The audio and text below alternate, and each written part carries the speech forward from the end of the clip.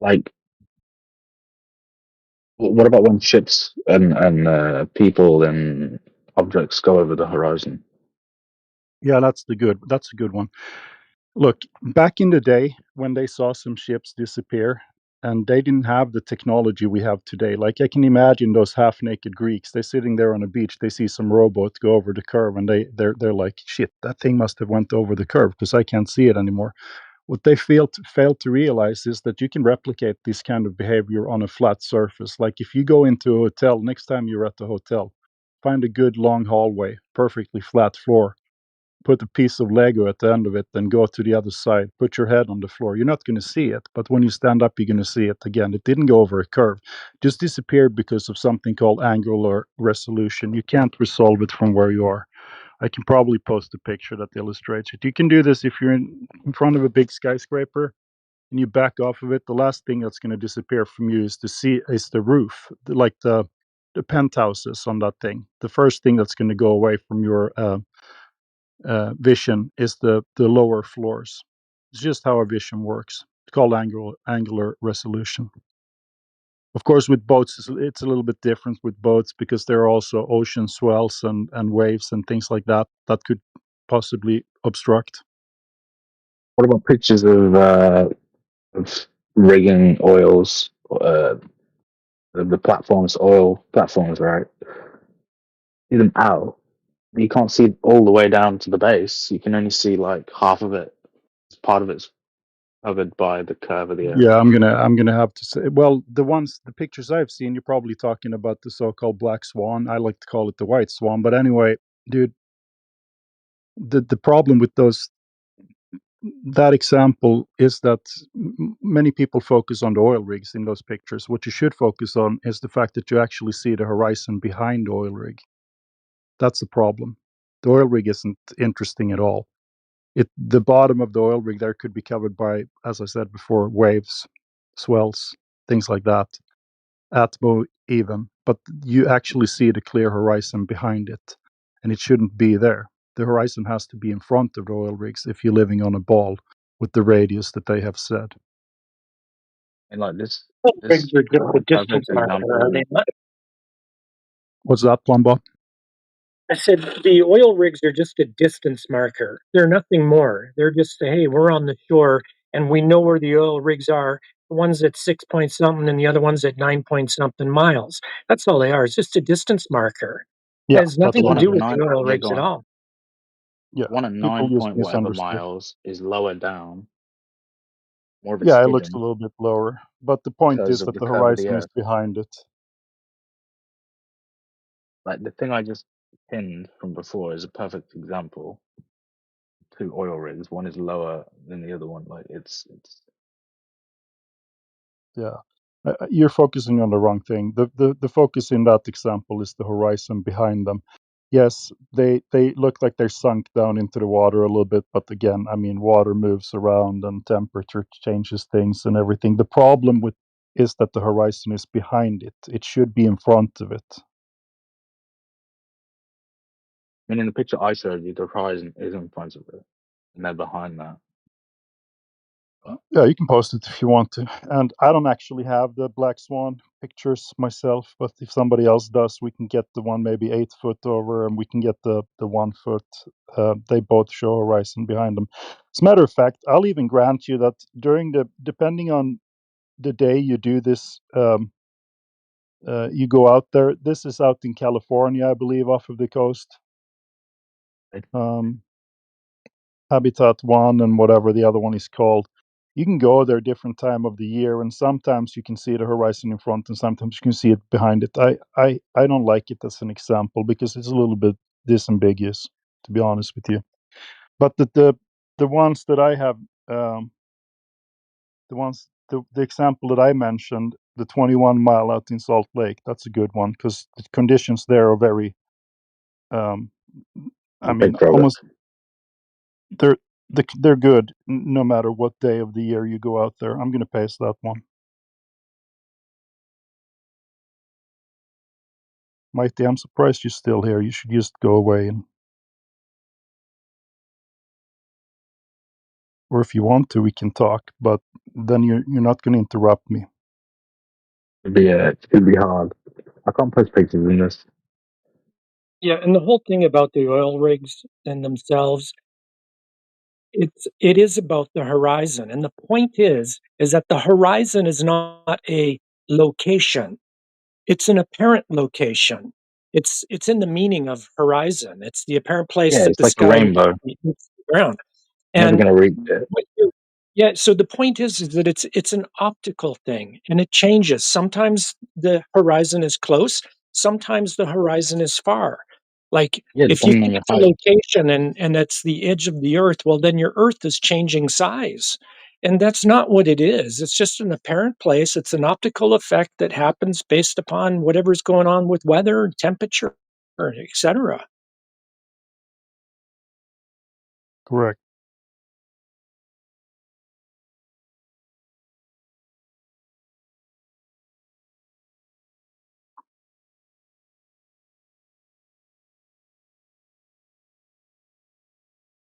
So coming up and saying, "Well, I've got a picture where the horizon is closer." Well, you're just proving our point. And so you can come up with, all those other I don't think so. observations, and you're just gonna prove our point. I mean, like when you're 6 feet tall and your eye line is at 6 feet, and you're standing across an ocean, you're only gonna see about 3 miles out. But if you're 100 meters in the air, you're gonna see like 10 miles out. You can change the size of the earth.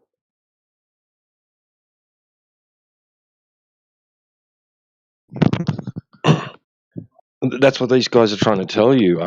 Well, you should, right? But you don't. That's the point. But what?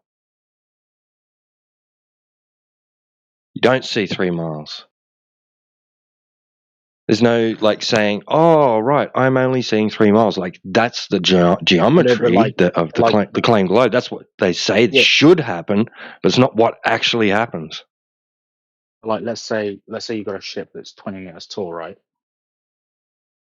3 miles out is going to be where it starts to drop off. It doesn't happen. It doesn't happen. I think it does. No, it most definitely, objectively does not. No, we see way further. We see much further.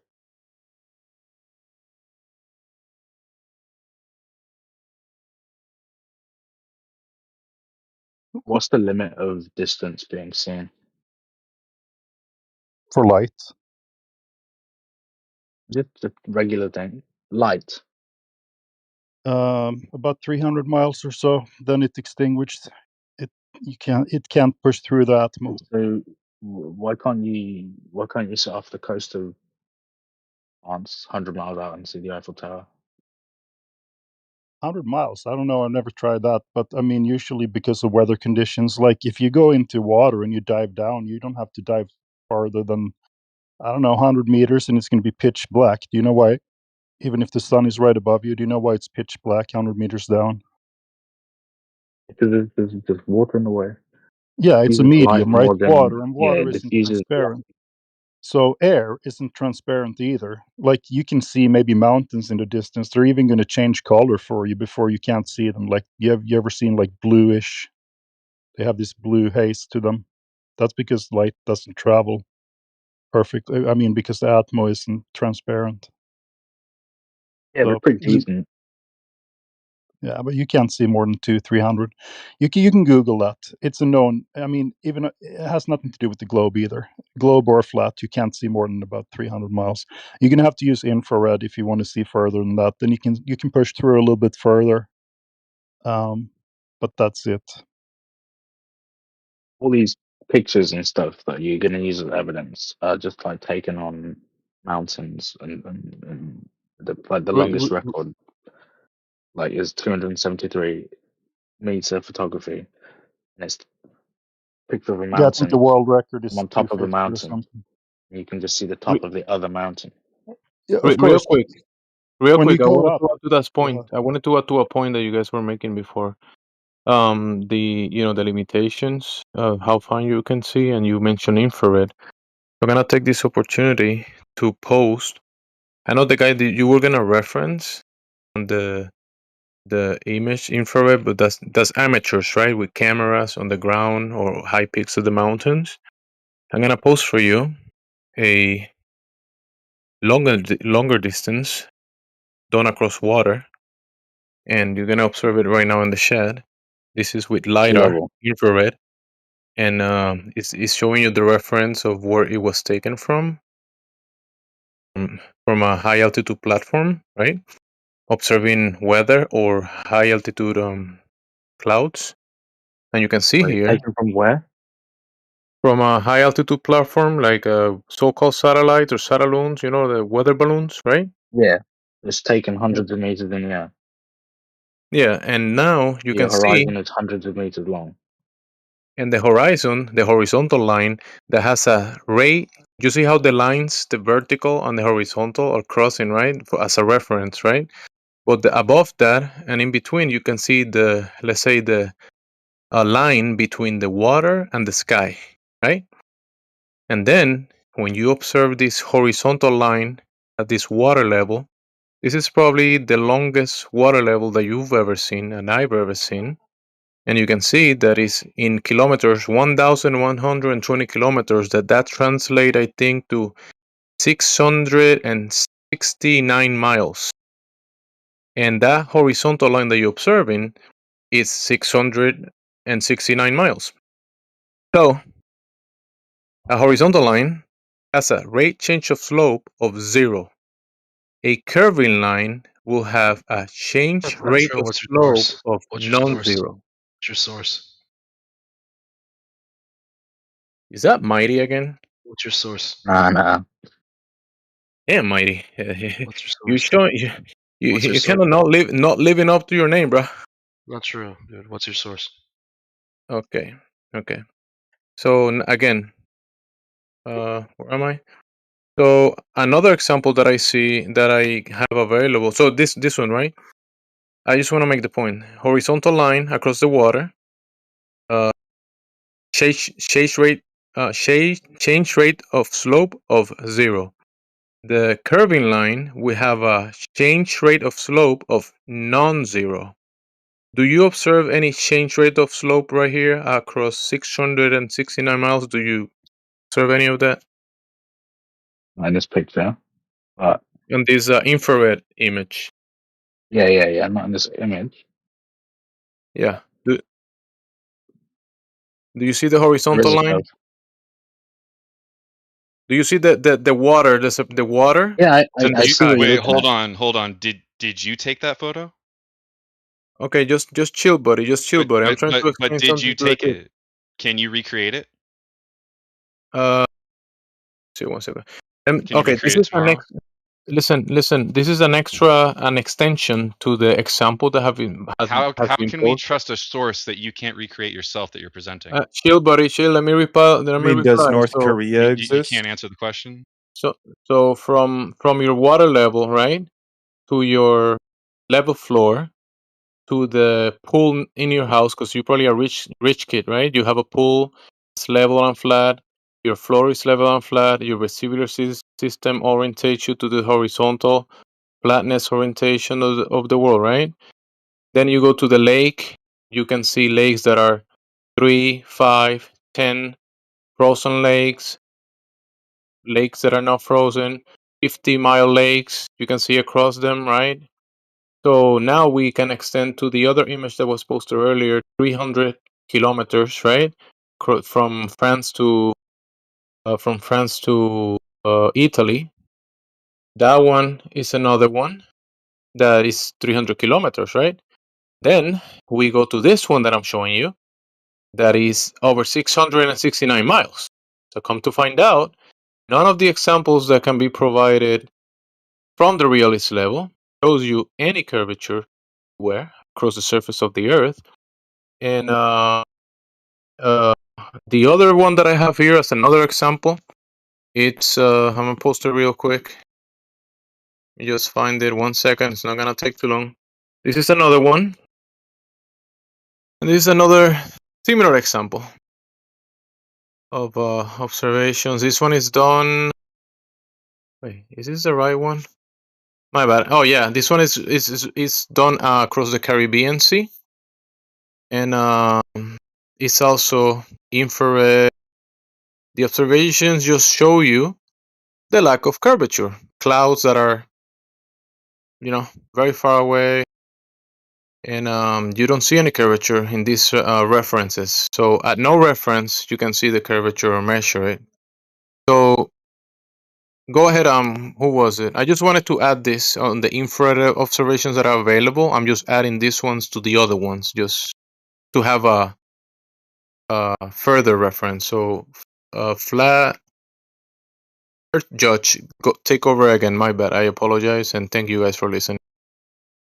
I don't know where we're at, but Yeah. This image she posted has nothing to do with flat Earth, and actually has to do with the chemical makeup of the cloud. You don't know where you're at. You guys Judge. You guys mentioned, you were talking about observing across the surface of the Earth and not seeing any curvature. We went from your eyes with cameras across the lakes, lasers across the water. yeah, the black swan We and so went forth. from Yeah. the how do you call it, the people that took the photo from Italy to Infrared and so forth. Yeah, I was going to say about that. Yeah, I but have no the Calypso, the cloud, aerosol, LIDAR, and infrared pathfinder satellite observation photo that you just sent, it just had to do with the with chemical compound of a cloud. Actually, I went to the website and it actually shows the Earth is curved and round. So the image it shows you that a you cartoon of a misrepresentation yeah. of the So Earth. the image Of that you the just sent actually proves that the Earth is curved. Thank you very much. Actually, thank you. Hey, you're welcome for your opinion. You're welcome for your opinion. I Yeah, mean, no, thanks for your but opinion. but I just find it funny Anyways, that you actually pulled a source that actually proves the conjecture that the Earth is a globe. no, it You pulled doesn't the prove picture. that. Yeah, It's, you the pulled the the picture. globe addition that you're doing. You literally used an example of a picture off of Google Images, and if you link back that source, it actually shows that the Earth is a globe. So I've been to that thank website. you I've for been to admitting that that the Earth is a globe. website. I've been to that website and I've seen it. And now what you're Yeah. So talking about? See a you cartoon. See a realize. cartoon of a globe, and that's not the Earth. That's not what we observing. That's an opinion-based image. What you are talking about. What we actually see is the actual fact of the matter that there What is does no Calypso stand curvature for? observed only on the cartoon that What you're does looking at. The Calypso stand cartoon is for? not the Listen, the cartoon is not the What does Calypso observation. The stand for? cartoon is not the terrain.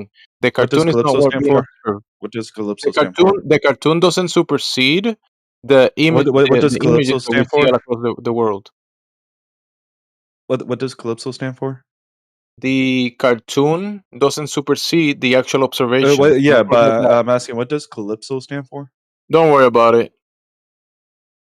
So you don't know your So, own source. what was the other You can't guy? answer the question. Moody. Are you there, Moody? So I just took it to an extra. Yeah. So what does Yeah. Calypso stand for? Nobody cares about I think it's Calypso. the Okay, curvature and you, I Yeah. you think don't So need to. Dempsey, that source that you posted, No, where it you says don't need to Calypso, ask what about does that Calypso stand again. for? That's the real. Okay, shut up. You don't need to talk about Calypso. It's irrelevant to the discussion here. Okay. like, why don't you buy like a weather balloon? Yeah, so you use the $100. definition. You actually use the word irrelevant incorrectly, because he posted a Okay. source No, stop about it. this conversation. So that actually does make it relevant. No, stop it. I'm not going to do the debate bro shit with you. Do you want to talk about Earth or not? Last chance. Yeah, so I'm just correcting your term of. Okay, shut the fuck up. I'm going to fucking ban you if you keep doing this. Get out of here now. This is your only warning. Okay. So I had a point before. When they do long distance observations for mountaintops, obviously you can see a little bit further if you go higher up. For a couple of reasons, angular resolution being one, but also because the atmo is a little bit thinner up there. Now that we have talked about that, and it's kind of settled at this point, did you have any other question? Did you say something about balloons? Yeah, why What don't you about buy weather balloons, proper what about GoPro them? for it, and What then about just like them? let it go to like 120 kilometers up. Okay, what about it? You can see the curvature yourself. No, not from that height. Mathematically impossible. Your own You can scientist tells curvature us it's 100. Yeah, no, you can't. It's way too low to see curvature. I mean, from the ISS, which is 250 miles up, you can see 3% of Earth, right? So from 125,000 feet, completely impossible. Your own scientist, the astrophysicist, very famous guy, Neil deGrasse Tyson, he explains it. He even laughs when he says it. It's insane. Don't believe those pictures. The best case scenario, it's fisheye lens. Worst case, it's no, CGI. you can do that yourself, man. No. You can even ChatGPT is going to tell you mathematically you can't see curvature from 125,000 feet. Google Impossible. it. I'm being serious.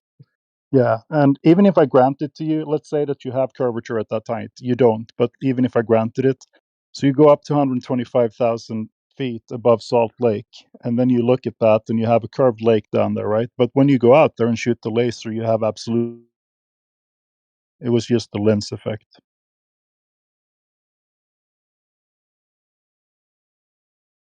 You can see Anything it. else? No, you can't see it from that height. Have you ever seen him? Do I need to post a video of him explaining it, Neil deGrasse? I know the one you're on about. He's talking about like being 2 iron thicknesses up and then being able to see across that. We're gonna play it. We have a bot in here. I think we can play it. We got a minute for I this. know what Let's video you're talking about, man. There's a few. There's one where he's sitting down talking about it. There's one where he's in front of a crowd talking about it. Yeah, he has a little beach ball, and he says you can't see Yeah. curvature from this height. So I'm gonna have to refer to him as a hostile witness. He's right about this. Any other questions? Do you not believe in gravity? Which one? There's 80 different ones: quantum, string theory, Newtonian, Einsteinian. You're gonna No, have to be more gravity. specific. Which Gravity one as are we you? understand it. We'll talk Oh, about so it any of them. started You off gotta, with you Newtonian just gotta, physics, right? yeah, you gotta And then it pick was one. expanded Oh, you want to upon. do Newtonian? We can do that. Then it was expanded upon by Einstein with special relativity All right. and So space bendy time. Yeah. space time. We can do that one. That's fine. I think that relative density is the explanation. That's the only one I can do experiments with. I can change the medium and things go up. I can change it and they go down. That's my explanation. Do they know which way to fall For though? the effect of gravity, I do not know the cause, and neither do you. You cannot prove a cause of gravity, so it's kind of pointless to discuss it, and it No, has nothing to you do with can. the shape of Earth either. To a link though. Hmm? To a link though. Link. To a link together. They're interlinked. Yeah. Sorry, your mic is. I mean, I don't think it's just me. I think everybody. It's really muffled. It's like I don't know if you want to type the question because I can't actually decode it. Length, link. It's something with an L, I think. that better. I think you asked if it was better. Maybe. Try it again.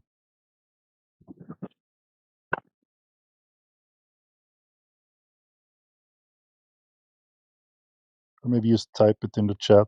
Plumbob just posted the 80 different types of gravity there is. It's kind of pointless anyway, because it has nothing to do with the surface property, and that's mainly what we're going to talk about in here. Does water curve or not? Is Earth flat or not? So gravity, you can have your gravity if you want to. I'll grant it to you. Take any of those 80 and I'll give it to you. Fine. It'll probably work on any kind of surface. Round, flat, dinosaur nugget shaped Earth. It doesn't matter to me. Point is, we don't know the cause of gravity, no matter the shape. So it could be unicorn farts for all I know. The effect, nobody here disputes the effect. Things fall down. We just don't know why.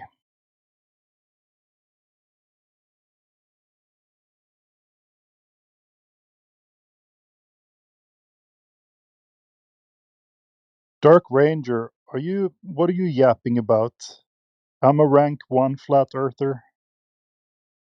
Dude, you're a baby glober. You don't even know anything about it. I can unmute you so we can ask you some questions here. Let's see if this globe specialist has something reasonable to say. What do you know about the Earth? Oh, I know a gang about the Earth. What's the radius? So, do you know who Patricia Steer is? Dumbass, what's the radius? Do you know who Patricia Steer is? You have exactly 5 seconds, or Do I'm you know putting who you back on Karen mute. B is? I don't care about people. We're talking So about why did the Flat arguments Earth here. Discord and Karen B try to How make fast Patricia does... Steer look like How some fast does sort the... of person into... Shut the fuck up. You're going to answer the questions. You don't even know the radius. I have no reason to talk to you anymore. You're a baby glober, okay? Irritating, stupid shit. If I ask you how fast the Earth spins, you're not going to be able to tell me. If I ask you the radius, you're not going to be able to tell me that. You know nothing about your ball, and you're defending it. It's ridiculous.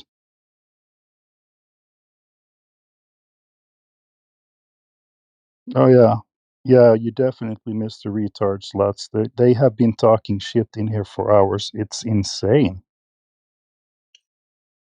Dude, I missed them. Darn it. They're my favorite. Oh my gosh. That's why I come in here so often. Yeah, you'd have had fun, Lats. It was pretty crazy here about an hour and a half, 2 hours ago. Yeah. They were damn. they were nonstop for about 2 hours. Even that one that's in the chat right now, that Dark Horse or whatever his name is. Yeah, those are my favorite. I use them for practice. He only wants to talk about people. He doesn't want to talk about the argument that the people make. Right. They can't substantiate any claim they make, and it's just all they do is claim stack on top of claim stack. Yeah, it's Hey, weird. man, that's all they got. Anyway, if we have a glober in here, you want to bring your best evidence, come on right up. We'll swear you in, you put you on the stand, and investigate and interrogate you for a little while. Go ahead.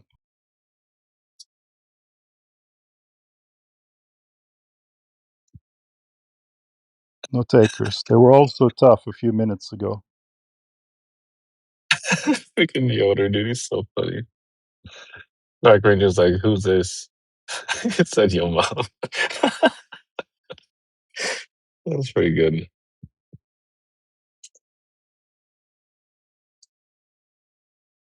And know, Dark also, Ranger, what do you want? Oh, sorry, go ahead. Oh, yeah, I was I was wondering just going why to the say, Flat Earthers went on a campaign to make Patricia Steer look like she was into bestiality when she left Flat Earth. No, Patricia Steer made herself look like whatever she made herself look like. That was on Patricia her. Steer made it look like she bangs animals. It wasn't Karen B and the Flat. this is what I mean. He only when it talks about people, and it's weird shit too. Dude, I don't even know who these people are that he's talking about. I don't know. I was just going to say, obviously, if someone wants to unmute these people and talk to them, go right ahead. I don't care. That's fine. I'm not the room main mod or whatever. So don't let me stop you. I actually think it's a little bit entertaining. But this guy, he just want to talk about people. He doesn't care about the topic at all. You know, Dark Ranger, can you like just type in the side chat like what relevance those people have? Because I don't even know who these people are. Well, he keeps claiming the word cult, and I don't even think he understands the definition of what a cult is, or an echo chamber, by that matter. I see. He's calling us a cult and an echo chamber, but yet he doesn't even know the definition of those two. If he did, he'd understand that he is the one who is blinded by his cult. He's a high-ranking flat earther.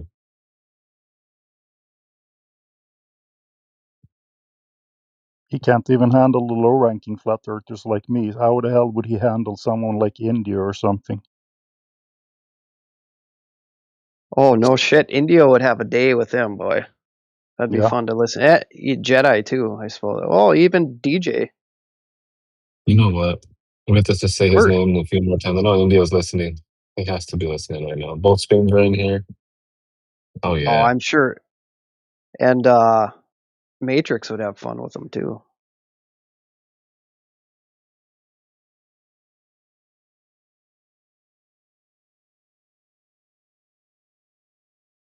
And Neil's scared of you.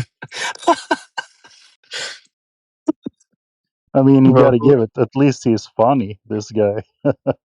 Yeah. Yeah. He was entertaining, not gonna lie.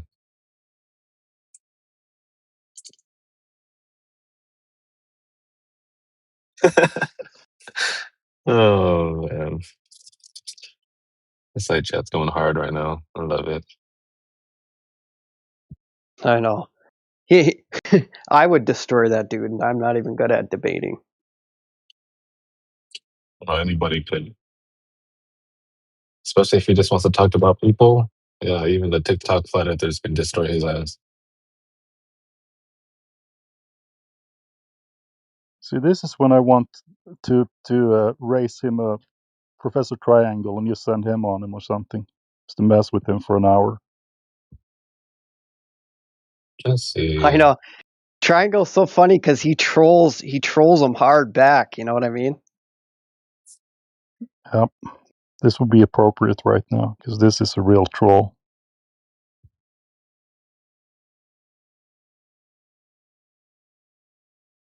Yeah, I've watched him. I've watched him troll somebody for like 2 hours. I was like, holy, how can he keep going like that? But yeah, he plays with them for a long time. It's actually entertaining. It lets it makes the day go by pretty quick when you're at work. If you're lucky, you can listen while you're at work. Yeah, I sit by myself all day in my building. I don't talk to anybody, so I got to listen to something. Oh, that's dope.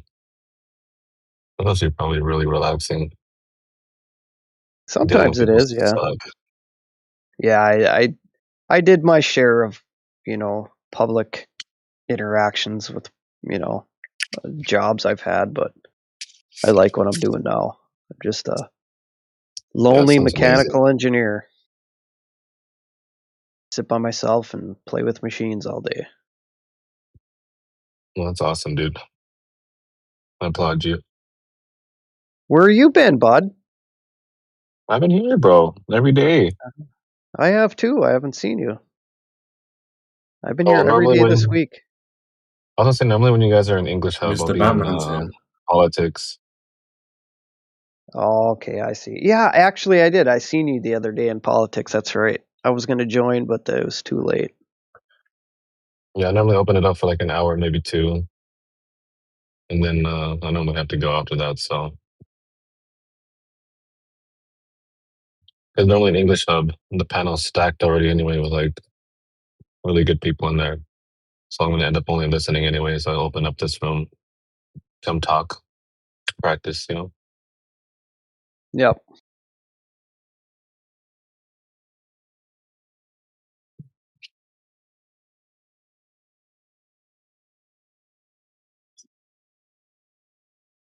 He's still talking about this Patricia Steary. Yeah, she used to. She ran with David Weiss for a little bit. Not really ran with him, but she'd go on podcasts with him. She's kind of in the ether cosmology type. She's one of those types. Oh, I see. She is older than. That's why I wouldn't know her. Yeah, she deals more in the esoteric type stuff. She's not a real like. Oh, so she's. Yeah, she's not Yeah. really. Yeah. She doesn't do claims and stuff like that much. So. Yeah, I thought Pat Steer quit the whole flat Earth thing, anyways. Yeah, she walked away like Yeah, she walked away like 2 years ago. Yeah, he's kind of behind on times here. The kitchen got too hot for her. Yeah. Right, when all your talking points and all your claims are pseudoscience, it's kind of hard to stay relevant.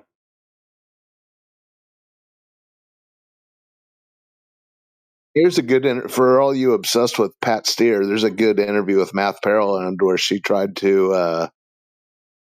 some funny business with good old Pat, and he put her in her place. Yeah.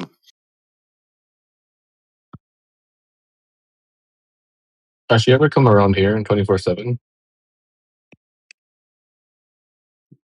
Not that I know of. No, she used to, like I said, she used to do interviews with David Weiss. I think, I'm not 100% sure, but I think she did that, it was called Flat Earth Fridays with, the hell was his name? You know who I'm talking about on Spaces? I have no idea. That must have been before my time too. It was about a year and a half ago, 2 years ago. Oh, what's his name? He was a member of 24/7. Do you know who I'm talking about, old Haas?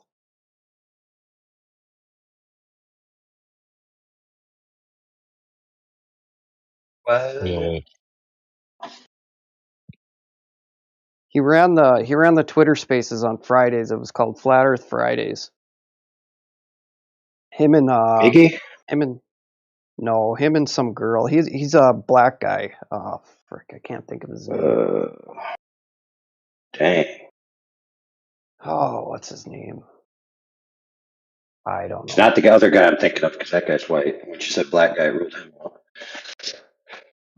Yeah, I don't know these people. I only started last February 2025, so Maybe he only knows Miggy as Alpha Veritas and thinks he's black. No, it's not Miggy. It was he was on 24/7 back, I'd say maybe 10 years ago ish. Dude, that's not possible. We were racist back then. We wouldn't allow such Chocolate. a thing. Chocolate. Yes, yes. No, Chocolate saying? Chocolate saying? It's Sacred, and he ran with some female too, Sacred and somebody else. But yeah, Okay, not Chocolate saying. Oh, No. okay. Sacred Crypto, or I think he changed his name to 20 Crypto Keys. Oh, is that what? Okay, yeah. Yeah, I clearly remember his I clearly remember his icon now. Yep. Yeah, he's over on X. Is he doing X Yeah, again? he still does stuff, bro. He still does I don't stuff. know, but he was running Flat Earth Fridays for like a long time. Yeah, I remember Flat Earth Fridays, and then he stopped doing it one summer, and then I never heard anything back. Well, I think he had something going on with that girl, and then when that didn't work out, I think it was difficult to do the thing. But I'm not sure. Can't remember her name either. Yeah, he went by 20 Crypto Keys for a while. Now he's called Sacred Keys. No, sorry, 100 Crypto Keys. That's his channel on X. We have the guy who runs Flat Earth Fridays now in here now and then, Nick Cage. Good guy. Yep, Nick and Dan Stone. What do you guys think of that? So lost. Do you know who that Dan Stone guy is? He's actually been in here, I think. If it was before February of last year, then no. I think his X page is Man of Stone or something like that. I don't even have an X account.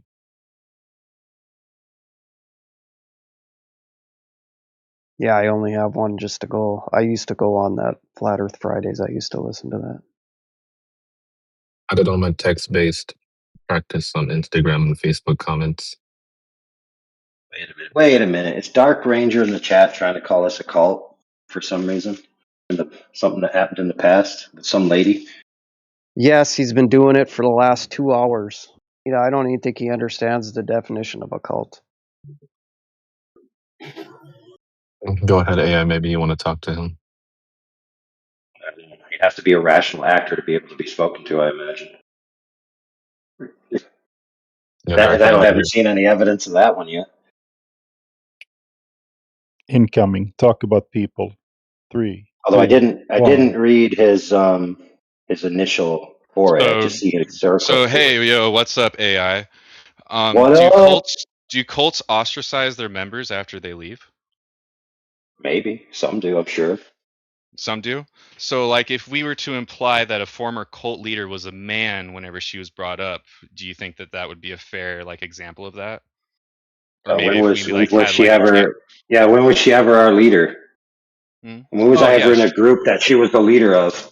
Yeah, she is the leader of the Flat Earthers, you know, with Mark Sargent Okay, and the Twist brothers. So you're Karen clearly a B took her retard. place, Yeah, you're right? clearly a retard. I get you. You're Hmm. retarded. So that's okay, So brother. what? We So allow do your you? kind here. So Listen, there's friend. a yes or no question. You haven't We answered it. allow your Do kind cults here. ostracize their members after they leave? Wow, Dark Ranger, you're the dumbest person in the room. I got to put you on mute for your own safety. Holy crap. Notice how I asked him when was she ever the leader of a group I'm in? He said, she's the leader of the flat earth. What a retard. He's The a little leader bit of the flat delusional. earth. That's like saying Neil Armstrong is the leader of globe earth or some retarded crap like that. Holy crap, dude. Dark Ranger, you're like the dumbest person I met in the past 20 minutes, and that's saying something. All right, Dark Ranger. I'm going to give you a chance to redeem yourself. Is it possible that many, many people believe the same thing, yet are separated? For example, maybe you could akin it to a denominational difference, right? So, for example, just because flat earthers all agree on flat earth doesn't mean they agree on anything. It certainly doesn't mean that they've gone under or appointed themselves any particular leader. For example, let's just say, according to your premise, that the flat earth quote unquote cult that was led by that person that you're speaking of had 1,000 members, of which none of us in this call were. So that defeats your whole point. All right, let's see what he has to say. Go ahead, bro. Right, sure. If your effort to twist my words worked, maybe. But I didn't say that she was the leader. I said that she was a leader, along with Mark Sargent and Karen B and the other people that run the Flat Earth, Flattoberfest festivals that you guys have that end with a swinger party that costs like around $600 total at the end of the night when you finally get in the door. How do you know? Were you there? Were you there swinging?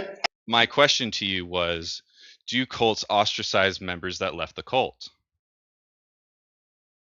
Okay, let's say they do, then what? Well, we have an example, Patricia Steer, who was a leader of the Flat Earth, a leader, not the leader.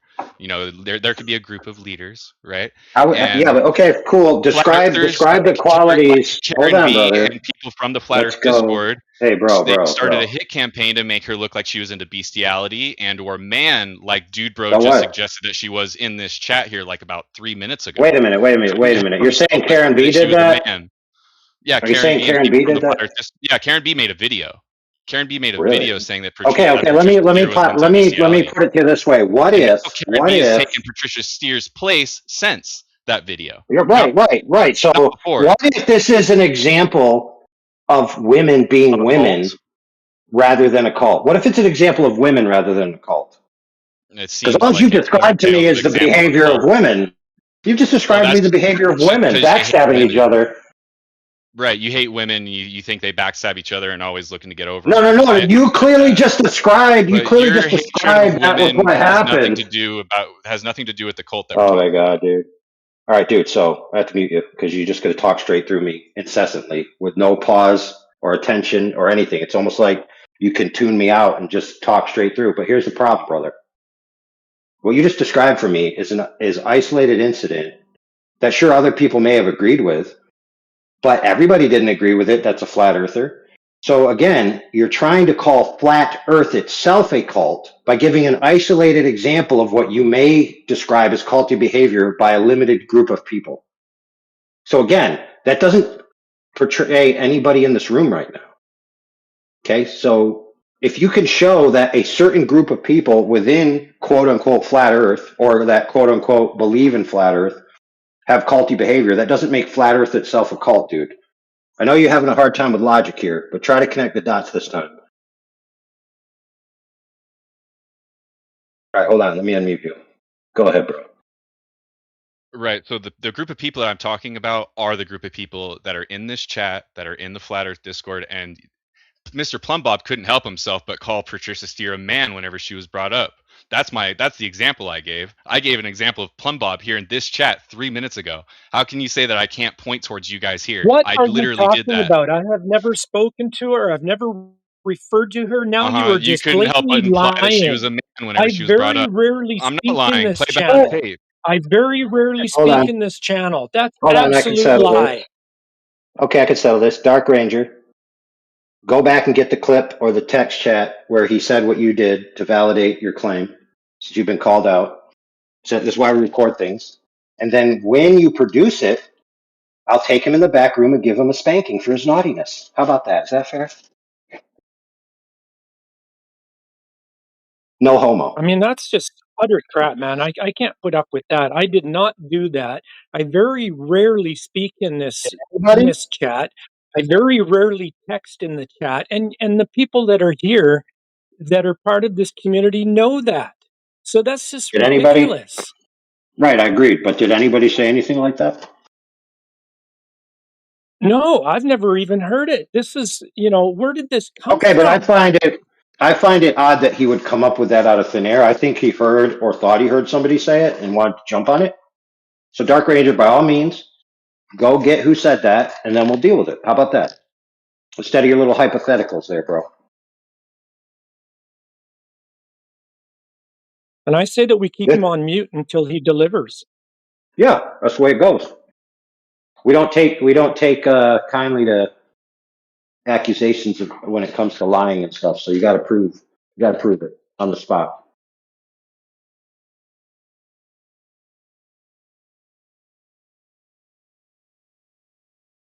And so what if he can prove that some members have culty behaviors and therefore say, okay, therefore flat Earth itself as an idea is a cult. Like that doesn't even make any sense. You can have cults that the central tenet is they all believe in flat Earth, sure, but that doesn't mean flat Earth is a cult. That's like saying a cult of Christianity, right? You have a cult of Christianity, and then they say Christianity itself is a cult.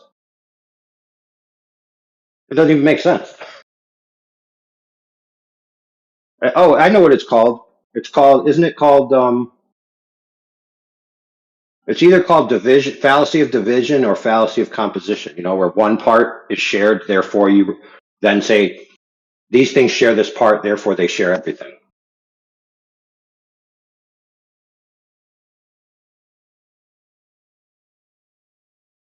I would have liked to have a spicy conversation with him, but dude cannot stop talking.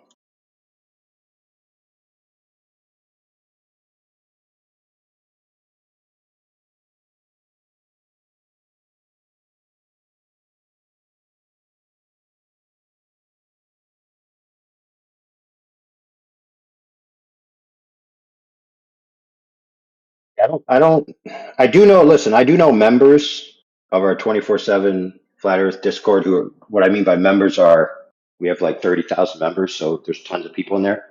I know there's people that are members, quote unquote, of the server, not Flat Earth, quote unquote, whatever that is.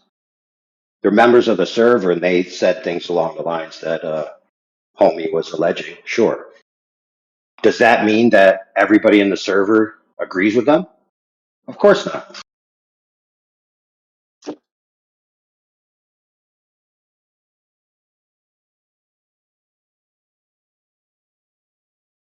And so what if Patricia Steer is a man? Who cares? What if she's actually a woman with a wiener rather than a man with boobs? There is a difference.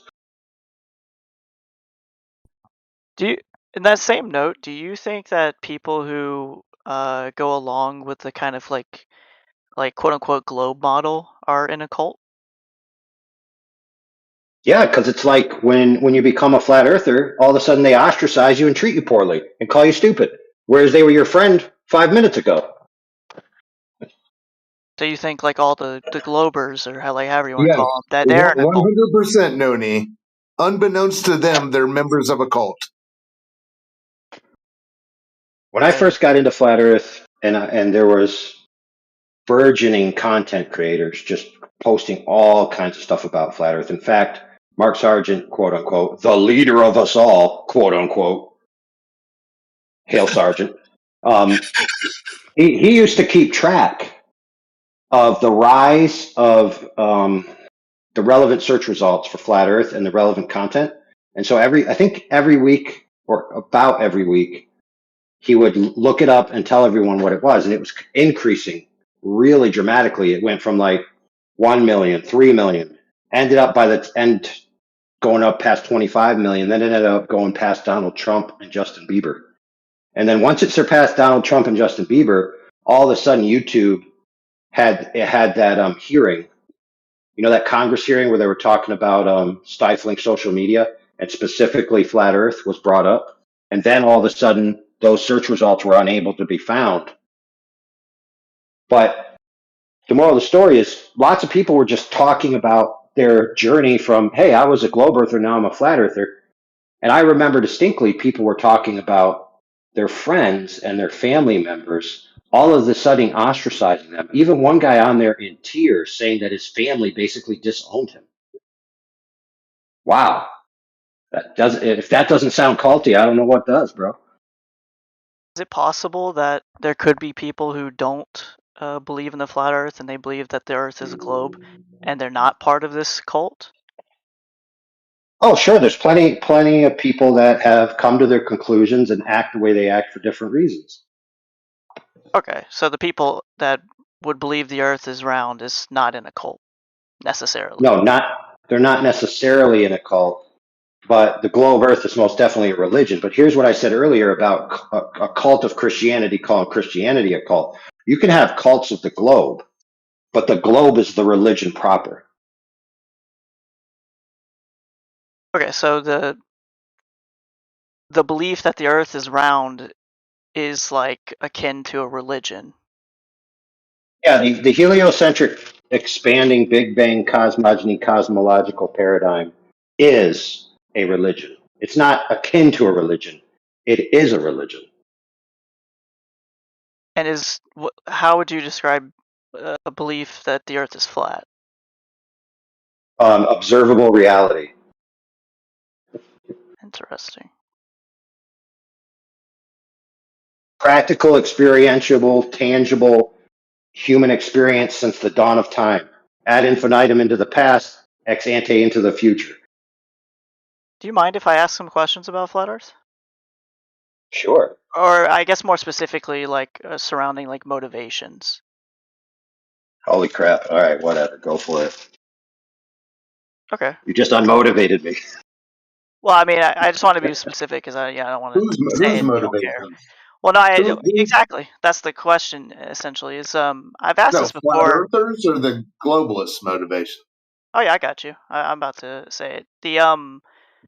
I'm curious about like what, in your opinion, or maybe as a group as a whole, like what do you think was, say, the motivation, however long ago this started, like the cult of the globe Earth. What do you believe is like the motivation of why that was created?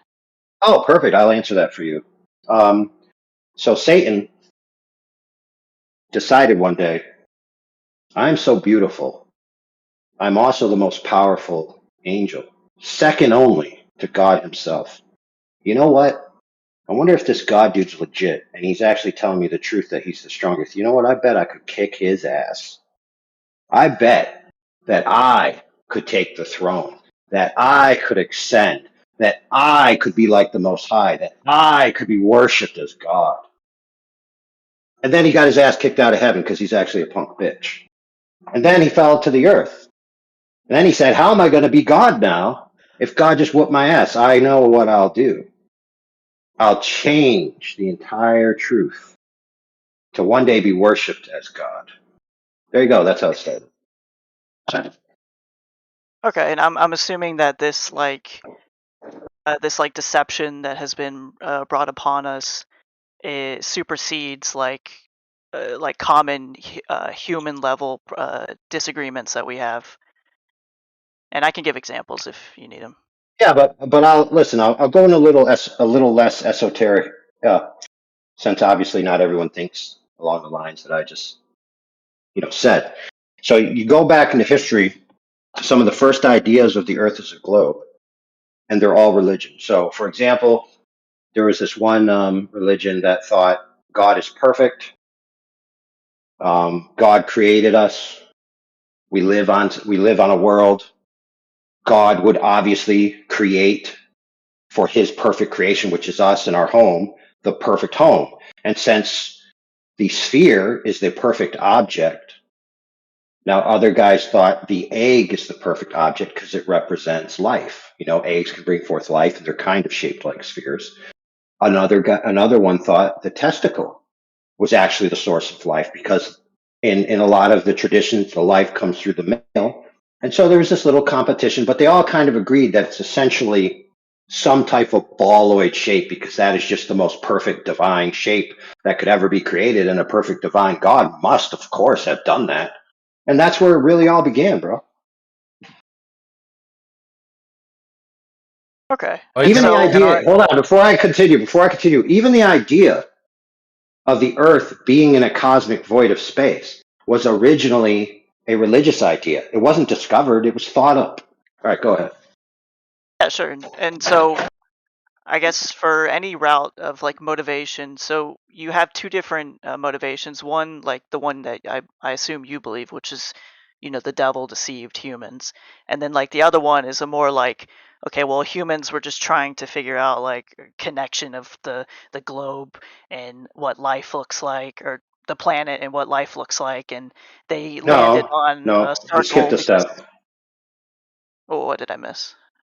They didn't just come to this idea, hey, you know what? We live in a logical world. Let's just figure everything out factually. No, they began with a cosmological concept or a metaphysic that the realm that they live in is divinely created, that there is a spiritual nature to the reasons why we arrived here. And so they were trying to create this esoteric bridge from secret knowledge to true knowledge. So, you know, we're on That's the no. earth, we're looking out into this great, you know, whatever sky, and we see all these things, and there has all these ideas of celestial versus terrestrial. And they were trying to synergize all that to put themselves in an ability to understand it. So, in other words, they're trying to understand the mind of the creation that they live in. That's Okay. not what the And then pre-Socratic saw, by the and way. and so then like after they like so they started After they off decided essentially to deceive themselves. so they started off with a conclusion and they proceeded to try and prove the conclusion. What is your, like, I guess, I don't know, No theory, need. They belief, didn't do that, by the knowledge? way. That's not what they did. The Yeah, pre-Socratics yeah, didn't believe that. yeah. Flying space. 1 second. Who are you even But talking like, about, dude? so like, well, these people who they started off with some sort of a conclusion that like the Earth is round, and I assume they proceeded to try and prove it because obviously we have lots of like arguments of it being round. But I would assume Yeah. that those people would eventually come to the conclusions that you do, right? And be like, oh, well, actually, it's flat, it's not round. But then they had to have started lying or something, or coming up with some sort of like, you know, like cope essentially. Well, not What? really. Not really. Think about it. Think about it from you see, you got to think about it from taking away the grain of salt of modern technology and modern ideas, and think about like their journey to discovery. Like all they really had is the sky to look at and the ground to look at. And back then, they barely even had telescopes that could see any significant distance with any clarity. Like if you make the common assumptions, like I can't see a bottom of a boat, oh, that makes perfect sense if the Earth is a globe, and you never had a power zoom camera or were able to track a boat past 30 miles because you had no way of doing it. Like that's not an unreasonable conclusion to make, right? Like, so for the people who eventually, I don't know at what point in the timeline we get to where now it's essentially undeniable. They have the tools, they have the capabilities to figure out whether it's flat or not. Those people, I would ask, like, what are those people's motivation to continue this lie? Okay, so you just said it's now undeniable that we have the tools. And essentially, I think you're meaning it's now undeniable because of these tools that the Earth is obviously a globe. And so now these people who Oh have no, these tools sorry. and No, I have don't mean that. undeniable evidence the Earth is a globe. So what are you trying to say? Oh no, sorry. I mean like it's undeniable that it's flat, right? Because I think you and probably everyone in Okay. here who's like flat Earth would say like it's undeniably flat, right? And so Yeah. eventually, I would imagine those people, some people, I don't know who, would have come to that same conclusion you did. However, the vast majority of humanity believes that it's not flat. So Oh no, most obviously, people. No. See, most people operate in a system which they kind of grow out of. But here's what happens when you're a child. So when you're a child, this is actually well known in psychological circles and published works all about it. Is that children believe and operate and explain the world as a flat, stationary plane. Okay. Now you could argue the reasons for that. Doesn't matter. That is how they operate. They are then told at a particular time in their life, which is very young, by the way, you know, between 5 to 7 or 3 to 5, depending on your kindergarten programs and stuff. But even younger than that now with media, they're told the Earth is a globe, and they're shown the Earth is a globe from a viewpoint that they have not experienced. So they now have a mental image of their home, which they can only see if they imagine themselves being drawn out of their body and looking back on themselves from far enough away. So they actually work in this two-tiered system where in practical reality, they function as if the Earth is a level plane. And this is how the psychologists, you know, explain it to them, and that's the verbal feedback they get. And then when they imagine the Earth as a globe, they're imagining it as some kind of abstract idea, like looking back at an image from outside your own space. And it's not until much later when they start developing other cognitive skills that they synergize those two models, right? The world they actually experience and the world they're told that they live on. And most humans operate the same way. Most humans operate on the Earth as if it is a flat, level, stationary plane, and they never do anything else. It's only when they talk about things on a scale that they've never experienced that they even begin to consider the Earth being a globe. Nobody cares about the Earth being a globe at all, ever, except very minor, minutia people. So, for example, someone may say, "Oh, let's build a house." Okay, I've built houses before. I've leveled foundations. I've done all the plots and everything. Never once thought the Earth was a globe in any of that. And nobody else did either. Now you might say, oh, well, that's because you only worked on a small scale. Okay, that's fair. Maybe someone who works on a big scale maybe has to quote unquote think about the globe. But when they actually do anything, they're just doing plumb level square everywhere they go. So even on the reality nowadays, everybody's operating on the Earth as if it's flat, level, and stationary, and then they're adding the globe in after the fact. okay, and like to build on to like what you're saying with that, the people who are perpetuating this lie, right? Those are the people I'm interested in. What do you think their motivation is? Maybe not like your common man who's just been indoctrinated into a belief, and obviously they don't know why they think it's a globe. They just have been told that. I'm talking more about the Sure. people who are creating the curriculums or who are, No, NASA going right. to space. Those People people. creating curriculums are so far divorced from actual practical reality. They're mostly academics. Okay, they have no Do you idea. believe they're They've just never built faking? anything in Do you their think lives. they're smelling their own farts and they don't truly know, or do you think that they do Yeah. know For but they're example, lying? for example, brother, do you believe in the Christian God? Just real quick, yes or no? I don't. Okay. So you think it's not true, correct? Yes. Okay, absolutely. So, and I could have asked you, do you believe in the Islam God? I could have asked you, do you believe in the Hindu God? Wouldn't matter. The point remains the same that billions of people do. Are Hmm. they lying that they believe it? No, they're not. They're Yeah, operating in they're a not. worldview and a metaphysic. All No, right, they're dude. not. Hey, Well, dude, get banned. You're yeah, go so. ahead. Hey, hold on, brother. I gotta ban that retard real quick. Hold on. Yeah, speak up again so I can ban you. Yeah, that's what I thought. All right, so sorry about that. So what I mean by that is that those people are operating within a metaphysic of belief where they think that's the world they live in. They're not being disingenuous. They're not lying to you. They're not lying to themselves. That's what they really believe is the reality they live in. And it's same with Globers. Globers really believe that even though they measure everything flat, everything they ever have done or ever will do is flat, they honestly believe, even though they experienced a stationary world, that they honestly believe that they're a ball flying in 11 different vectors, some of which are millions of miles an hour, through a cosmic void towards infinite nothing. They believe it 100%. They're not lying at all. Okay, so yeah, that's interesting. That's a different answer than I usually hear. So the people who, like, from NASA to any group you can think of that's kind of like Yeah. the ones who are like perpetuating this Well, thing. It's not that they're lying, it's more like that they truly believe it regardless of what their eyes see or their measurements show. well, not necessarily, because a lot of what their eyes see and measurements show, they have to use for what they're doing, but they actually don't have any real necessity of putting a globe in there. For example, like I'll go in, well, I want to talk about artillery real quick, but that has nothing to do with NASA. But I just want to point back to NASA. So, for example, on NASA has thousands of employees. Now, the amount of people that would actually need to know that they're doing something that's not congruent with the way the Earth actually is would be very, very few. So, even the guys that quote unquote send up space missions, they've done tests, and we do it quite often, test missions. And the director said it is indistinguishable from a real mission. So they can have an entirely simulated mission to where the end user sitting in the seat has no way of knowing and whether it's real or not. And so if they were told this was a real mission, or if they were told this was a fake mission, they just have to believe it. So many people in NASA have no clue about what's really going on. Many people in most fields have no clue about what's really going on.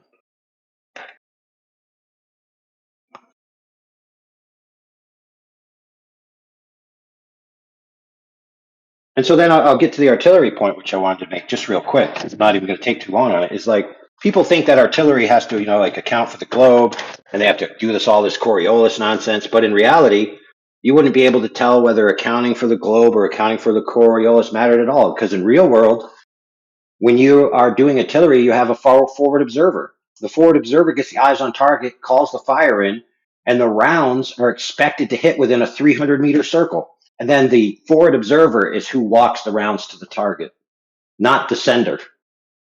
So you could take the globe chart and chuck it in the trash, and you'd still hit your target. So it's one of these things where people believe they have to account for the globe, but it's actually irrelevant and negligible and pointless. It's like whether you did or didn't wouldn't change anything. Go ahead.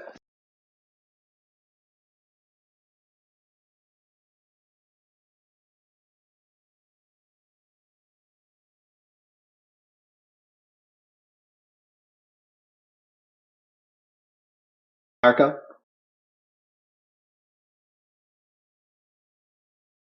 Uh-oh. Buddy, did we lose you, bud? Did we No, lose me? just 1 second. Cool.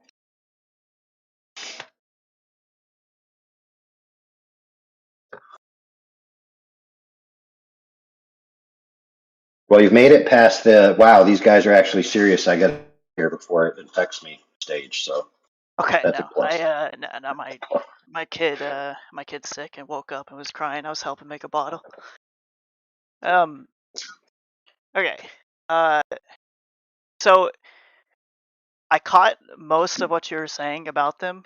Could you reiterate, like what you might think the intentions of those who are like leading those missions would be? Whether they are aware of like a lie, or have they like deluded themselves Okay. so much?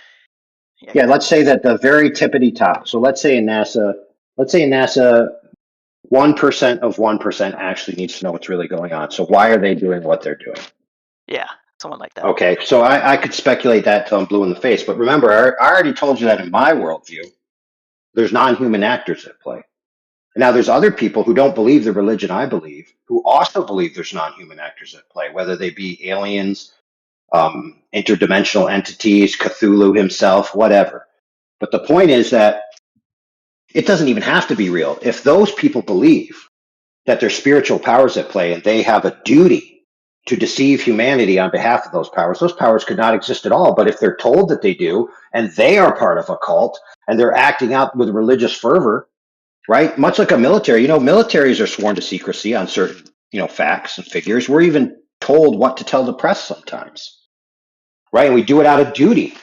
So maybe their motivation is duty to whatever it is they're dutiful to. And now, this is a little known fact about the quote unquote evil elites. A lot of people don't realize it. Is that the evil elites are often thought of as their motivations are evil. But there's books that have been written about the burden of the elites, which is this: they're the smartest ones. They're the most powerful ones. That means they have a responsibility and a duty to take care of those weaker than them. And they look at us as absolute retards, absolute morons who, without their help, would be at each other's throats every day. And so they think they're benevolent. They think they're the good guys. They think that deceiving all of us like ignorant sheep is their job. It is their calling from the great spaghetti monster himself. What would be your, like, maybe you could try and describe just your worldview, or even just like what you think maybe a general worldview from flat earthers would be of like things such as like the space race, where you have the USSR and America, which are, you know, on its face we're enemies, you know, the communists and the capitalists or whatever. So we're completely opposed ideologically from one another, yet we both seem to be doing this like race to get to space, to get to the moon, and we don't seem to have any reason to have like I guess one goal in mind of like deceiving everyone that, you know, Well, fair America enough, made but it to space. Yeah, go ahead. what was the reason why it was a race? Because whoever won would be the big cheese, right? So the stakes in that race were world power projection. I am the best, right? Do you think that And the it behooves, real quick, it behooves the world superpower to have the Super Bowl ring on its finger, doesn't it? Go ahead. right? So in that same kind of vein, wouldn't it be like a strong motivation of USSR to be like, hey guys, this is all bullshit. Here's a lot of like internal logs and proof that it's all bullshit. They didn't actually go to the moon, etc.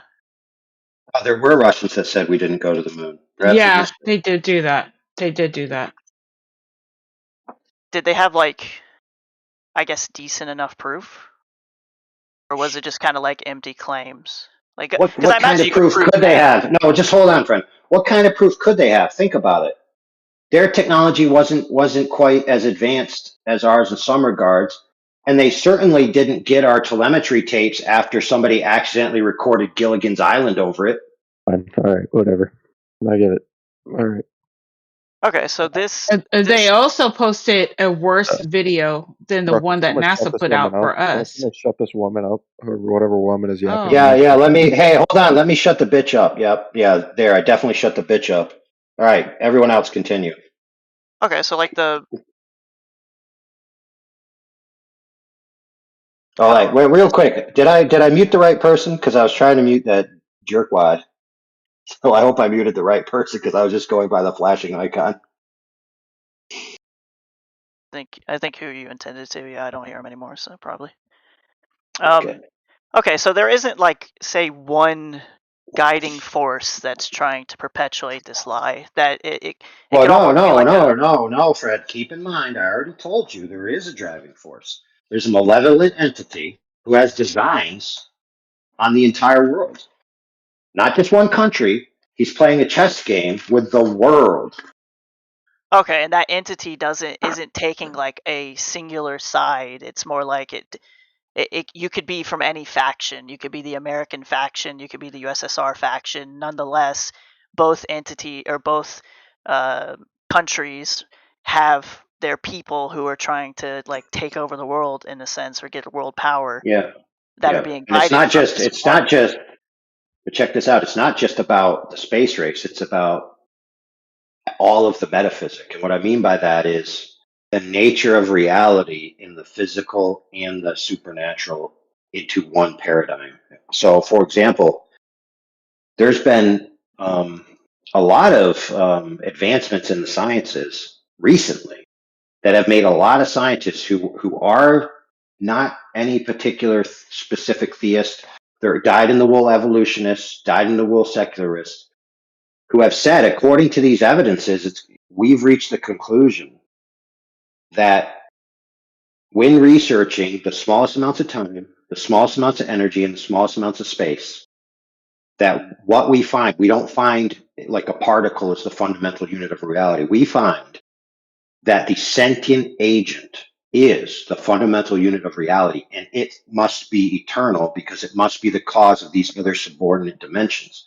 Now that means that they're making the conclusion based on quote unquote the evolution of science over the years and experiments in the modern day that the universe is a creation or a emanation of a sentient agent, and it can't be otherwise. So they themselves are going down this track. And why is that relevant to this whole space thing? Well, it's because part of their reasoning has to do with the cosmological paradigm that they're in. And so they're having this cosmological paradigm, all of these sciences, all of these views about the nature of reality that are leading them to this conclusion. And now obviously people be like, oh, wow, now that they've reached the eternal sentient agent is true, that makes my religion true. Well, not necessarily, because they're going to twist it. And what I mean by they're going to twist it is the powers that be. And what I mean by the powers that be is the human and non-human actors, right? They're all going to twist it to what they want it to represent. That's interesting. Do you have I guess as a side note, we can continue. If you have anything like links about what you're saying with like these like scientists that are saying this, that'd be an interesting. Yeah, if you have you ever heard of Lex Friedman? Yeah, I have. Yeah. Okay, so he has a really good interview with a guy named Donald Kaufman or Hoffman. I can never remember if it's a K or an H, but he wrote a book called The Case Against Reality. And I think the subtitle is How Evolution Deceived Us into Thinking We Know the Truth or something like that. I'm assuming he's one how evolution hid the truth. I think something along these lines. Yeah, it has. And his book is not the definitive work on this, but he does speak about in the interview about some of his friends who are in different fields that are coming to these conclusions based on different experimental results and when you're doing the math on it and all this and that. And he's not the only one, and those guys are not the only one. But roughly what they're talking about is, I'll give you it's not a dichotomy, but it's like there's a way of looking at existence that's not yourself, right? The external versus the internal as, okay, is it objective? Is it subjective? But another way of looking at it is it purely material? Or on the other side of the spectrum, the opposite of material is the ideal, right? So you have what's called staunch materialists who think everything is just matter and energy and that's it, right? So they don't have any accounting for the soul or the mind or emotions or hopes and dreams other than it's just, physical bells and whistles. And then the mind is an illusion of those bells and whistles. And then all the way on the other side of the spectrum, you have idealism, which is the mind is the only thing that really exists. And the physical and natural world is a subordinate dimension to the mind. So, one extreme to the other. And most people float somewhere in the middle.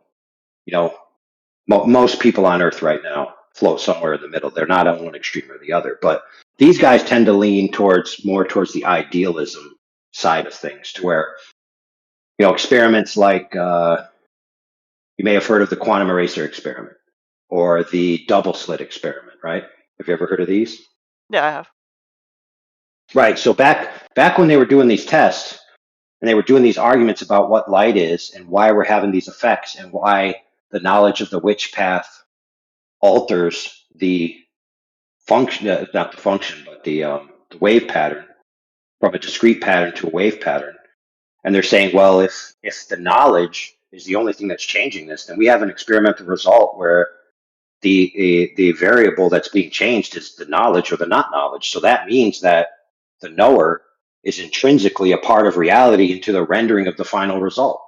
Now, the famous guy Berkeley, who founded Berkeley College, he took it a step further, because there was this old question, well, if everything in reality is rendering for the knower, then does reality even exist if there's no knower? So you had this old question, if a tree falls in the forest and nobody's there to hear it, does it make a sound? Well, he argued there isn't even a tree. Until the knower arrives on the location where the tree is, the tree just exists in essentially an information state waiting to be realized by the knower. So he was an idealist. In fact, they named a whole field of idealism after him called Berkeleyan idealism, because he was critiqued, my friend, like this. Check it out. People said, wait a minute. If there's no tree there without a knower, then where's the information being held in? How can it wait for the knower to arrive if you have to have reality being rendered by a knower? So he said, well, that's obvious, friend. You need a great knower. You need the first knower. You need God or something along those lines. And so he used it to reason that there's an eternal sentient knower, which is ultimately the grounding of everything.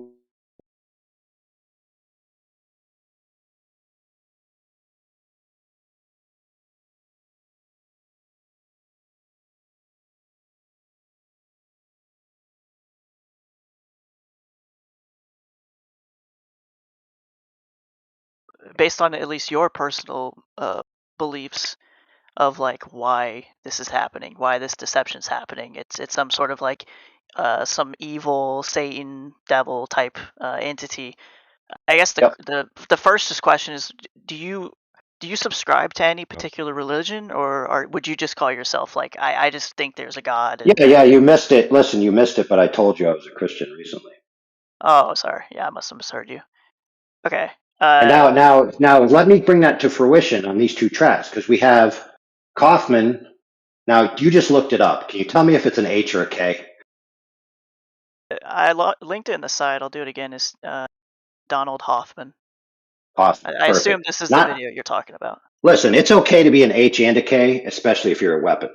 However, so you have two prongs here. You have Berkeley, who I think was already a Christian before he started researching these experiments. And then you have Hoffman, who I believe, if I remember correctly, he's in the biology or evolutionary psychology.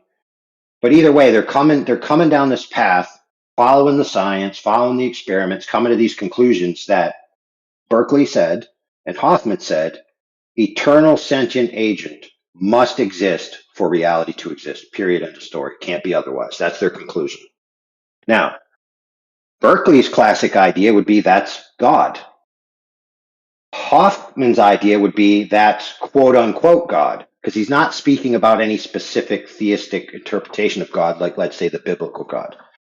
So you have an entity, right, who's eternal and powerful. Now, Hoffman believes more in the sense of instead of a single agent, right, where everything's caused by a single agent, he believes, if I'm correct in remembering it, he talked about it, but I don't know if he ascribed it to himself, is more of like a monistic type of eternal sentient agent. So it's plural, where everything is one, all is one, we're all God together, et cetera, et cetera. So in that way, the creation and the creator are one and the same, whereas in the Christian conception, the creation and the creator have this clear distinction. So in the Christian conception, God is invincible. He cannot be harmed. He cannot be cut. He cannot be laser blasted. He cannot one day we invent a quark drive and then we shoot a giant neodymium electromagnetic rod up his butt. Can't be done, right? He's absolutely beyond our ability to do anything to at all. However, in Hoffman's view, the gods, quote unquote, are just power users in a system. So they're within the creation. And so you're taking God, quote unquote, and dethroning him down to just another agent. And so much like Neo in the Matrix finally realized he was the one and he gained the power to slap God like a bitch, right? When he was slapping Smith or when he was slapping the machines. This is what these agents within our realm think. They think if we can achieve one day, we can take on God himself and we can kick his ass, or we can die trying, or on the way out, we can be worshiped as God, which is, go back to the beginning of this conversation, that was the stated goal. So in my worldview, the stated goal of the quote unquote arch nemesis of God is to himself be worshiped as God. So if he can make himself out to be one of, or if not the most powerful user of this quote unquote monistic eternal sentient agency that Hoffman believes in, then he can actually replace God in people's minds. And in the heliocentric model, he becomes the God of that model. And so he changes everybody's reality to become the God of their reality that they worship. Do you personally believe that God fits like the typical omni attributes, like omnipotent, omniscient, omnibenevolent, etc.? Oh yeah, absolutely. In my view, it's like a dimensional thing. It's like all categories are subordinate to God. All dimensions are subordinate to God. So he's beyond them all, and therefore understands them all in a completeness. Okay. What's your maybe answer, or maybe the best argument you've heard for the problem of evil? Oh, it's not a problem. There you go. Problem solved.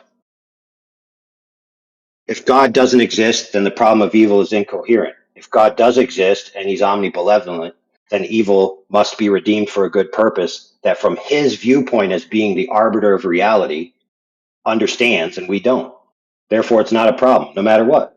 It's only a problem for humans who don't understand why God does the things he does. So it's basically humans saying, I'm mad at God because evil exists, and I don't understand why God would do such a thing. Now, So in my worldview, this is answered. It's very simple. And that is that anything that's evil will be redeemed. It'll either be redeemed for justice or it'll be redeemed for forgiveness. And this is the key from my worldview, and I'm only telling you this because you asked. Not only will it be redeemed, it'll be transformed to an eternal property. So, for example, we have to suffer through this world now. My view describes it as a birthing process towards something new that's coming. And we can't get there without this stage, but that end result, in other words, the ends justify the means, because the person justifying the ends with the means knows how to balance eternity versus temporal, because he is eternal. So from God's vantage point, he's doing something that's absolutely necessary for the greater good of eternity. And when you balance a perfect eternity against an imperfect temporality, the balance on the equation is obvious, that the perfect eternity wins every time. sure, I think we would agree that like the perfect eternity would be is going to ultimately be better or outweigh. But could Yeah. you fathom like an existence in which the eternal suffering never has to happen? Not in my view, and here's why. So in my view, God is unique and singular, okay? In the sense that he cannot create an entity equal to himself. Otherwise, that would defeat his ontological status, right? So if he's creating other entities that he wants to commune with, in order to get them up to his level, he can't just snap his finger and then all of a sudden they understand everything. From God's perspective, since he's omnidimensional, he understands the difference between suffering and good. He understands the contrast, right? But somebody who's only ever experienced good, they have no idea what suffering is, and therefore they don't appreciate good. And therefore they're missing a quality that he possesses and they don't have. And the only way that they can get that is with contrast. Just like a painting. If your painting is all black, there's nothing to see in it except black. And now you do see a black painting on a white wall and you're like, oh wow, that's a black painting. But what if everything was black? Well, obviously that'd be stupid. You need to have a white square in the middle. Now you have an understanding of the difference. And much like pleasure and pain, suffering and joy, virtue and vice, virtues cannot even exist from our experiential level without vice. Because a virtue, right, where you have no temptation is not a virtue at all, is it? Could a being like this, could it, if it wanted to, make it so that we understand what suffering is, however we don't actually experience it? No, impossible. It would be impossible for God to do this. Yeah, the experience is what makes you understand it. It's like when I say I know your wife, but when you say I know my wife, we mean different things, don't we? Sure, but I imagine that something that is all Now powerful. check this out, real quick. Check this out. Do you know where that saying came from? Which one? To know your wife But no, I don't. came from the Bible. And what it So means is you have an intimate experience of your wife, okay, right? And that's the difference. The intimacy of you're really truthfully experiencing it. To just give someone a data download and a post hoc, they didn't actually experience it. So you're asking someone to experiencing something without experiencing it. That doesn't even make sense. I get what you're saying. Like they don't actually go through it, but would it be Yeah. possible to make it so that, in some sense, they have this illusionary perception Yeah, that yeah, they do absolutely, know? absolutely. Check this out, brother. Check this out. It would be identical. There'd be no difference whether you actually experienced it or you experienced it in a way where you experienced it but didn't actually physically do it. In other words, it was a simulated experience. To the end user, it's identical. So what you end up with is you cross multiply and you end up with experience either way. So you end up with you have to experience it no matter what. Oh, I guess I see what you're saying. And So the so, experiences of this life, real quick, the experiences of this life are a lesson and a creation process. In other words, in my worldview, it's described that we are going through a creation process right now, leading towards something that has an eternal weight of perfection. And this part is part of that process. I guess the part that causes me pause would be when I think of something as omni benevolent. It's sort of like it's completely good, completely loving, completely merciful. Like there is no alternative, no like sliding scales, 100%. And when I think of stuff like maybe not even just like of human product or um of the devil's product, but I guess maybe you could say natural stuff could be the devil. When there's suffering that happens in the world that isn't caused by other humans, things like say just like cancer or just like malaria, just something that's just we all probably agree is tragic. Those type of tests, I don't see why in which Why is it um, tragic? I don't see how there isn't like a contradiction in a Well, God well, that's you got to all answer that. I'll tell you why. I'll tell you why. It's very simple. Why is it tragic in the first place?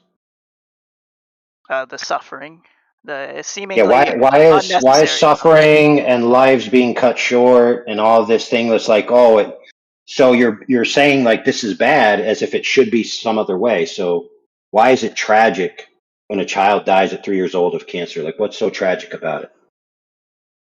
Because I would say that any level of suffering would be a bad thing, no matter how minute that suffering is in comparison to the totality of goodness that you Hey, get. fair, fair. So why should I care about an electric walking mud puddle self-deluded into thinking it has a mind when it's really just a bunch of synapses firing, dying at 3 years old? Why should I give a flying fuck? Probably because of the suffering thing. No, why should I give a fuck that an electric walking mud puddle machine that isn't actually a soul or an eternal agent or has any transcendental value besides the muddle electric puddle going off in its head where it's deluded into thinking something and it's actually just self-deluded? Why should I give a fuck about that? That's what I'm asking. I would imagine it's going to come down to like what your own like meta ethical views are. No, what I'm saying is that if it's the case that that is what a child is, what I just described, then I shouldn't care about it. And me caring about it is actually a vestige of retarded evolution that I should reject. And I should move on with my life and get beyond such feeble, unevolved, retarded, moronic trappings. And I should just live my best life now because eternal consequences are irrelevant. It's only tragic, my friend, if there's actually real agents being harmed, actually real souls being harmed. If they're Okay. just deluded walking mud puddles, then it's not harm at all. It's just the ocean coming in, and then the shoreline goes out, and then the ocean comes in and wrecks a twig, and then it takes the twig out to the ocean, and a child is no different than that stupid twig. Okay, so then on that note, do you personally believe that any human, it doesn't matter who or like the number, is capable of 100% control over their emotional and mental states? Is there any human that's would fit that characteristic? Like they have Oh, no way, 100. dude. We're broken for sure. Okay, so in some sense, it's in our nature, right? There's going to be some level of let's say like empathy or fear or pain or disgust, etc., that we're going to experience it, and we have no way in just turning that off, other than I guess dying. But right, so like in that sense, when the child dies, like regardless of whether I should think that it's a tragic event. When I turn my computer off, is that a war crime?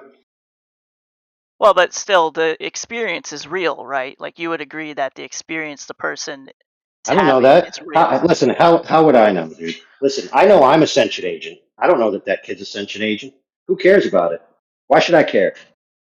Well, I mean, yeah, you can maybe logic that, perhaps you shouldn't care because maybe like that thing is not Well, let's be actually. clear. Let's be clear. If the evolutionary cosmic paradigm is true and sentience is an emergent property, then how do I know that I'm not the first sentient agent in all of human existence? And all other retards who thought they were sentient agents were actually just automatons acting out evolutionary chains of biometric dominoes. Yeah, that very well could be true. We could all be pea zombies in here right now, and you're the only like sentient being in all of existence, all of humanity. But I would imagine that you have experienced some level of well, experiences, right? Like emotional experiences in your life, right? Well, I know I have. Okay. And so you have no way of controlling that. Like maybe someone died in your life and that made you feel sorrow. Maybe, I don't know, Why you does it? stub your toe. Why does it? Think about it, dude. Fact: somebody dies. Yep. Reaction from me, willful or not, sorrow, even distress, even distraughtness, especially the closer or more valuable that person is to me, right? And I would describe that experience you had would be some no matter how minute the percentage is, it's a tick towards some level of suffering that you experience. That's how I would Well, yeah, describe but we all agree. We already agree. We already agree suffering exists. Okay, so we don't need to go into this metaphysical, chain of defining suffering to the umpteenth degree. We agree that suffering exists. right. And so then, for me, in my ideal or my idea of what a entirely good, entirely loving, entirely merciful God would create for us would be something in which we never have any level of suffering, because no matter how minute that suffering is, Well, that is bad, and God is ultimately okay, good. So I see a right, contradiction there.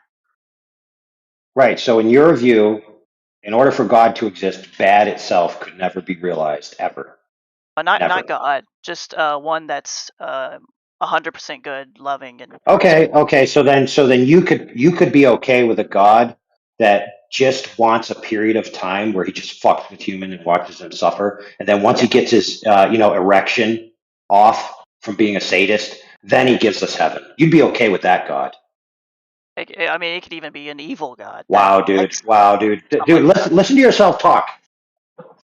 I told you that the God of the universe that I believe in recognizes that evil is necessary for the final creation to come. You'd rather have a God that gets off on evil and then makes the final creation perfect. Wow, dude. I wouldn't rather that. I'm just saying that I could perceive as that being like reasonable, at least what we're talking about. Yeah, The oh, final. well, it's so reasonable. It's reasonable that God gets off on kids dying from cancer and then gives us heaven afterwards. Wow, that's reasonable to you? Are you hearing yourself talk, brother? I'm starting to think that you might not be hearing what I'm saying. Yes, I understand that you cannot fathom why a God who's all loving and all benevolent would allow sin to exist. It's a good thing that you're not God because you're too dumb to understand why it's necessary, and He is super intelligent to understand why it's necessary. And so I'm going to trust Him rather than you. Fair enough? Yeah, sure. Now, in my view, I'm an artist, and I understand contrast, and I understand storytelling, a whole bunch of stuff. And there is no appreciation without contrast. There isn't. It's that simple. And we all know this. We all know that spoiled brats don't appreciate anything they have, right? And so they're missing out on something that cannot be validated without the experience. So, from God's point of wisdom, there's a reason why evil is being allowed. And part of that reason is also to honor humanity, by the way, in case you didn't know that. I mean, It's perhaps to there honor is a our reason. Yeah, sure. it's to honor our choices. And check this out. In my worldview, so a lot of people think like if you're a Christian and you believe in a sovereign God, that means God can just do whatever he wants on the earth whenever he wants to. But that's not true. In my view, and this is the classical Christian view, by the way, God has made agreements with humanity, and he has given humanity jurisdiction over certain things. And he doesn't cross those lines unless he has a very specific instanced reason. He lets humanity work within those boundaries, and he honors his agreements. He's bound by his contracts 100%. So when he says, I give the earth to man, but the heaven is mine, that's what he meant. He meant the earth's yours. You're in control. You're in charge. You're going to set the standards for what goes on here. And so it's no surprise that when humans screw up, bad things happen.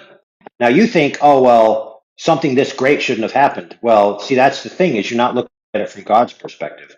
Because from God's perspective, what happened was mankind chose sin. They chose evil. And this is what's happening now, is we get to experience the consequences of that choice. And it's something that we could have not experienced or known otherwise. I know you said earlier. I just want to confirm. For you personally, your view, you believe that God is omniscient, right? Which Yeah, is just all absolutely. knowing. Okay. So then, if the way in which the universe is structured is that God is all knowing, which just means that 20 minutes from now, God Yeah, knows real quick. precisely. Yeah. Real quick, because you always got to pepper this in there. Yeah, God is so all knowing that he even knows the earth is flat. All right, keep going. Yeah, true. So God knows obviously what's going to happen in 20 minutes from now, from the most minute detail possible. No matter if there's some many worlds interpretation, if that's not true, it doesn't matter. Whatever Right. entails in the future, however long in the future, God knows precisely what's going to happen and when it's going to happen and how it's going to happen. Because in Well, some sense, God, to him, it's already happened. right, God dictates it in a way. So then, building upon that, if God gave us the earth to do as we want, yet God created all of existence and time, how is it that we are doing anything that God didn't already will to be done? Because he just only knows about it. You're starting to get it. It's all part of the plan, brother.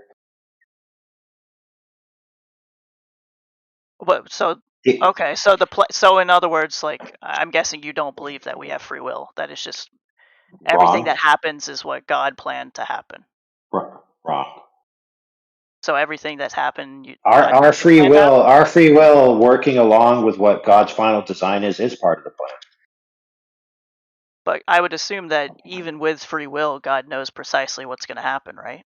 Right, and that doesn't mean free will doesn't exist. Well, that would just mean that really you don't have freedom over your will. It's God's will, right? Okay, God's one more time, friend. Pay attention. Okay. Knowing the future is not the same as nobody having free will. So, for example, if you freely choose something now, and then I know it, that doesn't mean you don't have free will. So, for example, imagine a robot that from the future is sent backwards in time and records all information. So now it knows everything that's going to happen, and it arrives back at the beginning of time. Does that mean you don't have free will, even though it contains all the information of the circumstances that are going to occur? Of course not.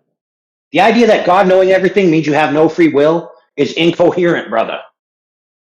Well, I would imagine that I guess you agree that everything in existence is the will of God, right?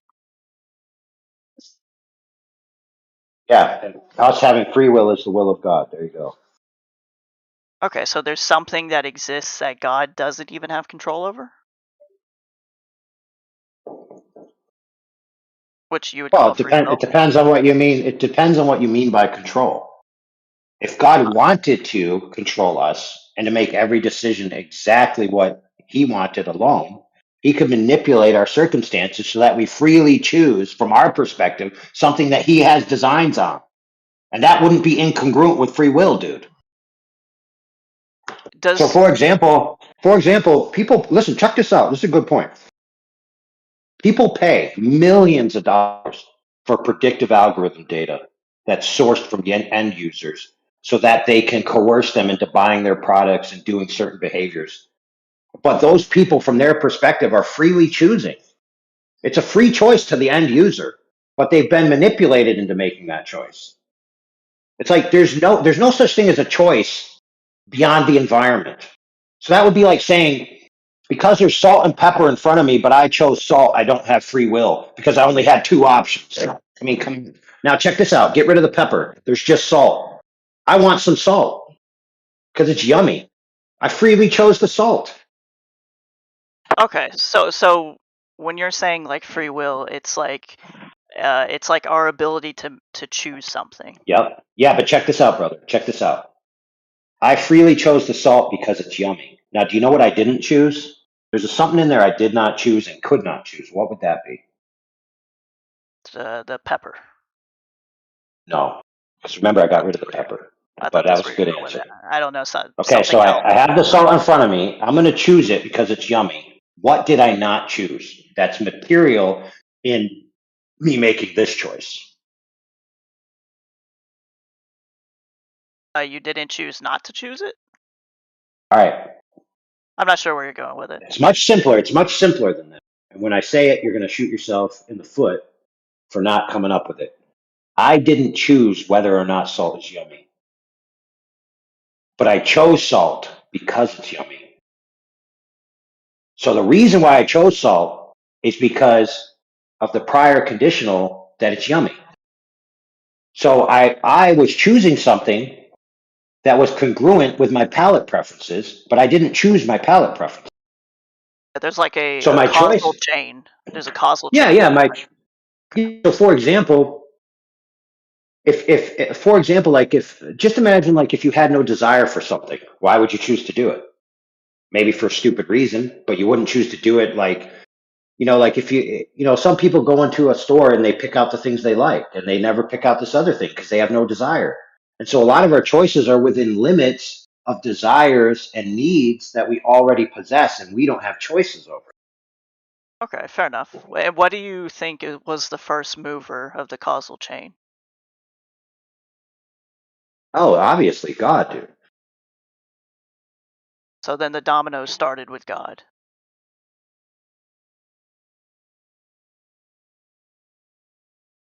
Oh, yeah.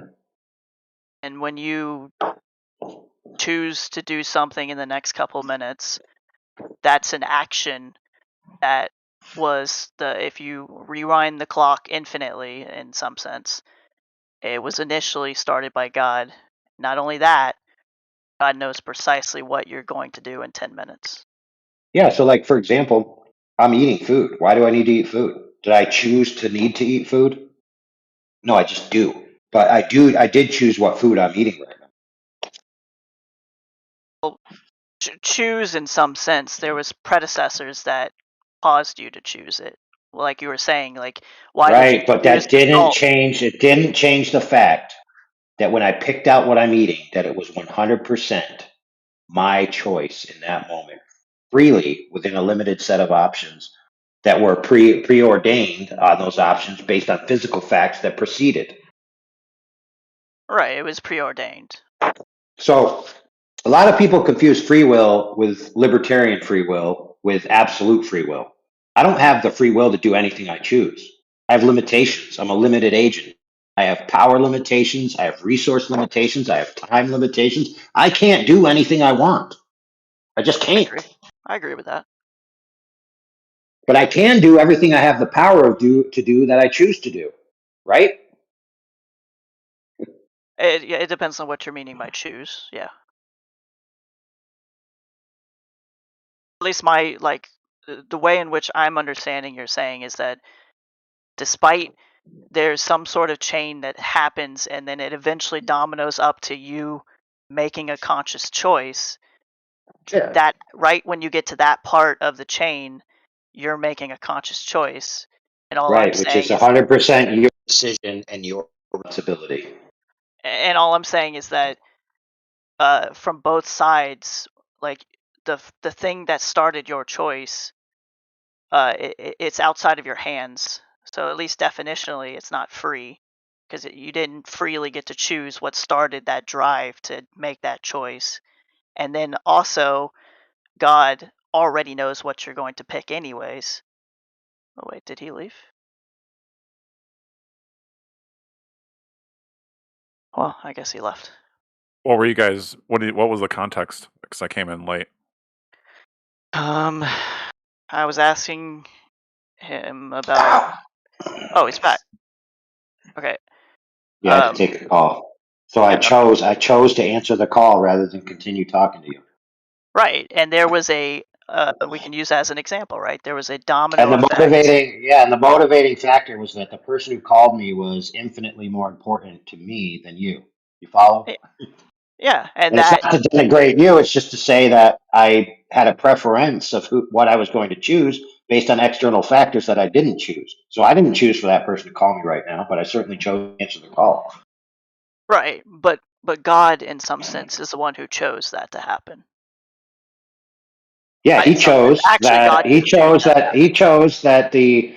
that the feelings of duty and responsibility that a parent and the logical duty and responsibility that a parent has for their child supersedes other things. Right, and so God made that decision for you, and then you just executed it essentially. Oh So well, I you mean didn't. that's your way of looking at it. God made the decision that I could have listen. I could have said, see, here you. So okay, we're on to something, brother.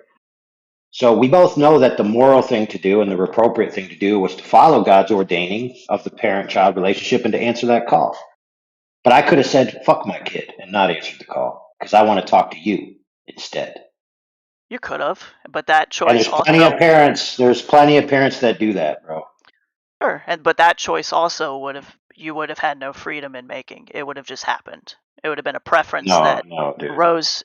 It would have been a preference that rose in you that you didn't choose that preference. It just was it emerged in some sense. And if, from your worldview, it'd be more like God is the one that put that preference in you.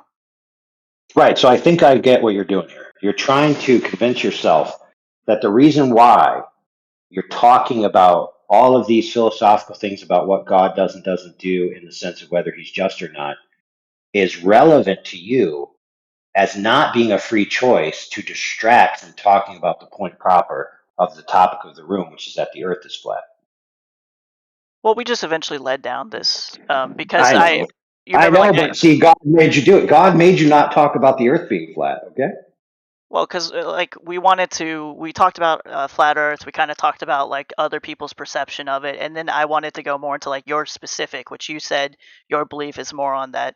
That there's a God, a Christian God, and there's this evil, presumably like Satan or the devil, that's trying to become a god in a sense by convincing all of humanity, of this like Yep. globe model. Yeah, and so we were just exploring that, and we eventually got to the point where we're talking about, how do you describe what God is, which was the Omni words, and then obviously I point asked you, how do you solve for the problem of evil, which led us down me saying Well, that I I believe didn't have to solve for it. I didn't have to solve for it because I told you there is no problem. right. There's You no said problem that to solve. to which If the God doesn't exist, then evil doesn't exist. And if the God does exist and he's omnibenevolent, then he has a sufficient reason for evil to happen. So it's not a problem. It can't be a problem. right. So which I pointed out what I thought was a contradiction. We discussed that for a little bit, and then we Right? moved on. Which we demonstrated is not a contradiction. It's just your opinion. You know? And you were saying that like these different like actions are things that we are getting to choose, and then I wanted to kind of figure out like how do you then square away an all-knowing God, an all-powerful God, with saying that we're having free will to be able to make these decisions. Right, and we got to that absolute free will of a creature isn't true. That there is a subordinate free will, but it's still free. You're free to choose within a limited set of options, and that's just the way it is. To which I think we still haven't like totally squared away, because I don't feel as if. No, I squared it away. You're just in your feelings. That's why you had to say, "I feel like." Well, yeah, of course, that's all it is. Everything's going to be emotionally driven. Well, not with me. I everything I said was just logic, dude. No emotions at all. Okay, yeah, that would be like a tangent to another combo. But for when it comes For to example, for example, when water is flat and it covers 70% of the Earth, and therefore the Earth is flat, that's just logic. I don't have to feel good or bad about it. Water isn't flat. Well, flawed logic. Okay, yeah, I think I talked enough. I'll let other people jump in with that. I appreciate the we triggered them, bros. No worries, bro. But we always got to trigger the anti-flatties every now and then. Otherwise, we get criticisms that we're a preachy channel. I think I agree with you, AI. So water is not flat. I agree with AI. Water's a liquid. It doesn't have a shape. Is water surface not flat? It's smooth when it's not in movement, when it's still. So smooth and flat are not the same thing. Right. So okay. I don't consider water flat. I consider it smooth when it's not in motion and level. Okay, so what is sea level representing then? There's no such thing as sea level because the water is different heights. No, I said what is it representing? I didn't say what is it. What is it representing? What does sea level represent? Where the sea is level. So the highest up the water as in flat, right? No, as in smooth, as in like level, like literally the word level. Smooth is not smooth and level. Smooth and level aren't the same word. Now, horizontal, straight, those are synonymous, and that's what sea level is. Or are you saying it's not that? No, sea level. No, I'm saying sea level is. It's not representing that. I can say level in that sense is horizontal, or is it not? Well, it depends on where you are. Sometimes there's uphill water. Well, not depends on where you are. Sea level is representative of what? Not depends on where you are. Well, sea level represents the average height of the water from the bottom. Right, but meaning we're talking about a horizontal surface starting at that point and then things being higher or lower in reference to that, right? Right. The Atlantic is a higher elevation than the Pacific coast for USA. So we're talking about things based on a horizontal baseline. No. So when you say water is not, well, yes. Happy Earth Day, guys. Well, baseline would be like on land. No, a baseline is what is used in Google Earth, and that includes over the water as well. Does it? I'm not sure about that. Yes. But the sea level is not the same everywhere. I didn't say it was. Okay. But it's sea level. So we know that sea level is just an average. It's not real. An average representing a horizontal line that things are higher or lower with respect to. Well, you can draw a horizontal line for any average. That's like literally like. Oh, it's an average. You're saying, got it. It's an average, but it's not a horizontal line. It's just an average height for wherever you are on, like depending on where you are. That makes sense. You're saying the same. Yeah. You're saying the same thing. You and I are saying the same thing. No, you keep saying horizontal baseline for some reason. I have no idea why. It doesn't make any sense or has any relevance. Well, that's what is used, especially in Google Earth. What do you mean? if you put a line if you use the tool from A to B, you have a horizontal baseline, and then it'll tell you which things are higher or lower than that. What are you Right. talking about? Yeah, you can survey the surface. Yeah, but water is liquid, so Exactly. it's That's not why. actually. Exactly. That's why. That's why it's the same level when you're going over the water. Right. Well, no, there's waves, and it's liquid, so sometimes Well, there's there's tsunamis. waves, but overall, like you said, the average is the horizontal plane. When you average out all the different heights that exist, that's what an average is. But an average is not real. Exactly, but it's only possible with a horizontal baseline. No, it's totally possible Yeah. with any other because it's just an average. No, you so can it doesn't just really mark. matter. Yeah, you could just mark it and say 63 feet, 65 feet, Yeah, 67 so feet, and then it average doesn't it out. matter. It doesn't matter Based on where what? you are. Based on, hold on, 65, 67 feet, based on what? What are you talking about? Just where you Well, you're mark either it, going to be bro. high, yeah, because you're going to either be higher or lower than the average. So there's no actual horizontal line. It's just imaginary. And we don't even use, and there's no reason for the line because the sea level is different everywhere. So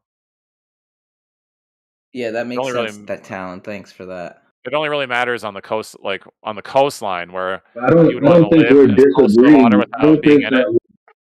I don't think we're disagreeing that horizontal is a thing. They're just saying water is smooth, but it's not level. However, we're sitting here talking about sea level, which utilizes the fact that water is level.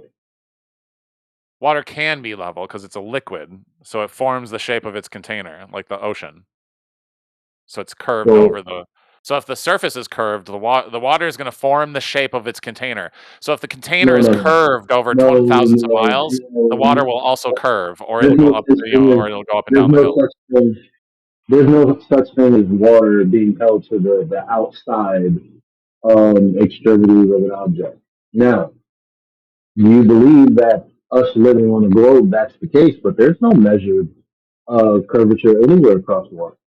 Yes, there is. Well, no, you don't measure curve across the water because you want to measure the Earth, Well, not you said water. You said yes, there is. So let's not deal with water can hide. Let's not deal with what you're trying to change the conversation to. I meant what I said. Well, I know you meant what you said, but across that's fine. water, there's no curvature, and there should be.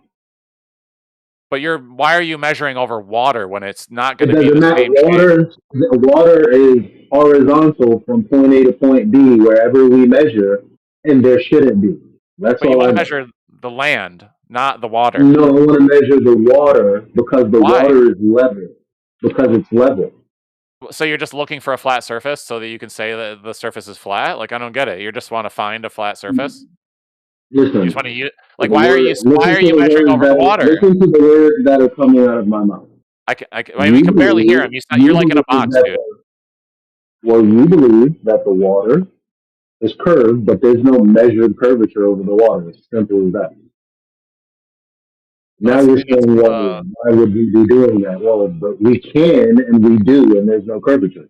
So we measure the land, and so we know what's under the water, which is more Earth, and so we know the shape of the Earth. So therefore, we know the shape of the water. That's therefore, dumb. Because logically speaking, that's dumb. Logically speaking, the topography underneath the ocean is mostly flat. The abyssal plains, but we're not talking about that. Let's talk about how you tried to pass off the flat. idea. And the Pacific actually has tons of mountains, much larger than the Himalayas.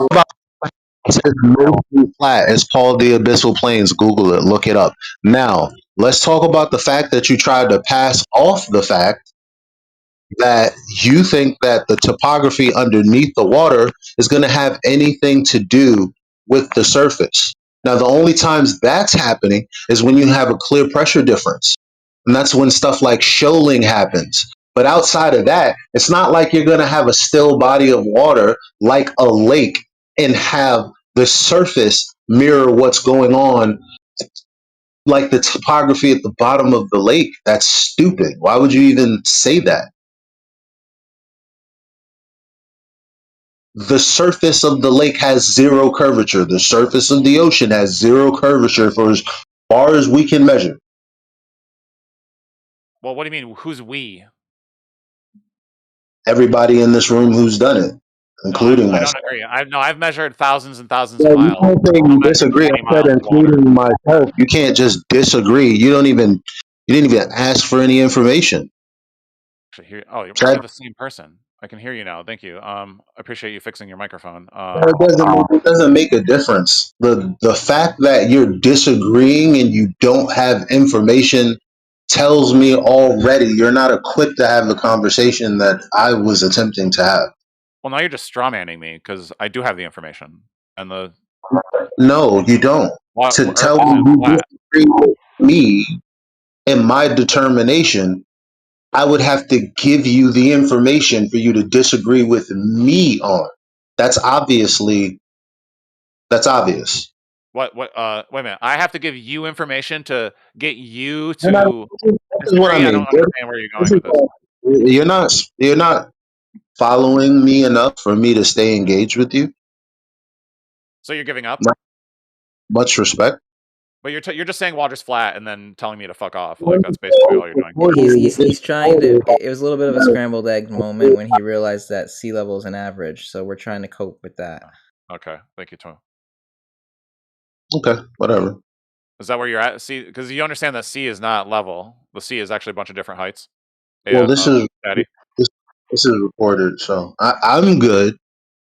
I don't know why you're trying to read. I mean, you could do what you want, but the bottom line is you're not trying to engage in the conversation. You can act like you are, you can act like you want, but it's recorded.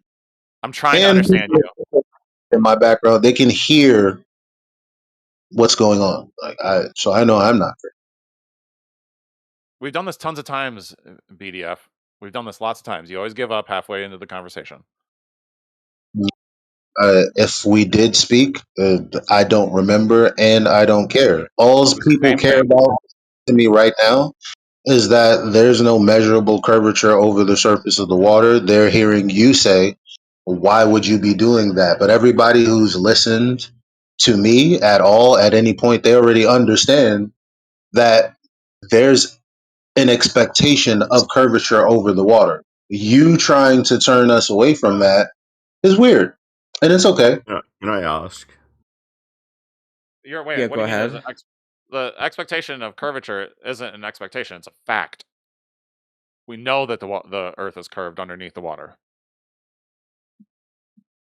So, like, whatever you're saying is basically just Again, gibberish. that anyone's ever heard. Well, whether or not you're measuring over water is, you should be able to answer that question if you know why you're doing it. And so you just want to lead the conversation to where water measures flat, but you haven't even done corrections for refraction, or you haven't done like 100-mile Great. You haven't done over the Great Lakes. You just did a 20-mile lake. There's like a lot of flaws in your measurements. He has an and you don't address them. But again, we've had this conversation before. you guys, you know what a bigot is, right? Yeah, so you know he's being a bigot, right? Because I don't remember him. He's not giving any pertinent information right now. He's talking about some prior time. He's not giving any information. He's talking about things that I know I've never given. I don't ever talk about any of the laser experiments in depth. I'll give a video from YouTube, which is good enough for me. So this guy is straight up lying. All I talk about when I'm talking about there not being any curvature is what you've seen me do at Coney Island Beach. And he can't deal with that, which is why he's not talking about it. No, I can't. I told you. I can deal with that. Go another 200 miles and then see if you can catch the laser. It should be flat. Well, they already heard my spiel, so they hear you not trying to go down the line of logic that I'm giving. So that it's okay. We've gone, like I said, I mean, it is okay, BDF, because I've defeated at this conversation with like hundreds of globe deniers. Like, you're not the only one. So we all know that lasers curve through the atmosphere, and if you don't correct for refraction, you're not even going to get an accurate measurement to begin with. Fire the lasers. And then if you go and then if you're only going 20 miles, you're not going to get noticeable curvature. No one here is seeing. Can I ask you a question? More religious talk that you're talking. No one in my background over here is seeing lasers curved down. So, I mean, you could post. They absolutely do. Well, you don't see anything. You deny everything. Well, meaning just you're post a some. denier. You know what? I got a whole bunch of friends in my background. Make me look stupid. Post something right now. Right, you're just sitting there in denial. That's the embarrassing part. Like they're Post a embarrassed laser. for you now Post a because you're in laser denial. observation You're too where scared to like a talk to laser, me. You don't want to where a engage. laser. Okay, you see what he's doing, guy. This is silly as I know.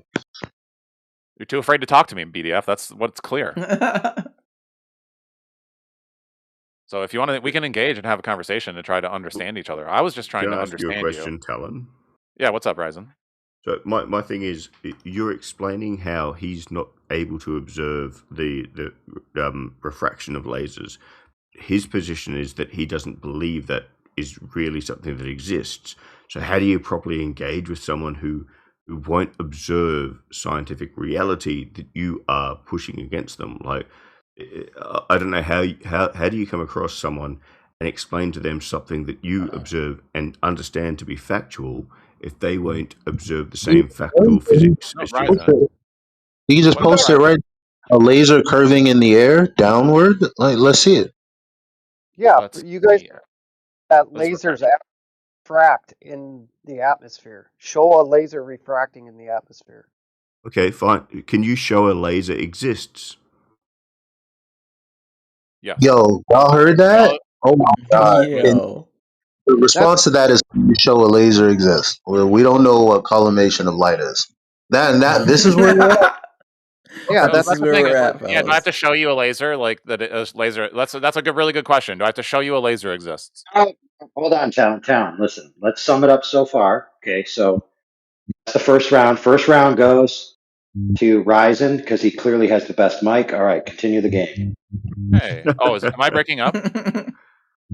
no. You got to show a laser refracting in the atmosphere, not in a fucking fish tank with sugar water, not in a fucking cup filled with. No, just show that a laser exists.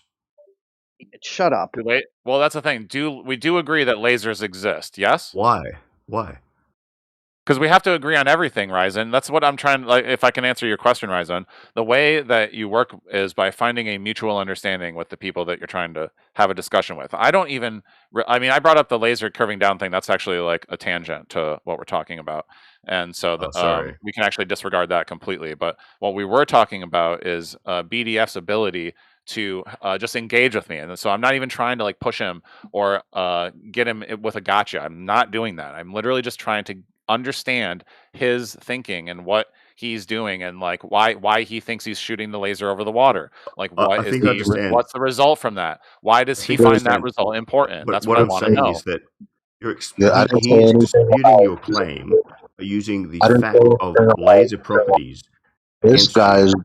He's not listening. He thinks he has a cigar and a scotch somewhere with his legs folded in a nice leather chair. The bottom line is, I didn't say anything about a laser. You didn't ask me anything about any details, and that shows everyone who's listening in my background how ignorant you are and what stupid game you're playing. So Sorry to that's where interrupt. we're So, at. Talon, point is, you are expressing a factual position based on lasers. He's disputing it based on the physical properties of lasers. And he's saying it cannot exist because of his lack of understanding and information about lasers. So, how do you engage with someone who will use your factual, foundational understanding and knowledge of lasers against you when they don't have that basic understanding? It's Well, not to have. how is it being used against me, Ryzen? We're not trying to use effects against each other. We're trying to help each other understand our positions. You They got to think Oh, that that's show. fair. Sorry, I'll listen for a bit longer. yeah, I'm they mistaken. think they're on Sorry. the flat. They think they're on a flat plane. I think I'm on a curved plane. It's that simple. We're just disagreeing what the shape is. We're Yeah, trying but to understand each other. you're claiming that lasers are refracting through the atmosphere, magically going to the curve of the Earth. So, like Ryzen was saying, we know that lasers exist, and we know that they slow down when they hit gas. And we know the atmosphere is gas. Therefore, we know that a laser is slowing down as it passes through the atmosphere because it's hitting the gas that we're breathing and it's part of the atmosphere. So we know because, and we know where That lasers go. doesn't We make know they go sense, down. Rich. When a laser is slowing That doesn't down, we make know it's sense, curving. Rich. in a curved direction. That does not mean it changes direction. So it's bending the light. No, when it slows down, slowing down does not necessarily mean or result in a change of light direction. Also, when you're actually using a laser, Are you going to ignore that, Talon? I was just, if I could just make one more point, I was getting ready to make another point. I just paused for a second. Can I hear, you're buzzing so much. I did not mean to ignore it. Denser medium and slowing down does not necessarily result in the light's path changing. That is literally the definition of changing the path. So yes, it is. Oh, so light, it's necessary. So light can enter a denser medium and not continue in its path, in its straight path. Yes, that is absolutely necessary. That the laser cannot just keep going. No, it's not. You are blatantly incorrect. So wait, are you saying the light photons are not hitting the gas? No, I'm saying that breathing? Light photons can enter a denser medium. Your microphone is painful, bro. You're hurting all our ears. Sorry. T-Dub, when you pause talking, there's... Hold on, brother. Hold on. Talon, your voice is painful. You're hurting all our ears. Okay. No, it's T-Dub. Talon, you're claiming that the laser, when it's in the atmosphere, is curving. Right. All I asked was for you to show a laser curving in the atmosphere. Because all the militaries across the world use lasers for target systems. What shape do all the nations' military say the Earth is again? Well, let's just cover that real quick. That has nothing to do with the conversation we're having. Well, I don't think you should be citing the military when they think a certain shape of the Earth exists, because that's why we have intercontinental ballistic missiles. No, it's called a hostile witness, using other people's information. Johnny Law. Well, it doesn't work for you. It doesn't work in this instance. Law. Do the military use satellites or only Earth-based targeting systems? I'm sure they use both. Why is there satellites? But why are there satellites if everything is flat? Why is there a problem with things floating up in the sky? Because orbits require them to orbit the Earth, right? Orbit.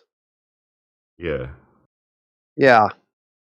You cannot prove an orbit. Nobody's ever seen an orbit of anything. That's a denial. So how do you have satellites then? What is the problem in the air? How is that a problem? He's gonna give you a reductionist argument. If he can't see it with his own eyes, it's not real. I mean, you're just gonna argue in circles with the guy. Listen to it. I mean, come on. Yeah, we don't need you speaking for the person when they're right there. They can speak for themselves. Thanks. We don't need to waste. We don't need to waste the next 4 hours doing this. Just mute yourself. I am, but I mean, come on. Let's go to a more productive argument. I mean, come on. Listen, all you guys do here stack claim upon claim with zero evidence. None of you guys show anything. You just come in here, run your mouths with claims, and then never back anything up. Back up what you're saying. Show lasers that are curving in the atmosphere. Show an orbit. Show these things. All you're doing is talking shit, basically. I posted a video twice. I mean, you could do it in your garage with apparently a lighter. I mean, come on. Johnny Law, like, do we orbit the sun as Earth or not? Prove that we orbit the sun. I don't think we do. Okay, the proof exists. So you've seen the proof. What proof? What do you believe is real? I see things. Drunk, I think. Sorry. We all see the sun moving in the sky. We don't see the Earth moving. We see the sun moving. We see the stars moving. Prove it. May I have permission? Oh, so Johnny's a flat earther. Okay, I get it. Wait a minute. Did you just say prove we see the sun and the stars move? Yeah. Wow, dude. Yeah, it's called an observation. So you can't prove it.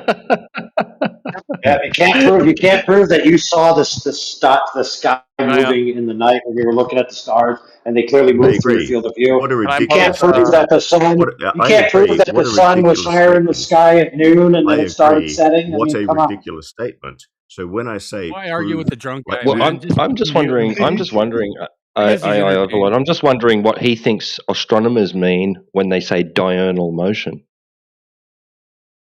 Well, that's where, like, when you go into a toilet room and there's 2 potty stalls and 2 urinals, it's a diurnal.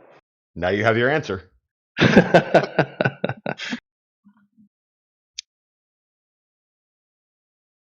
Why don't you I enlighten can't. Also, everybody? can you guys tell Yaga Bruno that I cannot post in chat, so I can't even like post anything if I wanted to. So why do you want to? Because I mean, I want to show up like light refracting and lots of like evidence and stuff, but I need permission. I don't, and so Yaga needs to like back off. He's being Tell rude it. in chat. You can DM it to anybody in the panel, dude. Okay, here you go, Johnny. I'm doing okay, Johnny. I'm gonna. You better put your money where your mouth is, there, big boy. I'm gonna send you. Let's see if Johnny actually does it. I'm going to send him a picture of the light of a diagram of light refracting. Let's see if he actually posts will he relay it? If he to the actually side posts it. Let's see if he actually posts it. All right, here you go, buddy. Let's see if he'll I'm be your officially middleman. sent. I mean, I'll Okay. even take a screenshot and then send it to anybody that wants to see it. Hey, Alan, why don't you send it to like Go T-Dub? ahead, Johnny. Johnny, you're the one who set claim that you can post things for us. Listen, Go ahead, I can. Johnny, go ahead. I don't have perms to post yet. I haven't. I don't have. Why he's not sending he's it level to you. 2. No, he's a level 2. He's a level 2. All right. Who should Send it I? to Who do you think's gonna? Here, I'll send it to Yaga since he really wants to. Well, wants isn't me to the post Yaga things. the guy? Isn't that the same guy that can just allow you to post in the first place? No, he wants me to. Well, I mean, they should allow me to post things. Here you go, Yaga. There's the light there's light refracting and gas in a medium. The blue stripes being the thing in the medium. Come on, Well, Yaga. if you have to explain it, Yaga's not sharing the diagram. Yeah, Flat Lloyd's got a really good GIF. maybe The he's GIF that Flat AFK. Lloyd shared is the average of refraction over a day. So like as the day goes on, the refraction gets really high and then it goes down. But as you can see, it only you can see the average. I can't see it. He hadn't How posted could you it, ever right? tell if it's curving if it looks like this every day? No, excuse me, Yaga. It's a diagram. You can't. I'm not going to take like. There's no like pick. I'm not going to Has go Yaga out even and posted anything? I don't shoot see a it. laser over the Great Lakes and like it's not going to show anything. Like it's just going to be darkness. But that's not a laser curving in the atmosphere, dude. That's all that is. Johnny, if I did that, it would just like. But that's the thing, dude. You can't. Like, how do you guys measure the flatness of a curve? How do you guys measure how flat the laser is in an atmosphere? You guys don't have any fucking clue. Hey, I got it, brother. So what you're asking is, how do you measure something flat? See, he didn't post it. Hold on, brother. So you're basically saying, how do you guys measure something flat, even though it's curved, without taking into account my diagram? No, oh my God! You think that's the question? Really? No, I'm making a mockery. No, I'm waiting for Yaga to Yaga. I sent something to Yaga. He has not posted it. Well, that's why we don't know. We don't know the diagram. AI, I'm gonna send it to you, AI, because Yaga's a pussy. Man, hey, don't send it to me, man. I'm doing cheap. All right, which one? Oh, sorry, you guys. So again, Yaga again. Yaga. Hey, you're listen, too scared to send. You're too scared to share my diagram. Talon, pay attention. If you tell me the command to give you text perms again, I'll execute it. No I just don't remember what it is. You guys are the only me neither at the moment. Man, you guys could just look it up. Oh, it's hush hush. Okay, so I think it toggles. So give me Maybe a it's unhush. It's dot hush, and then you can unmute my perms. We'll just put my ID in. Oh, there it is. There we go. Yaga there did we it. go. Okay, good job, Yaga. Go Yaga team. had to do it. See, there it is. Okay, so as you can see, the incident light is just going straight, and then once it hits the medium, which would be like the atmosphere or the water or whatever. Wow, cool diagram. Diagram. The water, the light bends based on how dense the atmosphere is. So like cold air is more dense than warm air, and so we know that. Wait, that's not exactly cold air is true, bro. more. It's not exactly true. Is this guy trying to Wait, how are we convince us going that from it's light not true to bends? it's not exactly true? I Let's do like go. that goalpost move. That's a But goalpost move, by the way. like I said before, light can travel into a denser medium and not change direction. Yeah, but does it bend? No, it cannot Oh. change. It can enter a denser medium and not change direction. But it can bend, though, right? It can, It does. but There he's you just go. saying Wait, because No, it it doesn't. so why did, can it's something be lit on bending. Earth before the hang on, sun let's So you find got to out. add the specific. You got to I add the see. nuances, bro. You can't just say Understood. because it entered a denser medium, it changed direction. Right, right. They're only into they're only into old answers. They I can't get get into the it. nuances. I get it. Like you can be right, but draw the false conclusion. I get it. I get it. So light can bend in the atmosphere and underwater, but that has nothing to do with the actual. Right, but another thing you can do is just assume, since an observation defeats your claim, that you just retro-engineer that the light must have curved an amount sufficient to make your claim true. You could do that as well. Sure, sure, I get it. Okay. Oh, I see Maybe what you you guys mean. are both right at the same time. Who knows? So that's only when the medium is I perfectly. got proof that the Earth is not flat. Oh Okay, shit! so Let's I'll lay it share the out. link right now on the So side chat. it has to be like the density, temperature, and pressure has to be perfect. So it has to be a like uniform block of glass, and the Earth's atmosphere is famously not uniform. So it's constantly changing, and especially over water. This is the point I wanted to get to. Over water, there's evaporation, so it makes even more. So the atmosphere over water is necessarily going to curve the fucking laser because it's got evaporation. So there's water, it's more water vapor over But water. What if you stick the block of glass under the water? Would it work then? Then you got even more medium, right? That's a change in Let's refractive go. index. Well, when the light leaves the light source, right? For it to change direction, it has to enter into a medium with a differing refractive index, right? Yeah, it's called a prism. No, you're right. Yeah. I see what T-Dub is saying now. So what he means is that when it's in, when everything's the same. I mean, everybody had a medium. prism when they were a kid. You just shine the light into it, and it goes off into different colors in different directions. Well, no. Before I was just simply like pointing out that, like, okay, so if light's traveling along you guys in do air, know what a prism is, right? Let's say light's traveling along in a single refractive index medium of air, right? And it meets a denser medium perpendicular, a surface, right? A change in isotropic media, and it's perpendicular to the direction of the light. It's just going to slow down and keep going straight. It won't change direction.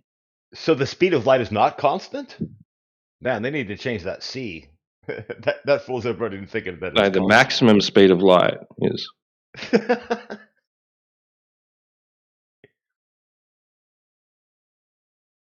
There's a maximum that light travels at. Right. But if it was actually constant, it would never change. But you're literally saying the speed of light is influenced by other shit. That's what the physics books say.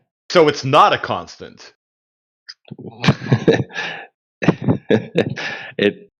The value for the maximum speed of light is considered a constant, right? But that's not saying that it's always going to go at that speed.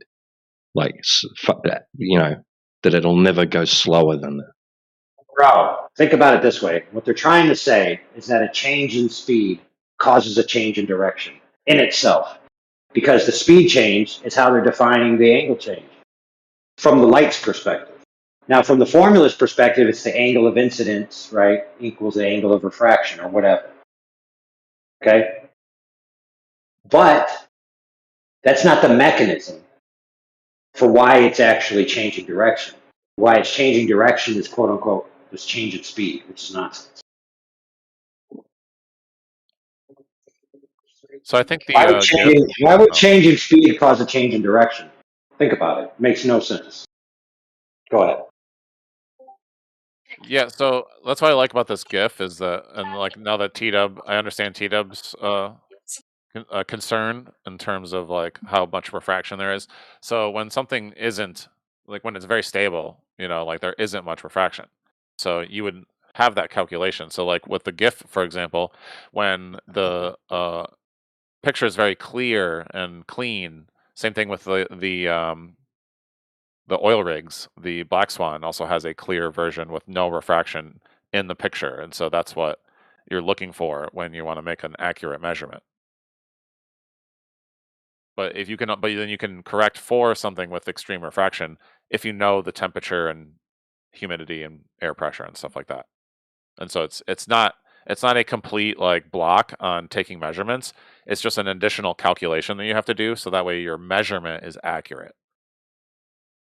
But wouldn't you have to know the variable all the way across the distance that you're measuring, like for each point? Like you're just Yes. gonna take an average for the whole thing. Like maybe there's a hot spot in the middle or something or whatever. Right. So they have a mean. Yeah. So that's what they do. That they use the mean temperatures for like when you're What's trying to the do error like margin for that measurement and that a cancellation that you're doing? because you take it from both ways. You I take said, one. what's the error margin? Or yeah, the margin I of don't know error. I don't know the number for margin of error, but it's pretty minimal. Oh, I know. I do know. So it's like literally like 0.1 arc seconds. So like the curvature kind of thing.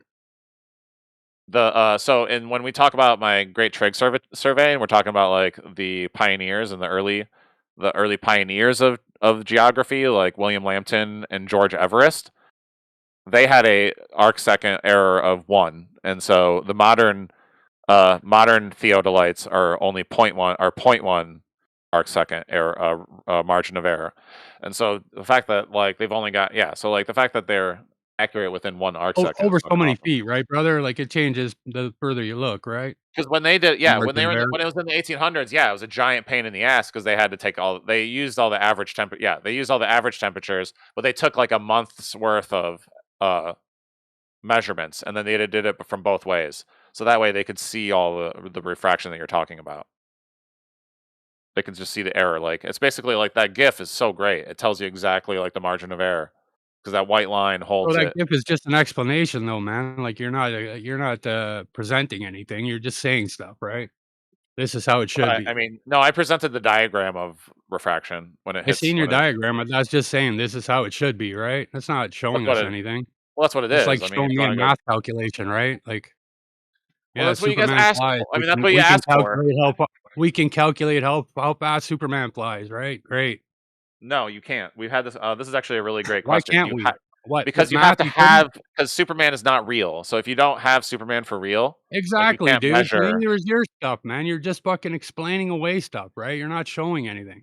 Yeah, go back to your liberal hangout, fucking Talon. Hold on. Talon, you were asked, if I remember correctly, for validation that the thing in question, being the laser in the ambient atmosphere, is curving down. Not a diagram, but an actual like live demonstration or real world validated example. Okay, anybody can draw anything on a piece of paper or write anything on a piece of paper. You weren't asked for a piece of paper with a drawing on the side of it, dude. Okay? So don't try to gaslight everyone into thinking that you answered what you were asked. Not even close. So nobody held you to that task, but if they want to, they can. So if anybody wants to hold you to that, I'll hold you to it, and you won't be unmuted until you give that evidence. Unless I'm mistaken about what you were asked. So I'm going to unmute you, but if anybody calls you on what you were previously asked, I'm going to have to put you back on mute, bro. I mean, you can mute me anytime for whatever reason you want. Doesn't matter. That's exactly what I'll I be here. asked. Wanted you to show The a question real. is, do I need to show you light refracted? Like again, the reason why I can explain it and not show it is because the facts are not deniable. No one's disputing that It's because what lasers you read in a book, refract dude. in You're at the atmosphere. regurgitating stuff. If you can agree with that, but then you suddenly like retract, if you're in denial, it's not my fault that you're in denial of something that's true. Alan, it's not like anybody's in denial. The militaries across the world use laser sight to shoot their missiles. Lasers are used all to hit over. a target, but no one's Lasers measuring are water. used on site. Hold on, real quick. Lasers are used like when you're physically staring at the target, right? Otherwise, they use like radar, for instance, which bounces in the atmosphere. Like I posted a video already, an entire lecture about how tropospheric ducting works. See, The Daddy principle that Shark we're showed it to me. arguing, the principle that we're arguing here is not Like really, like right now you're saying that this doesn't exist. This is a well studied, well documented. They could predict it in the atmosphere, like based on the weather patterns. So you're literally saying all of that's not true, but there's foundational research and like how everything works. Like Hey, cool we already know this is story. a real Yeah, thing, bro. cool story, bro. We just keep Okay. hearing, oh, it's so foundational. Oh, it's so obvious. And homie, listen, let's say homie doesn't know what you're asking for, I and he posted a asked video. you He showed me. for. Okay, let's say that's true. Okay. In the video, does it show a laser curving down in the ambient atmosphere? Listen, I've shared a couple other videos before that. This explains the entire premise of it. You Right? guys have All right, explained give it me. 10 times over, dude. No, stop for a second. Notice how I asked, does it show the laser? And he goes, oh, dude, it's like I'm telling you, it explains the premise of it. So you're explaining the premise of it. You're asked for the validation, and your validation is to give a video explaining the premise. Wow, dude. So you've lost the right to speak until you answer the question by showing a laser curving down in the ambient atmosphere, or conceding that you don't have that. I Oh mean, it's a huge crap! undertaking. You're asking us to perform a laser measurement at 10:30 at night on a Tuesday or a Talon. Wednesday or whatever. You can get muted too. Okay, pay attention, boys. You said this is such prolific technology. Surely there must be an example. Okay, not not just a repetition of your guy's explanation. That's not what the homeboy needs. He needs either a video of it, of the actual laser curving down, a cited paper where they are showing you how the laser's curving down, not just an explanation, but like they claim that they did it. You know, something tangible, for goodness sakes. Unless you guys don't know what that means, you're just an explanation world. All right, so I'm going to unmute you both, but I hope you understand that just giving more examples of your explanation isn't the same as validating your explanation. Yeah, that's fine. But so you're denying that the other videos I posted, they're not displaying exactly what we're trying to articulate to you? That's what you're saying? Hey, let me Because ask you the I did question post the again. videos Yeah, already. and Okay, the let thing me is, ask the question again. Go Let ahead, me go ask the ahead, go question ahead. again and see if you're capable of a direct answer. In the video, does it show a laser curving down in the ambient atmosphere? Yes or no? In the second video I posted, yes. Okay, so do you have a timestamp to where that's shown so that I don't have to waste my time scrubbing? It's a minute. It's a minute long video. Oh, okay. I think it's like halfway Listen. through. All right, so what you're saying is that particular video shows a laser curving down the ambient atmosphere, and the person who asked should watch it, and they'll get the juicy details that they asked for. Posting Right? left and right. He does it in his garage with a laser pointer. He literally does a laser pointer, puts a lighter next to it, and because of the pressure difference in the air, it moves the light.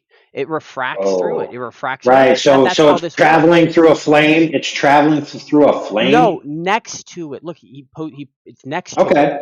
It's not through it, next to it, right? And what I'm saying for the laser aspect, you're saying you want a laser going through the atmosphere. I'm trying to get to that.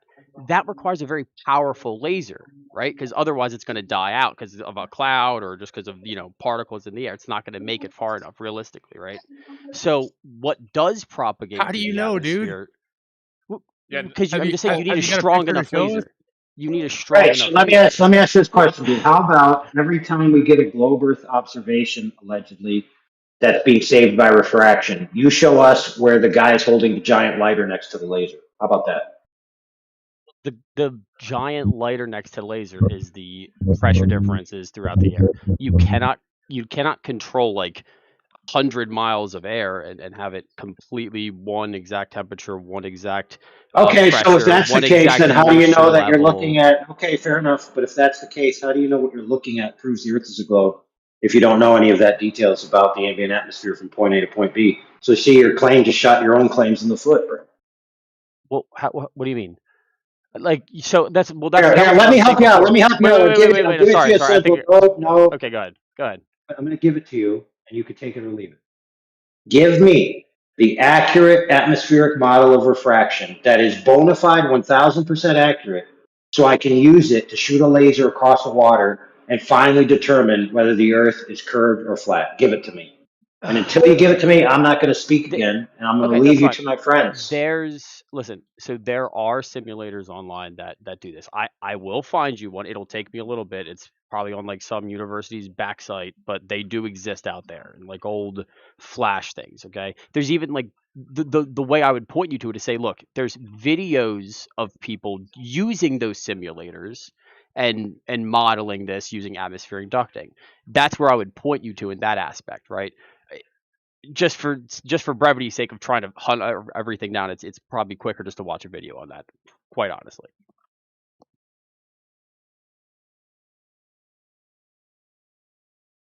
But I posted a couple things just to at least get your wet the whistle, if you will. And if you give me 2 more seconds, I'll find some more stuff.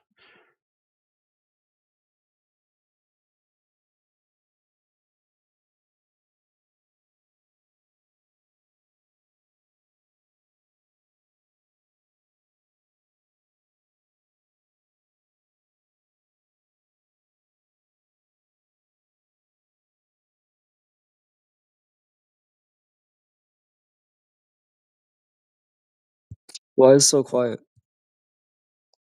People are probably just watching They're stuff. asking us to like show a laser shooting over the thing. Do you guys all have videos of that? Just because you guys have a video of the laser shooting over the water, and you got from one side to the other showing the laser.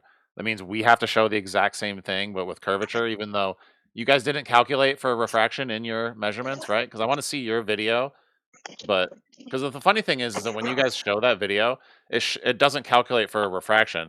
So that laser is actually curving over the surface of the lake, and you guys aren't even measuring or calculating for the curvature that's in that. So your video is actually showing curvature of a laser curving over water because you don't correct for refraction, you just pretend it's not Well, there. wait a Like it's minute. actually Well, wait a showing, minute. If you like it's correct for actually showing what refraction, we hold have. on, brother. And If this that is would the funny mean part. that if you correct for refraction, now it's going straight. That doesn't make no sense, bro. Every laser test for actual measuring the surface of the Earth measures the globe curvature. That's how we do it, Laozu. We use lasers to actually measure the Earth, not the water. It's Johnny Is Law, Tenza man, with here? the I want to make sure microphone. Tenza's here. Make sure Tenza. This is why I'm the best at arguing, buddy. So they're gonna get really mad at me for the next 5 minutes, and you're not gonna be able to Hey, handle it either. mute Johnny And Law. also, Sorry. Tenza had to deal with me one time, and now he thinks that he thinks he makes me mad just by talking to me. But And anyway, yes, there are laser tests that do account for refraction. You're lying about that, and you've seen them. you have no evidence to support such a claim. You're in denial. That's all this is. Oh my god, dude. So, Talon, with your refraction, right? I just want to It's make sure you have different to every say day. I Like you didn't take a say. picture of a horizon and it's different every day, and you got this refraction that curves light. How the fuck do you know there's curvature, dude? How can you tell You me that measure. there's curvature? You actually measure the Measure land. what? Your horizon's different every day, dude. Well, you don't measure one horizon. You measure thousands. Oh, and so they're different every day, so that gives you a different number every day. So then that tells you what? No, you're thinking of refraction. Again, that's just an average. Once you average that out over the I'm just course of the thinking month of and the just course of the general season, pictures of the same spot over days, man. They're different every day. Like you're if you actually set up a asking a camera really on one spot, if you set up a camera on one spot every day and take a picture of that spot, it'll be different almost every day, dude. Why is it different? For your refraction, man. The conditions of the day, right? Like you didn't see the video there? The guy's been scrolling for the 24-hour time lapse of how the shit changes over a day, man. Yeah, so why is it different? Because of the conditions of the day. Pressure, temperature, all these things, man. Visibility. So light does refract? I Of course light posted a refracts, man. simulator in the side chat if anyone wants to mess around with it. But you still didn't answer my question. How can you tell it's curved if it's refracting all the time and it's different all the time? That's a great question, because you do want to make sure that you take refraction out of your measurement when you want to measure the surface that Yeah, you're but you standing just on. told me the error of margin for that fucking thing is 1 arc second. What's that, like 100 feet? The error No, for margin So for what like distance are testing we talking gravity about is here? larger, I right? mean, I But don't we know how float many that feet are gravity in an arc second. exists, right? Oh, I'm sorry, Ryzen. It's Sorry, go 100 ahead, Ryzen. feet, dude. Right. I'm telling you. That you think 100 feet is in 1 arc second? Yeah. Ryzen, hold on, Okay, brother. that's fine. Ryzen, if you get this When it's over conversation 50, when it's talking over about, 50. hey, Sorry, Talon, sorry, sir. just helping our bro Ryzen out because I don't want him to end Just up getting calm down, muted. We're not sidetracking to gravity. We're talking about light through the atmosphere. Okay, so whoever said gravity, just keep that zipped for now. Thanks. Because the only thing that Sorry. would have to do with air is air pressure. We can go there if we needed to, but we're not there yet. So you can fix it, right? Like you're just gonna fix it so that it matches the curve, right? So you'd want to make sure that you know the difference of the refraction versus the actual shape of the Earth. So since they're both And then you got your curving, error margin, bro, right? right? That's why you want to know which is which. So you want to know how much curve is coming from refraction and how much curve is coming from the land being curved. Okay, but how would you know the land's curved in the first place, brother? Because you measure the drop over distance. Oh, so you assume it's a globe. I get it. Well, you don't assume when you measure the drop over the distance and over the distance it continues to drop. That's Seems not an like you have How do assumption. you some know? It preconceived continues to notion drop, that it's a dude. It globe, drops and though. drops and drops We're over and not. We over don't again. measure from a globe. We measure from a flat surface. What the fuck is he talking about? Why did that? Hey, the guy basically said that the results for his refraction versus true curvature are mitigated by his expectation of the curvature in the first instance. So I basically, a know. big circular reasoning. So basically there's a lot of curvature, and we want to make sure we know how much is from the refraction and how much is from the curve of the Earth. Since we can take out How do the you know there's a lot of refraction, curvature, dude? we can Like, take fuck, out since the man. refraction is only minuscule. It's kind of like only a little so much because like the GIF, like the light can only refract so much, but the curve of the Earth is going to be finite and absolute because it doesn't change over the course of the day. You understand me? The curve doesn't change based on temperature What and hill? pressure. What are you talking about now? The hill. I'm sorry, not the hill, but like the drop over distance, the curve of the Earth. So, like when you're on Curve, man. like when you're on a mountain, you don't fucking like the mountain Oh, doesn't get so steeper. now the You curve don't is have like like a right higher or now. lower curvature on a mountain based on how cold or hot it is. You know what I mean? I never said you did. You did, man. I'm just asking how That's you what know I'm the trying to Earth is say. curved, dude. Right. So that's what I'm saying. So I'm You're saying just that saying the because Earth is curved. the So fucking, curve. if we cancel out the refraction, then we know what the curve is, right? But you haven't established how you got the curve in the first place, man. So we measure the survey. We survey the entire continent. You survey. Yeah, you walk the Well, entire continent. the survey fucking light curves too, right? So that's what What's we're trying the to that's margin what of we're trying error to over figure out. 1,000? What's the margin of error over 1,000 feet on a survey? Probably only like Shit. one or One like arc between second. 0.1 and 1 arc second. It's not much. Right. It's kind of Well, funny that your fucking margin of error is the same as the curvature all over the fucking place, man. right. It's the same. The curvature is the same all over the place. Correct. The margin of error, I said, bro. If you want to twist my words, go ahead. Oh, guys, I'm getting Listen, triggered by Talon, Tunja in the chat. you're still not presenting the meat and potatoes, and nobody's actually cornered on you yet. And I'm too tired to grill you because you're a spastic talk througher. So I don't know what to do here. I think maybe you ought to like give an example, Talon, of this actually being effectuated in reality. So, for example, you might say, at this mountain, they did this sighting, got this result. This is the Yes. curvature expected. That maybe go into that because if I have to listen to you go in a circle again, I'm gonna dip my head in the frickin' sheetrock mode. I got it. So from here, Are you taping AI? no. I'm gonna give you guys the. I'm sorry, it's a Wikipedia page, but it's very specific. It's called the Great Trigonometric Survey. If you could just, oh, I hate it. Okay, so if you just click on that map of India, this is how you see the physical measurements of the physical and direct measurement of the curvature. Because in order to get the dimensions, you know, the east to west and the north to south, you have to physically walk the entire surface. And so William so these Lambton and measurements George are Everest. these measurements are before the WSG84 conversion or after? This is the 1860s. This is the very first direct measurements that Flat we got measurements. of Right. the entire curvature. No. Curvature. Of course, everything So, locally was measured flat back then, dude. so if They everyone used could just water as a horizontal reference. They used to fill troughs up with water just to get a fucking horizontal reference. Imagine that. So well, they what do have you a base your well for in this dispute case on? they have a baseline. They have like a baseline on the beach. How did they get the baseline? They used like a 5 A trough mile of long. water? They used a chain that was like I don't know if it was like 500 feet long or something. It was this really really long chain that they had. So you don't And they know. had the baseline. They created the baseline. That I Like citate. everything I I've seen, literally just even down to the Great Pyramids, they I used just give you long the troughs citation. or ditches they'd dig and fill with water, and they would use that as their baseline, right?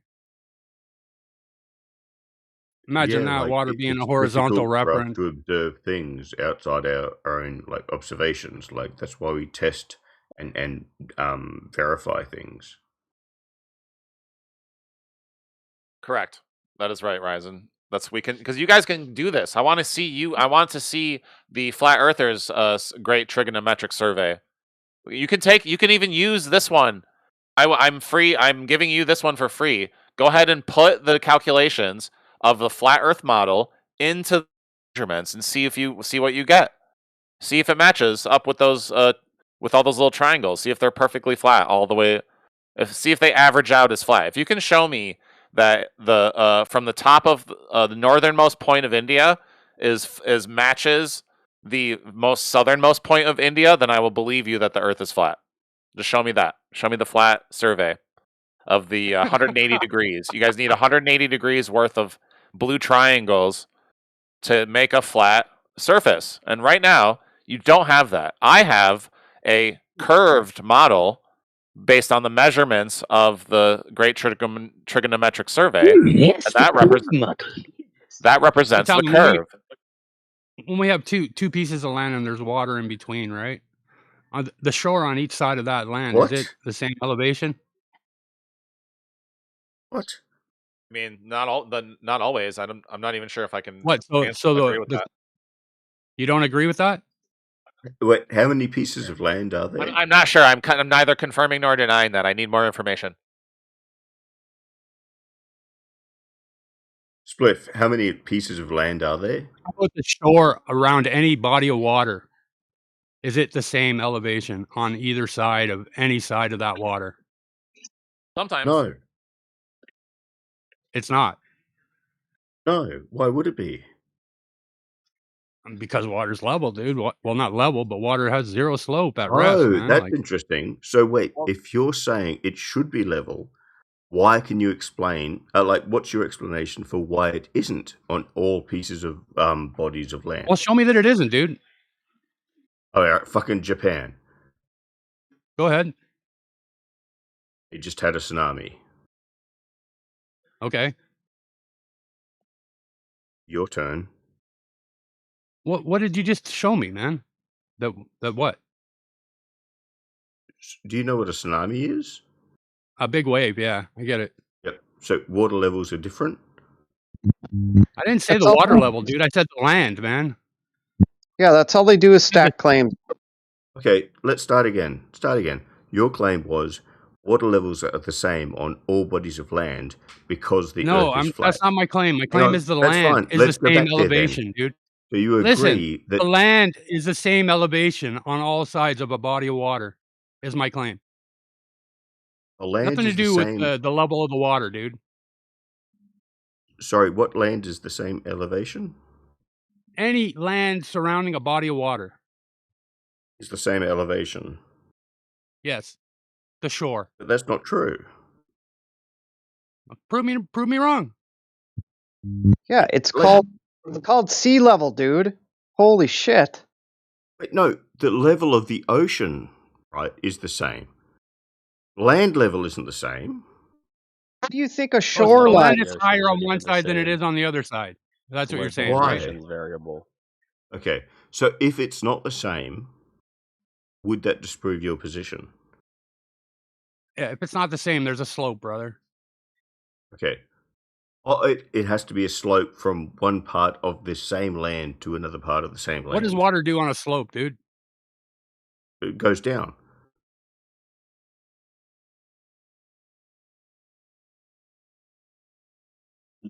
Unless it gets absorbed by the object that it is going down upon. You can't just say nah, man. Give me something here, dude, that you know that I'm wrong. So Yeah. your position is, if land has a specific level of water, like what did you call it? Sorry. All I said, dude, was that the land surrounding a body of water is the same elevation. But the Can you land is understand that? surrounded by the body of water, not land surrounds the body of water. Oh, you're right? thinking of an ocean, right? I'm thinking of a lake. I live in the middle of Canada, right, brother? So bring it Okay. down to a smaller scale. Like, why do we have to think of these big, huge fucking oceans, man? Let's talk None about a of that would 10-mile lake. change. None of that would change Okay, none of water. it would change. So a 10-mile lake, the So land on all sides is the same elevation. sure. So it would not be changed by the impacts of anything else, right? What are you talking about, man? Like, you're What just not would even on the change it? same subject Go as me, ahead. dude. Okay. Fuck, What go would have another change drink the? or something, man. Fuck. What would change the level of water? Who cares what would change the level of water, man? It's not my question. Like, you're just off the page, dude. Fucking, like I said, go have another drink, man. Stay out of the conversation, dude. All right. Like, it's as long as you're sure and confident in your position, and you get upset when you're questioned, like, go ahead, man. Like, keep fighting your good fight. Yeah, but dude, you're arguing that a shoreline is not the same elevation all the way around a lake. I mean, that's common sense. Anybody knows that that's No, true. no. A shoreline is an ocean. A shoreline isn't a lakeside thing. Like, it's just for me. Like, here's my position. I'm sorry. I'm not nuanced You're in the drunk. We get discussion. it, man. I'm not nuanced in the discussion you guys are having, so I'm not aware enough of what's been like discussed for a long time before I got here. So I need to listen more than I'm like talking, and I do apologize. Like, I will try and hear more than I'm, and I'll try not to speak over people. So I'm going to try and observe and listen more. Sorry. Perfect. Someone debunk my shit.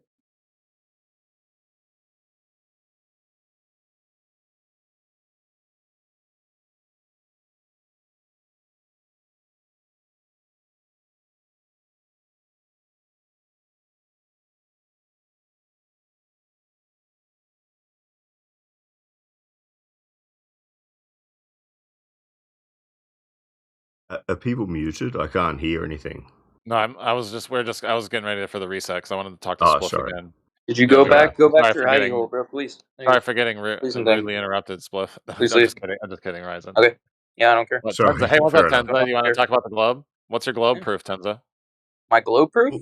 Yeah. There is no globe proof, bro. The globe's fake. What? The globe's fake? What the fuck? Yeah. Wait, what do you mean it's fake? Is it like the Truman Show or some shit? Yeah, I mean, they're lying to you. They've been lying to you for years, dog, ever since you've been a kid and, grade school.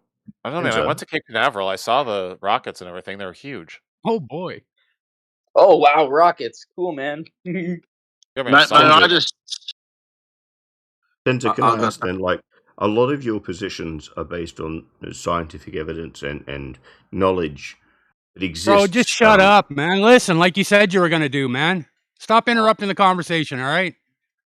Go ahead. Ryzen, like I don't even understand what the fuck he's talking about. Like Ryzen, Well, can you? that's fair, but like apparently I need to shut up so you can keep talking. Talk to me for a second. What's your globe evidence again, Ryzen? Like where are you doing? Like No, why are my you? position is he's arguing, is using the basics of physics and scientific knowledge that we have. It proves the fact that the Earth is a globe or a spherical oblate. So how does he use his position? It is supported basically by all of our understanding of science and physics, and somehow he just picks and chooses what he doesn't want. Okay, you're talking meta. This is meta. Yeah, and that's fair. Oh, I But get that's it. why That's I'm why I was saying like I don't ignoring fully you. understand the arguments. No, I'm trying to understand what they're saying, Ryzen. Don't you understand what they're saying? Like, why are you fucking talking meta, dude? Just understand what they're talking about.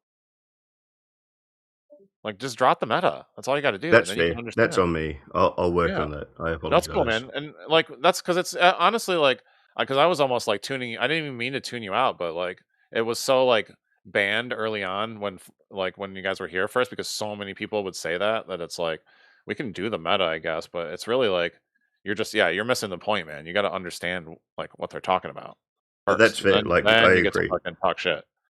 I think I realized that I stepped away for a bit because I realized I am talking over the conversation instead of understanding the conversation. I think it's because I actually what you're doing is really good, good meta, because we're trying to find an understanding, and what you're saying is actually like confusing me in a good way, where it's like helping me, because you can see how we're like arguing, and you don't like how we're arguing, but I do want to actually like fix the thing that you don't like about the way we're arguing, and so it's hard to do that when you've got like like when there's so much going on at once. I just want to put it that way. So don't fret. You're actually doing a really good job, Ryzen. Thank you. Okay, so I want to talk to Spliff again. Like, where were we? We're talking about refraction. We're talking about. Oh yeah, I think I remember the last thing was like that I could have coherent understanding of was we are at the point where refraction is curving our view, and the Earth is also a shape that we want to figure out: is it flat or is it curved? And so when The we have, Earth was a record player, right? A record player. and so we are trying to figure out what the difference is, and that's what I'm actually working on explaining in a better and understandable way, rather than sounding like a broken record. Actually, Talon, my question to you is, how do you know that the Earth's curved? Well, like that's because we measured it. We measured it. You measured it, did you? Who So measured like it? when you take a Who? physical, so like Spliff, when we take a physical measurement, like what do you think that means? I don't understand the question, bro. A physical measurement. What does it mean to take a physical measurement of the shape of the surface of the Earth? What does it mean? Yeah. I'm not sure, man, what it means. So when we want to take, because like I want to give you the physical measurement. So like, were you looking at the map on the trig survey? A little bit. Okay, so did you zoom in by chance? No. Okay, so if you could click on it, please. Actually, you can just click on it in the chat and just click on the map, and it should pop right up. And then you can zoom in on the map. That's really the most important part, is can you zoom in to the map and just look around at the actual like diagram, and show like look at every point where the triangles go. Look at all the blue triangles. Can you see the blue triangles? Point? Can you see them? Yeah. Okay. What's your point? Okay. So you could take those blue triangles and prove the Earth is flat by just making them all match a 180-degree line. Okay? Do you know what that means? No, you've lost me. So even though you're zoomed in on the blue triangles, right? And they're obviously, they look flat on the page, right? Because there's a two-dimensional picture of India, and it just shows the actual diagram, right? Then just the triangles. Can you see the triangles, Spliff? Already answered this question, Talon. Come on, man. Move I'm sorry. on. So that there's the big red triangles and there's the little tiny blue triangles that are all connected. You do see those, right? Yep. Okay. So even though it looks flat on the paper, if you actually like lifted that whole blanket of triangles off and then like looked at it in 3 dimensions, it would represent the shape of the Earth, because you can see how the triangles are laid across the continent of India, the subcontinent of India, from north to south and east to west. So if you can take the western point of those triangles and connect it to the eastern point of those triangles and get a What do those specific triangles shape. represent again, Talon? They represent the survey of the surface of India. So those are physical measurements, 30 to 50 miles a across. topographical survey, right? Yes, that's a topographical survey. So it's a perfect angular, right? It's a perfect angular chart of India. Yeah, so it's a topographical map. So it has nothing to do with curvature, right, Talon? No, it's not topographical. Because topographical shows all the mountains. No, it's not topographical. It's an angular measurement of the topography. Spots of India all over the place. Obviously, it's topographical. No, a topographical map is a map of the height of the different areas of India. So like I'll show you the different, like I can show you a topographical Okay, I map of understand India. elevations and stuff like that, fucking on a map, right? I understand what you're saying. So maybe it's not a topographical map, but this doesn't show Earth curve, Talon. It is topographical. There you go. It is. Let's see. So what are you arguing against, Spliff? No, wait a He's minute. telling No, me no. that this shows the Earth's curved, but yeah, No, it's by using this, the I just see a topography. map of India and all the land masses on India and No, all the elevation. he's You just know, trying to get you to say that yes, you agree that that exists, and you can't do that. So, no. I'm What? telling you. Hold on. Let me just get the topography. I'm not denying this map, dude. I'm just saying it doesn't show Earth curve, man. It is calculating. So the thing is that it shows the measurements of the Earth. Do you agree with that? It shows the measurements of India. It doesn't show the measurements of Right. the Earth. Bud. Well, the Earth is India's on Earth. Okay, Do but you it agree with doesn't show that? the measurements of the entire Earth here. You're showing me a picture of India and how it's been Here's the surveyed. topography. So here, I'm gonna show you the difference. So here's the The topography. topographical map proves fucking Earth curve, dude. So let's look at the differences. So you can see the two maps of India. The topography of India is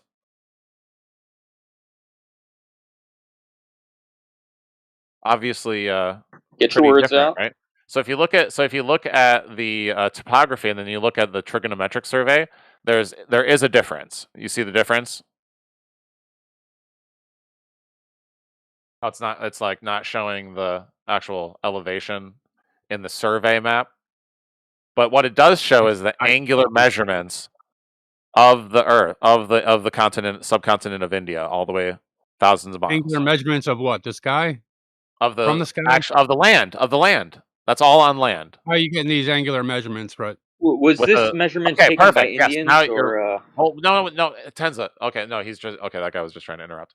No, okay, that's exactly the right question. So they used 1,000-pound theodolites, and then a mirror on the other side, and then they took all those measurements, front to back, back to front, for like a month at a time, so that way they had all the possible angles that you can get from the 2 points. Does that make sense? So And let me you're get this believing straight these now. measurements as facts? Hold on. Let me get this straight. They took like what, 1,000 measurements here, or 10,000 measurements of planar, of small planar surfaces, and put them all together, and that Talon, made a the curve. problem is They're that all you're connected. giving too many excuses for these people. Like that, you need more basic, straightforward yes Bro, no we don't questions. need you fucking. Yeah. What the Wait a fuck is minute. this guy's problem, man? He wants to jump back in with like you're saying. How am I giving? I'm not. How is what I'm saying an excuse, Ryzen? Because what you're doing is saying, hey, here is an obvious claim, and they're saying, well, is that true for all of the Earth? You're like, well, no, I'm talking about India. They're like, so not all of the Earth? You're like, well, of course not all of the Earth. Here is a specific No, that's not claim. what I'm saying, Ryzen. Right? No, that's so not what I'm stop saying. That's thinking not what for I'm me, saying man. either. Talent, Just shut the exactly. fuck up, man. It's not what you're saying, Talent. It's what they're Ryzen. using as an excuse. Ryzen, stop. I'm not making excuses, okay? I literally said that that's a two-dimensional map of the survey, of the physical direct measurement of the Earth, of India. Right, Okay, and are all those surveys done planar, dude? Hang on, Spliff. If I could just put a pin on what we're saying, I'm No, gonna try to. fuck Ryzen, man. Just tell him to shut up. Okay. Are all those All right, surveys sorry, done Ryzen. planar? We'll talk more later, Ryzen. We'll talk more later. So, some Spliff. So, yes. So, like, are all the surveys what we're looking done at? on planar? So you can, yeah. So they have a They're all done on baseline. flat spots, right? Those are not all. No, you're looking at the angle between the planes. They have to be all done on flat spots, man. No, they're on mountains treated as and flat fucking anyway. towers. They try to get up high. Treated They're as all flat. high. Sorry, they're all treated as flat. Every measurement there is a locally treated as flat measurement that you have. That's a great claim, and we can actually agree on that. That's something that's perfectly fine within my paradigm. Those are So a yes, bunch we of want flat planar. spots Yes, make up a fucking curve, right? so you can't measure. Like you need to put a flat line on a curve in order to measure it. You And know how that? do you do that? You just fucking By imagine putting a it flat as a space line. So in somewhere, order right? to measure a curve, we have to put flat lines on them, and then we have to convert. So you need to establish a baseline first to tell me what's Right. flat, right? Right. And Right. so you can cite the baseline in India where they have that written down, and it's a 500 What foot year long was this chain. done in? It's like 5,000 feet long or something. It's some crazy long What chain. I year don't was know. this done? I can't You're remember saying it's the changed. 500, 5,000, 5 miles. I don't remember how long the chain is, but it's perfectly flat, level chain for Really? 500 feet. Let's call it 500 feet because that sounds the most realistic. Hold on, I'm gonna have to look this up, man. Yeah, that's definitely in the trig survey, the baseline. Let's see if I can just like read it real fast because I've read it quite a few times.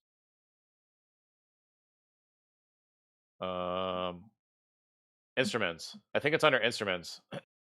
The initial baseline was measured with great care since the accuracy of the subsequent survey was critically dependent upon it. Various corrections were applied, principally temperature. An especially accurate folding chain was used, laid on horizontal tables, all shaded from the sun and with constant tension. The early surveys made use of large and bulky theodolites made by William Carey, a zenith sector made by Jesse Ramsden, and 100-foot chains. Later survey used more compact theodolites. George Everest personally supervised the construction of these instruments.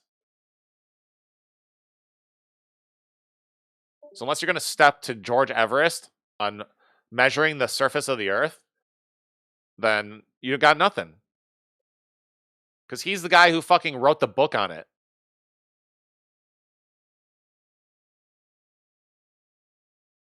That's why the mountain's named after him. Whatever, man. Like, it's still a bunch of topography here, like, and you're gonna tell me Right, that because we're they've shown measuring curve surface of you the Earth. compared the fucking topographical to the trigonometric or whatever. Yeah, so like so it's actually kind of cool that I'm glad you brought up topography because you can see how And what's the error of margin in their measurement, bro? And how much of a distance were they measuring? which the trig survey. Like, what's the error margin even on their theodolites? And what's the That's error what I'm pretty. margin That's on yeah. their That's measurement? definitely where we get All in. right, It was Spliff, one what's the arc margin second. of error that you Well, dispute? 1 arc second. It So was that takes one care of arc your second. curvature, right? Yeah, 1 arc second. I credit 20 kp. 20K is the one who helped us put together all this information on the instrumentation and the numbers of like room from error. This is all stuff me and 20K like spent many minutes dealing with. So I actually can answer those questions pretty quickly. I'm not just making Great, these but up. like your We took a error long of time. margin accounts for curvature already, bro. Like, fuck, man. So the Like, it's accounting, in the well, that's kind of tolerance. the tricky part. So like Curvature's you in can the account. tolerance, bro. So Spliff, if you want to account for flat, go right ahead. I don't know how, and I'm not going to get into Well, it. no, But you I'm just can't. You saying can take. you're. This is where we get into the modeling of the actual No, this is measurements. where you get into calculations and thinking that you Right. know what's what, Yeah. right? You have to actually do that. Yeah, you actually have to, because if you take a 180-degree horizontal line and you apply it to the trigonometric survey, it just shoots off into fucking oblivion. Yeah, I like water, brother. It's real simple, man. Well, I mean, that's Just really show me simple if some you want to curved like, water. but what I can. Go, What do you mean? dude, Water go is turn like your sink water. on, turn it off, leave it on a little drip. After a minute or two, it'll form a little drop, and then you'll see it in a curve. What are we talking about right now, If you bro? want to Actually, be an water does Come on, form asshole, homie. forming. Like a snowball. Do I have to get a snowball out or something? high IQ coming out That, now. that's ice. That was a joke. That was a joke, Tenza, you fucking idiot. God, I got him. You guys It's see me get ice, Tenza bro. there? It's not the I got same Tenza. thing, I triggered Colin. Tenza. Tenza's triggered. He's so mad right now. Oh my How god, much? guys. Tenza's triggered, guys. He's Okay, fucking I'm freaking the triggered. fuck out. Look at him crashing out. You're the one that's clearly triggered, dog. Oh my god, guys. Tenza's like Who's so I annoying. got behind you the replying in flat Earth chat, conspiracy? He's got fucking me like so raging the fuck he's out, bro. freaking out, Come on. man. He's Who's so It's behind the freaked out. flat funny, Earth Alan. conspiracy? I've been looking up. Talon, Looking for. Shut you're up for a second, submitting. man. Yeah. Can we talk, dude? Who gives a fuck about your fucking bullshit little argument you're having here, man? You should just mute Tenza. He's a Don't goober. mute me. I'm a flat earther, man. These are my boys. Yeah, so like I was saying, I've been looking for experiments to show me the curvature of water for a while now. And every time I find one, dude, the error margin is always fucking enough to fucking account for the curvature, man. Even in tow tanks and fucking theodolites, everything, man. The error margin accounts for the curvature, man. It's crazy. The error margin Don't we accounts for the measure on a curvature. flat surface anyway? So what is this argument Sorry, even the margin of about? error. What does that mean? Accounts for curvature, though. The amount of curvature that is in that distance that you're measuring can be accounted for in the margin of error that measurement has. Okay, is that a bad thing or a good thing? Well, how can you tell it's curved if the margin of error accounts for the curvature? Let's see. Well, okay, so that sounds like a claim that I have to go over now. So can I get some?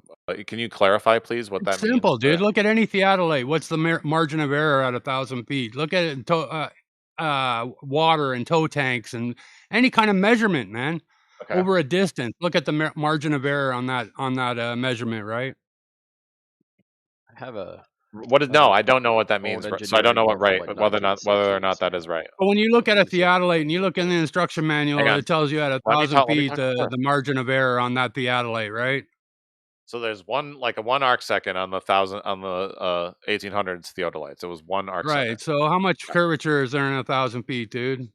1,000 feet of curvature is like a tiny amount, like teensy Right. tiny. Probably less than 1 arc second, right? So like 100 feet when they're measuring from like 30 to 50 miles, that like just rubs right out, no problem. What? So like you understand that these measurements are tens of miles. So 100 All right. feet. So then the margin of error is way big, then, right? No, the margin of error is only 100 feet, just like you said. Over 1,000 feet, dude. No, if you're talking 10 miles, then the margin of error increases, Talon. So wait a minute, what do you mean 1,000 feet? At 1,000 feet, the margin of error is 1 arc second, man. Where did you get that? If you're measuring 1,000 feet, the margin of error is 1 arc second, right? Well, it's just like okay, so when you measure further than 1,000 feet, the margin of error increases, brother. Okay, so now you're just losing me. I'm not tracking. So you're throwing a lot of numbers at me, so we got to try to like reconcile with what you're saying. I'm not trying You to can't break it down as you're spurging out. So I don't know why he's still talking, but so Spliff, go over the arc second thing again. You're giving me like amounts and stuff, but again, these are 50-mile measurements. They're 50 miles. Well, so the margin for error over 50 miles increases, Talon, right? No, like it's not just that's 1 arc second. you. Yeah, it does. It does, of course. And what theodolite fucking sees 50 miles, man? The great theodolites do. Can you show me that one? Yes, and show me the margin of error on 50 miles. That's the whole point of the Great Trig Survey, Spliff. Is they picked 30 to 50 there's miles. There's a theodolite that shows that shoots 50 miles accurately up to 1 arc second. Please cite that. It's 1,000. They're 1,000 pounds, dude. You want to see a picture of them? No, I want to see the documentation that says that this thing can shoot 50 miles with 1 arc second of margin of error. Yes, that's the great theodolite. That you have to look in the. What's an arc second? What do you mean? What's an arc second? Well, that's a good question. I'm asking you what an arc second is. I have no idea. An arc second makes up. Oh, sorry. Yeah, it's a little spot on the surface of the Earth, bro. Like fuck, man. Well, it's represented by a little piece of like Earth, it's a measurement. So Spliff, what is an arc second? That's fine. Like you don't know what the fuck you're talking about. That's fine. Don't use scientific knowledge and evidence to support your anti-scientific bullshit. That's true. That's not even a measure. It's not even a measure of feet. Arc seconds. It's an angular measurement. Okay, I get it, right? But whatever. Like they use it in unit of time. I don't know if it's a unit of time. I guess. I see. 1 arc second is 1/3600th of a degree. Yeah, it's so that's important because of the circle, great right? theodolite. They had to use because they had to use a microscope for the great theodolite, so that way they could get it down to 1 arc second. Because they had to go down to like the teensiest amount. They had to go to 3,600ths of a degree to measure the angle of the curvature of the Earth. And that's bad, right, Spliff? Like, you don't know what the measurement of time you're using is while disproving have I the might get them scientific knowledge. confused, That's a brother, bad but I thing, do right? understand Okay, it. Like Ryzen, that's Ryzen, embarrassing please, for you Ryzen, to be so stop, stupid Ryzen, with that. stop, It is a stop, little. Ryzen, please, please, don't, Ryzen. You're fucking me up. You're fucking up the plan. Okay, so now that we're nice and we're right, comfortable with what arc second errors are, how much is of an arc second there is on the theodolites. It's the width of a human hair seen from 10, 30 feet away. So that's how accurate those triangles are on the Great Trig Survey, Spliff. You understand how accurate those are now?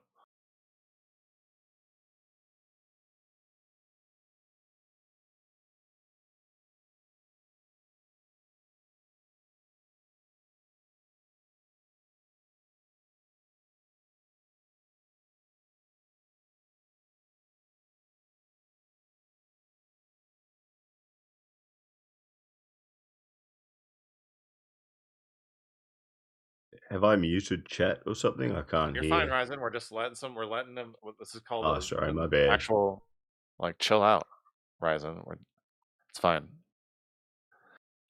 Yeah, So see, you had so to everything look I'm up reading what here, one man, arc second was. You didn't theodolites are know. capped. Theodolites are capped at 3 to 5 kilometers, man. That's a modern theodolite. These great theodolites were Atmospheric and 1,000-pound monsters that were meant. physical limitations over 50 miles, man. Like it doesn't work, dude. That's why they stopped at 50 miles. They went from 30 to 50. It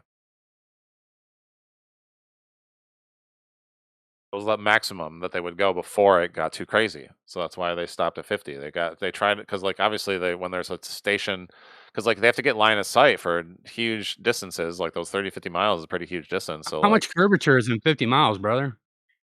not much. Hey Google, how much Earth curve is in 50 miles? Facebook.com. They say 1,667 feet or curvature at 50 miles. Kevin Tillery, the mathematical definition of Google, curvature stop. is one radius. The radius Hey, of the hey Earth Google, is stop. He Stop. won't tell you. Okay, anyway. It's crazy, Talon. You've like explained their position to them, and they still don't accept or understand what you're saying. Bryson. Go, Bryson. You know what? I know what I'm saying is true, right? Like I have looked into this. I haven't looked into this specific thing, but I mean, fuck it. Go ahead. What am I saying that's wrong? Ryzen, what's your globe proof, man? I want to hear why you think the Earth is a globe. My proof of the Earth being a globe is like ongoing scientific data. Like I don't have any evidence. Like, what's your favorite piece of data that is globe proof? The orbit of the sun. What's your best evidence against it? So, I mean, whether or not the Earth's the center of the universe or not, or whether or not Oh, the sun. no, I didn't say that. My best evidence whether or not of the Earth is why? How do you know that? How do we know that the Earth is orbiting around the sun and not the other way around? I don't have that evidence. What I do have is evidence of us orbiting the sun, and I don't have evidence of anything outside of our galaxy. so Right? what's your evidence that we orbit the sun? Just the basic evidence of like our orbit of the sun. So you read a book and therefore we orbit the sun. No, I've read the books, I've seen the videos, I've seen evidence and scientific I always evidence. forget how. But how did? But tell us how, Ryzen. I can never remember how we know that the Earth does that. I guess like seasons. So we got seasons is just the axial tilt of the Earth away from the sun, and so that was Why do we have axial tilt? equator. So like the thing Why is, do I we have know. axial So I tilt? see. I only talk about things I know about. Like I have no idea Well, how. that's fair, the and Earth that's a good orbits position to around the have. sun. Why do we have axial tilt? No, let's get back to your argument, dude. You're not getting off it, man. Yeah, exactly. How We're do you trying to know figure out. the sun orbits the Earth? The sun doesn't orbit the Earth. The Earth orbits the sun. How do you know? I don't. Okay, thank you. That's what we want to find out. That's what you gotta, if you're gonna, so that's what I mean, Ryzen. So like, you're talking meta when you don't even have your shit together. I have my shit together because I've actually taken the time to read and understand what evidence I want to bring forward to prove that the Earth is a globe. Because if I just say like the Earth rotates around the sun and like I don't know how to fucking explain that, I'm gonna sound like a Bro, fucking you idiot can't 'cause I don't know talk. what I'm talking about. Stop plugging yourself so. I want Okay. to. I like it. You don't even know. You don't even realize that east and west are circles. You can't even understand that concept. T-Dub, Everything's a I circle can't on the hear Earth. other people. North and south is a circle. So, Talon, what's your evidence that the Earth orbits the sun? I just they just told me that the Earth orbits the sun. The sun's the center of the solar system. I learned it in school. Okay, so that's worse We all than my learned it, position, Ryzen. right? Well, yeah, but that's what they We're told all in me. the same boat, I boo. haven't looked. We're I all have to taught the look it same up. shit. Oh shit, Talon, are you a No, flat earther? Ryzen, don't you understand? Like, I want you to tell me because I don't want to have to sit here and fucking look it up myself. I'd rather hear it from you. That's fine, but are you a flat earther? No. You're changing the subject again, Ryzen. Why But can't you also, stay on yes, topic? I think the apologize. Earth can be level. No, Yeah, there's that's lots. fair. There's lots of flat parts of Earth. This Earth is flat all good. over the place. This is fair. I misunderstood Talon's position, so I apologize. I was supporting his position, thinking he was a. This has nothing to do with Talon's position, Ryan. dude. This is your claim that the Yeah, Earth orbits okay, the no sun. problem. Please So prove it. let me now Prove that explain the Earth my orbits position. the I'm Globe sun. Jesus. Let me now explain my Ryzen. position. No, Ryzen, you need to stop.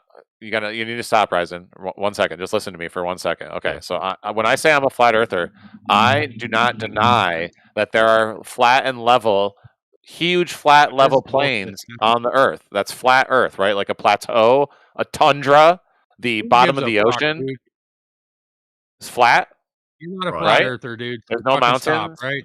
for thousands of miles. Yeah, Talon, can you just give it a breather? So can I explain what I think a flat earther is? No, how about you explain how the fucking Earth orbits around the sun, dude? Sure. Okay. So my position is that any object with mass that we cannot even comprehend, the increase in mass is based on a gravitational pull. So the more mass an object has, the more pull, which we call gravity, will have on any object around it. So as that mass increases, the gravitational pull will increase. So any object that is within the force or nature of what can be pulled towards it will increase. So any object as large and mass dense as the sun will continue to have a greater and greater pull on any object around it, such as the Earth, Mercury, Venus, Mars, etc. That's why we have objects orbiting the sun. And you oppose that because of, well, reasons. What are your reasons? Can you prove that mass attracts mass? Yeah. Yes, I fucked your mum, and she's fat. It's a good point.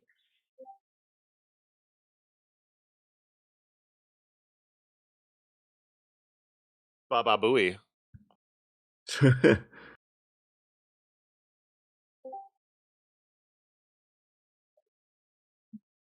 Is that it? There's nothing, nothing else, or what else can I say? Let's wrap it up. No, that's actually really good, Ryzen. I totally remember now that it is the fucking gravity and shit, and like the mass of the sun. Well, Talon, fuck me. Explain your position then. I totally forgot about that, but now I remember. This is your life. This is your position. Where in nature What's your does mass position? attract mass? Can you guys tell me? Anywhere in nature where mass attracts mass? Yeah, everything falls towards the Earth. Yeah. That's because it's the most. Oh, that's a. The greater a mass of an object, the more it increases. Gotcha, bitch. You're begging the question now, right? Yeah, but no, that's not it, man. Why does mass attract mass? You guys answered incorrectly. No, mass doesn't attract mass.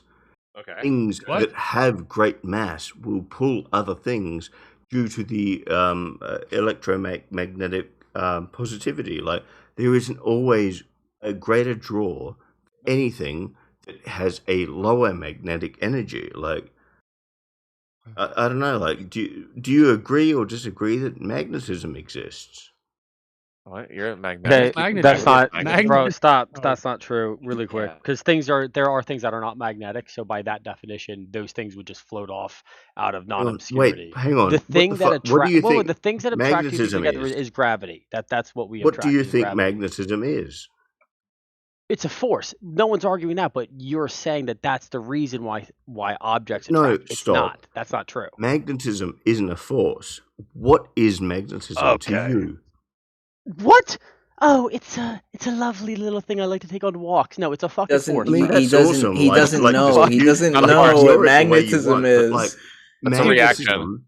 Okay. Magnetism is Magnetism. the electromagnetic. Oh, if you want an actual definition of it, yes, it's the movement of electricity, specifically electrons, in some type of field. You just when Googled that it. Come happens, on. I'm not googling it. Oh my god, I'm gonna punch you in the throat, kid. Listen, one of them. it is It's one of the four fundamental movement forces, of by the way. an electron through some type of field, and it generates a reaction. That reaction Right. we call electricity. Okay, that is a high So school. if you have an increased Magnetism is amount electricity. of mass that has those electrons, negative electrons, would that? Hey, I'm only going to say this once to each person. No threats. Okay, of physical violence, no matter how funny. You understand? It's that simple, or you don't get to be here. All right, I'm going to unmute you guys now.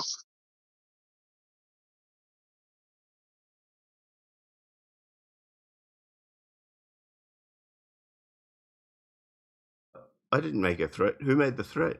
Yeah, I didn't hear anybody. I just called him retarded. No, he Just threatened. move on. He threatened Just to. move on. Just don't make any It threats in doesn't the matter. future, and you'll be It's all fine, right? No problem. If you have an object that has an increasing Oh, mass level. attracting mass in nature, bro. Where? Sorry? Where can I observe this? Other than begging the question of things falling to the ground. If you have a mass of objects that have an increasing level of Listen, man, like you've already explained this 3 fucking times, negativity, dude. an Give me an example. increasing level of negativity, that object will slowly increase its pull. That's what is considered gravity. That's what Just show it to me, man. Earth. You It dumb. should be easy to Okay. show. It should be easy to show, right? Earth. Do you have a phone next to you? Do you have like a cell phone? Yep. Drop it. Hold it out and drop it. And what does it Oh, go up or wow. does it go down? It had the same impact as most things because the Earth has a greater pull than my body because it has a much greater mass. What was your point? Sorry, dickhead?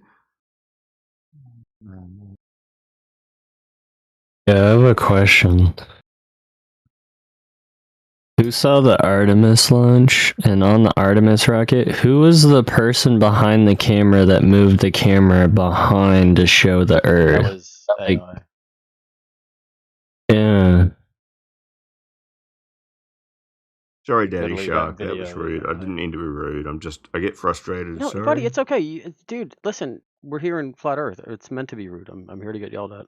You're a bigger man. So fair. For that, yeah.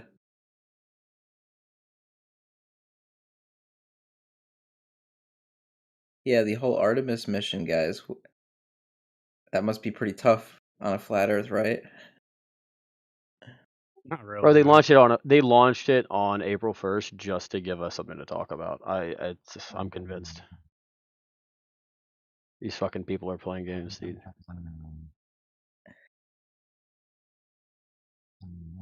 They actually launched so that they wouldn't kill the fucking astronauts on the rocket. That's like, let's just be clear as to the day that they went is because it was the perfect weather to not die. Nah, bro. They went on the week that they went because it was Passion Week, dude. That's why. It's still, dude.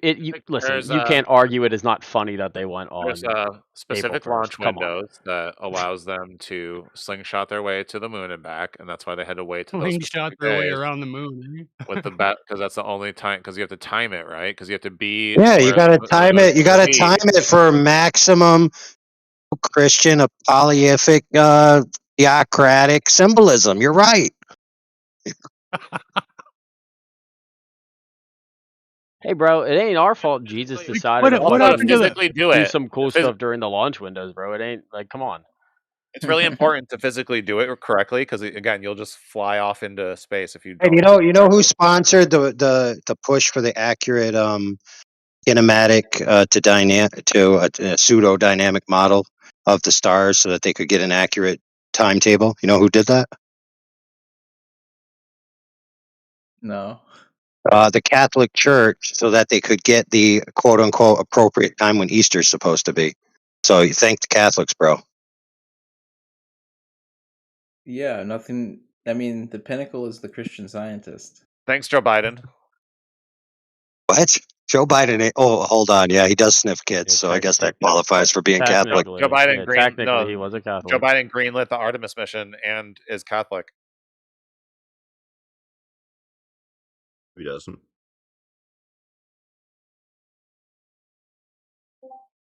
I find it a little strange that in 1971 we got dune buggies and we're playing golf and we got home movies and like hours of footage, man, fucking on the moon. And then we come to 2026 here and we get snapshots. Well, hold on, but we also have another white guy that went out there and said I'm insignificant. When I look back at the Earth, I just know that I'm so insignificant. I'm just insignificant.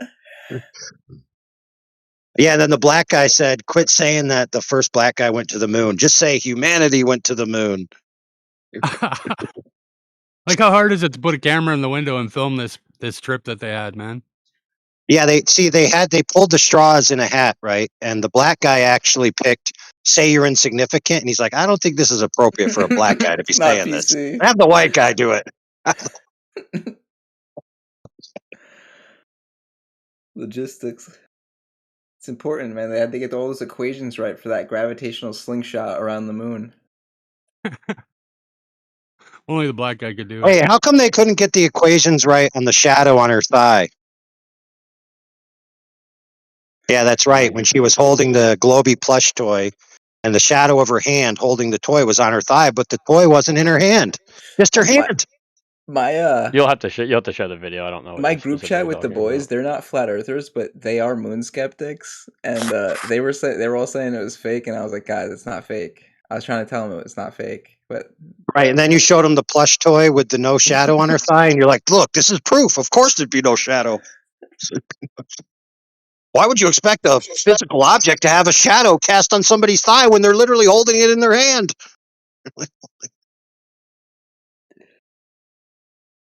yeah, I mean, there's always things to look for. Humans are just too good at finding patterns and things that are not there. Yeah, the other one was the plush toy when they left had I think it was 5 stars and half a star at the brim, and then when she was holding it, it only had 5 stars. There was no half star. It was gone. And then they pointed out the shadow, and I was like, "Dang, no shadow! How can you hold something in your hand? Like it's in your hand. You move your hand to Can where you your show hand the is picture casting of the it, though? shadow on your thigh, but not the object." I want to Dude, enjoy people this want to with you. I use just this don't one. know. Like, even if this what you're one comes talking out to be fake, right? Let's say they came out that Artemis was fake. I still would believe in the original moon landing. Well, that's fine. That's the beauty of a gray op. Is there's so much FUD that you can believe whatever you want. Whatever. I mean, I don't think. Now, like, listen, FUD is a real term. If you didn't know, it's fear, uncertainty, and doubt. It's a whole tactic. Oh, That's okay. why they intentionally, CGI a plush. So that's why they intentionally take a real plush toy in one shot, then in the next shot they have her not hold it and they put CGI, so that you could be like, wait a minute, real, fake, fake, real. I don't know what to believe. So then you just choose what to That's believe. a good point. They're like psychologically conditioning you. Yeah, they're gaslighting everybody. Yeah. Separate and divide. Yeah, so half the camp. So think about it. I There's noticed there's they a did Facebook. that. They actually did that with the launch when they were Yeah. talking about it as if you were seeing it in real time when it was CGI, dude, and it was pissing me off. It's actually very Yeah, and then- interesting. If you let these guys like talk long enough, by that I mean flat earthers, like they'll go deep into like the psychology and the tactics. But you ask them why, and for whatever reason, they'll say, "Well, I don't know. I don't know why." Ham, we've had about enough of you, bro. How do we know, dude? Yeah, he wasn't getting the You think cues. I we're in guess. on the secret?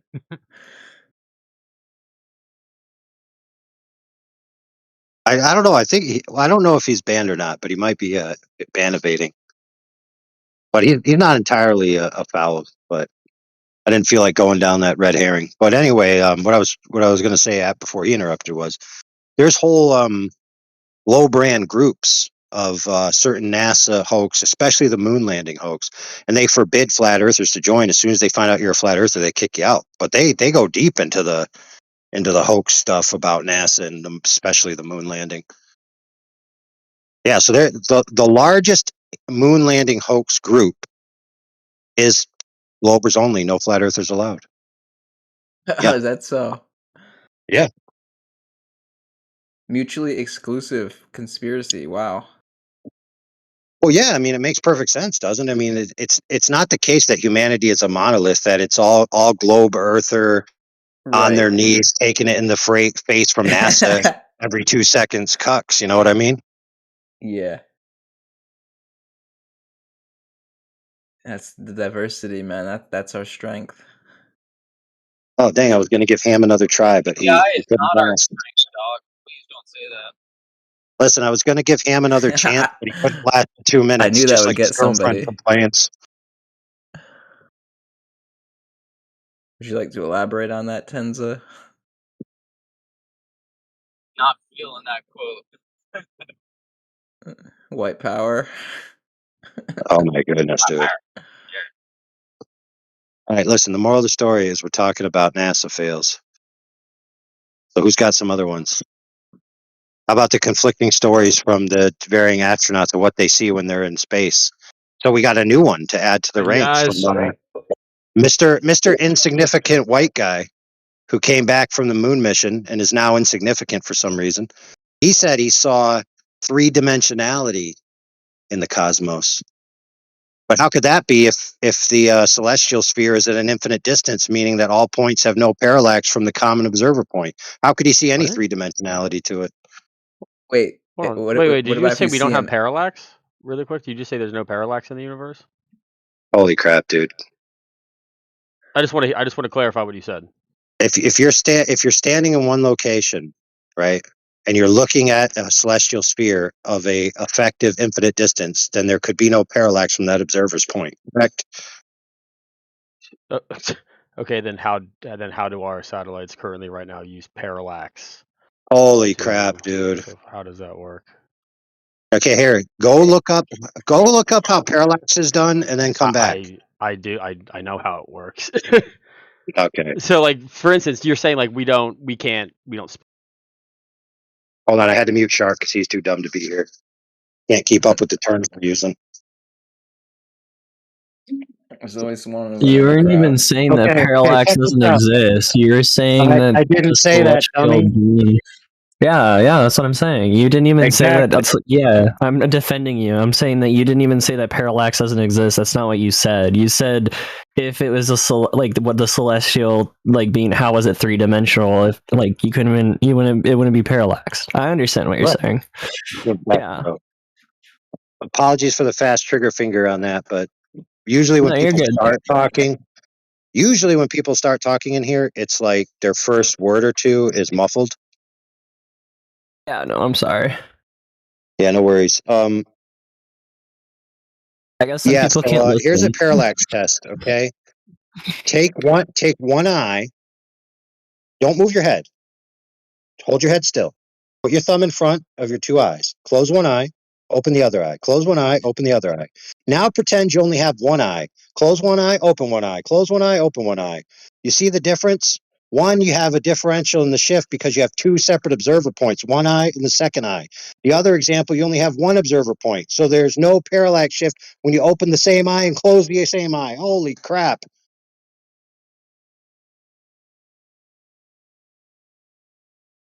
I'm glad somebody got it.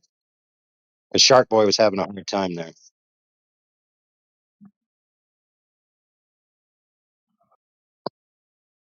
Yeah, so from a single observer point, if all the objects you're looking at are at an infinite distance, functionally, that's going to look like no parallax. Duh.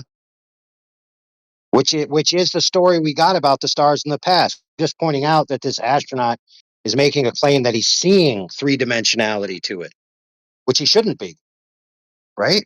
So it's another conflicting story. All right, let's unmute Shark and listen to him adeptly correct me with citations and proofs. Go ahead. Right. I was trying to finish explaining what I was talking about, and then you muted me.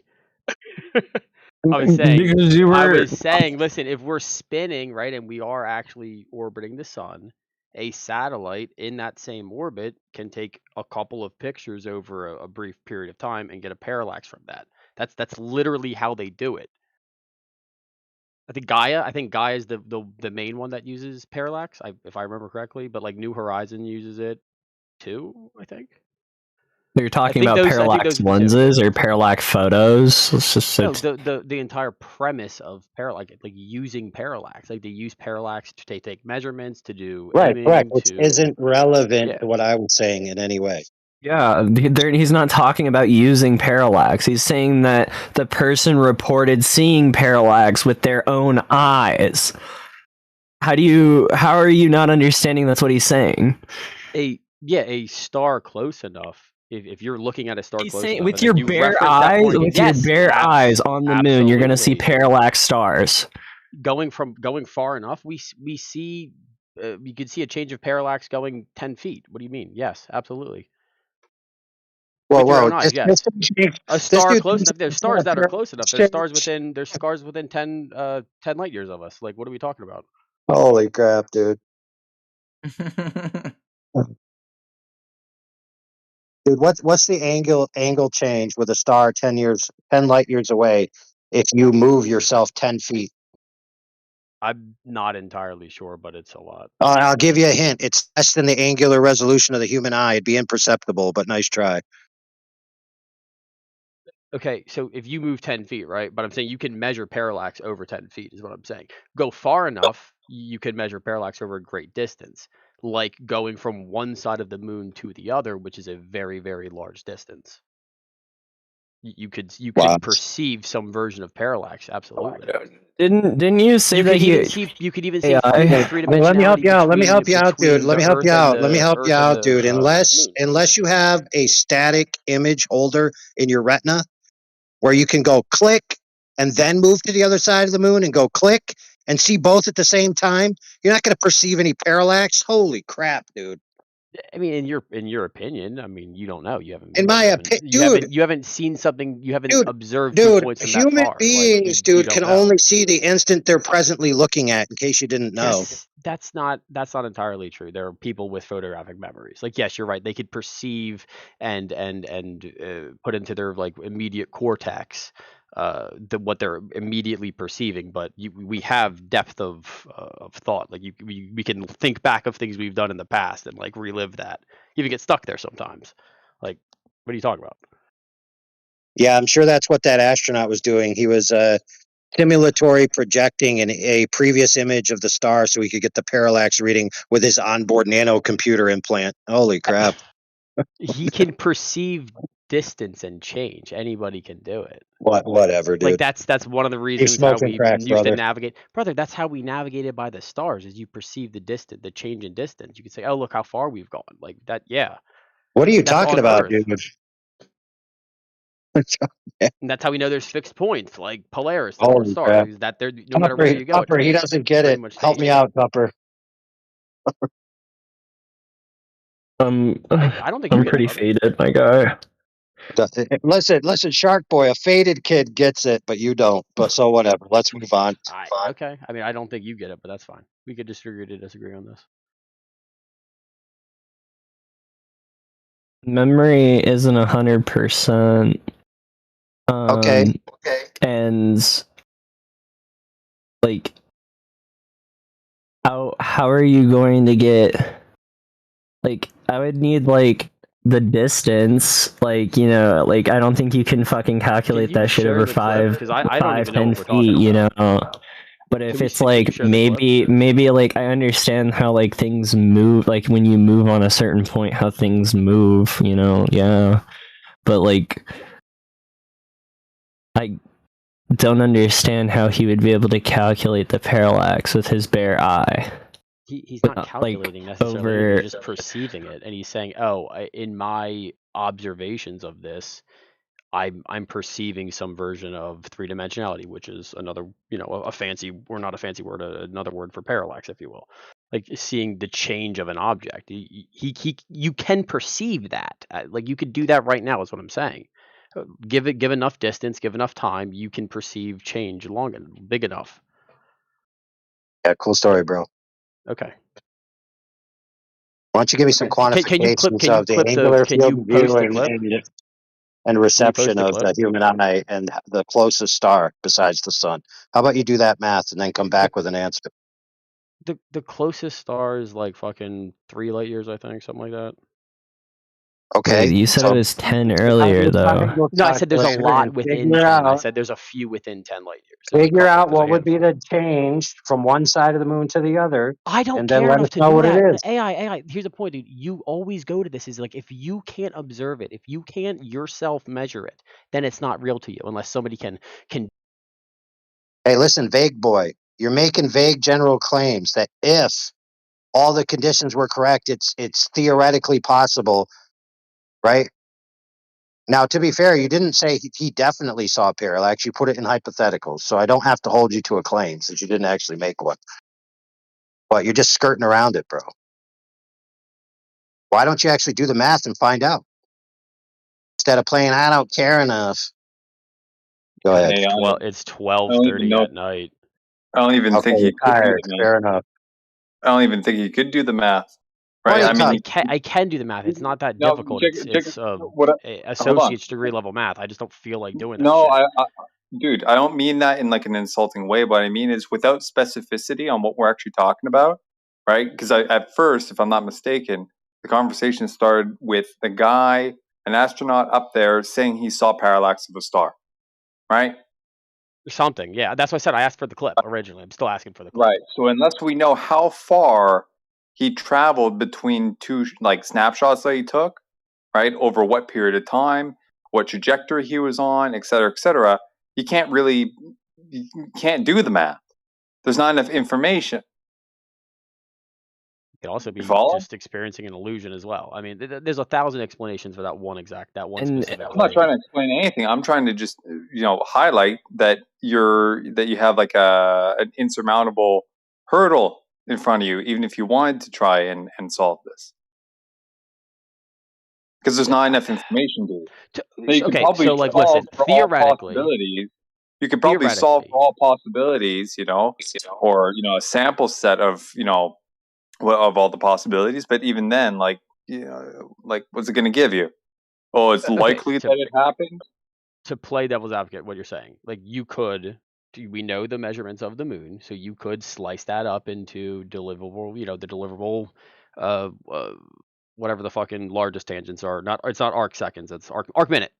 You could break it into the arc minute, and then calculate the speed that it went, and then the distance, based off the telemetry and all that. Yeah, you could do all of that to prove a point of what. Like there's 1,000 reasons to explain what he just said. It could even be an illusion, an optical illusion. What I was getting at, though, what I was getting at, right? If you're going to specify that he was saying that from one side of the moon he took a snapshot, and on the other side of the moon he took another snapshot of the same star, then that's different, right? Because then there's a distance implied in there and all that shit. Then you can work something out. I was under the impression that he was just saying the vague, kind of open-ended statement, I saw parallax. Right? Those are two very different contexts. One in which there is an actual distance. He didn't take a picture, though. There was no picture. I posted an AI synopsis of what he said from the clip, but I couldn't find my clip thing right at the moment. I'll try to find it later, but I'm just saying there's 1,000 things to explain that. I don't know how much I trust NASA either in general, who generally hide information from people. Like they're known for hiding major failures, using faulty materials, not running through proper safety checks. I don't know how much. Back at the start of the Apollo program, sure, when there was, unfortunately, it was like, hey, listen, What do you mean we're at the going to be start of cutting. it? What about the Yeah, Challenger we're gonna program?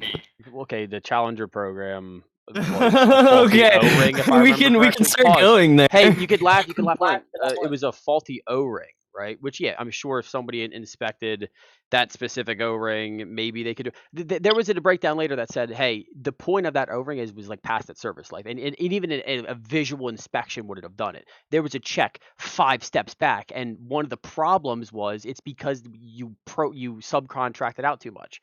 You used to have one company do it, then you had. Yeah, then this is one of the reasons why the program shut down, why the fucking not the astronaut, the goddamn shuttle program shut down, because it got subcontracted out too much, and it got way too expensive. The costs kept inflating, and one of those reasons was a downstream safety check. Absolutely. And I'm going off of memory. I could be a little bit misinterpret, a little bit wrong on some of the details, but that's roughly what happened with the Challenger. Like a lot of the major safety issues happened in the onset of the program, which you're going to have that, and that's why they use military test pilots, because that's kind of what they sign up for. Like, it's one of the most dangerous jobs to have. So yeah, like what you're saying is true, but also not necessarily true so much anymore. There's not major. You mean disasters all the time. dangerous like Gus Grissom testing the capsule when they reverse the way the door swings and put oily rags under his chair and then they burn him to a crisp? You mean kind of like that? Again, not fucking making any excuses for any of that. It happened. It was a bad. And did they cover that up? Absolutely, because again, propaganda victory at the time. Well, yeah. Well, they had to cover up. They had to cover up Gus calling out that the mission wasn't going to work for certain technical reasons. So they had to kill him, Well, yeah, and then they had to pretend like they did it by an accident. Yeah, that's a conspiracy theory. And listen, again, I'm even willing to grant you that. Like, sure, that's something that absolutely could happen and would happen in modern days. We see it all the time. Yeah, or kind of like when they told the other guys, "Hey, you better be quiet, or we're going to kill your moms," and then they killed one of their moms to make good on their promise. Again, allegedly, but all of that doesn't. Hey, bro, there's no one. Listen, let me explain it to you. Let me explain it. This is a national security mission at the time. Top. Yeah. So what's a mom? What's a mom or two? What's a mom or two when national security is at risk? Absolutely. What's a mom or two? 100%. Because holy fuck, no way. I don't think like that. Holy I don't fuck. think like that. We're not empire builders. We're not civilization builders. We don't live on that line. I'm not arguing. We're not arguing the ethics of it. They do that shit. Yes, governments do that shit. Hey, bro, you know what? You know what, dude? What if there's a posthumous post-mortem time capsule release?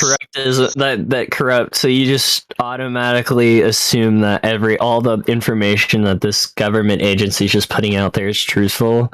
Hey, Tupper. There's enough. Tupper, after the last 2 Apollo astronauts die, don't be surprised if some time capsule is auto-released. Yeah, dude, that's what I'm saying, dude. That's what I'm saying. We'll be back in here eating our words. But until that happens, there's more circumstantial evidence that we went to the moon than we didn't. And when we go to the moon, we take measurements and pictures and stuff. And the whole premise is like. And you bring back petrified wood rocks. I'm not even going to go into that. Like, that's. Have you actually watched the footage? You're just kind of moving the goalposts. It looks like puppetry. It looks like, dude, it's so lame.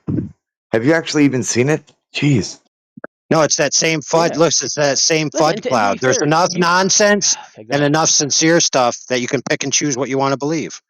Now, my true opinion is that the very first mission, we didn't actually send men there. We just sent the capsule and landed the capsule. And that the entire mission, all the voice recordings, everything, that was done in California. Right? That's why they lost the tapes. Oh, we don't have those tapes anymore. Sorry, don't know what to do. But we have the tapes from every other mission, because that first mission, we needed it as a propaganda victory to make the Soviets stop. Because they were right there with us at the same exact time. Right. And check this out, brother. Check this out. This is my opinion, personally. Check this out. There's another interesting take, kind of in line with what you're saying, which is if you're going to do a moon mission like that, and it's got to be done from a military perspective, you would have like a gray op gambit being a fake mission, but you'd also have like a real mission. So it'd be like, hey, if we can really do this, we're going to do it. If we can't, we got to fake it. So we have to train for both. And then at the last second, even though all along the top guys knew they were never really going to do it, they then say to the astronauts, okay, guys, you're really not going to land on the moon. We got to go through. I know this is going to suck. I know we promised you're going to be the biggest heroes. You landed on the moon, but you're just going to have to fake it. And then they're like, all right, dang it, we're going to have to fake it. Yeah, that first group of guys, yes, absolutely. That's why I don't think fucking what's his name, Armstrong was the first person on the moon.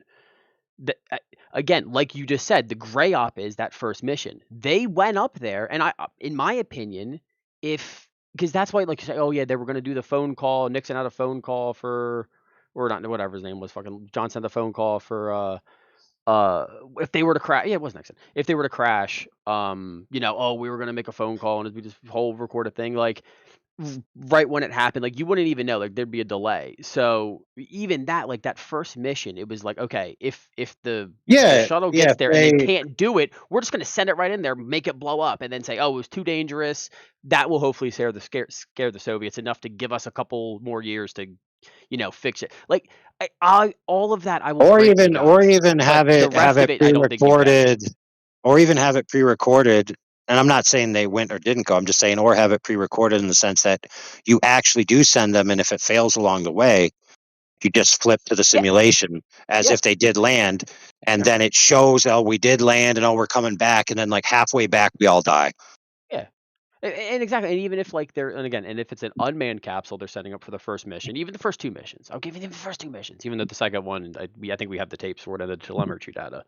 But if God forbid something happens during that, well, astronauts died and they just kill them down here on Earth. You know what I mean? Oh, that's it. Boom, bish, bash, bosh, they're dead.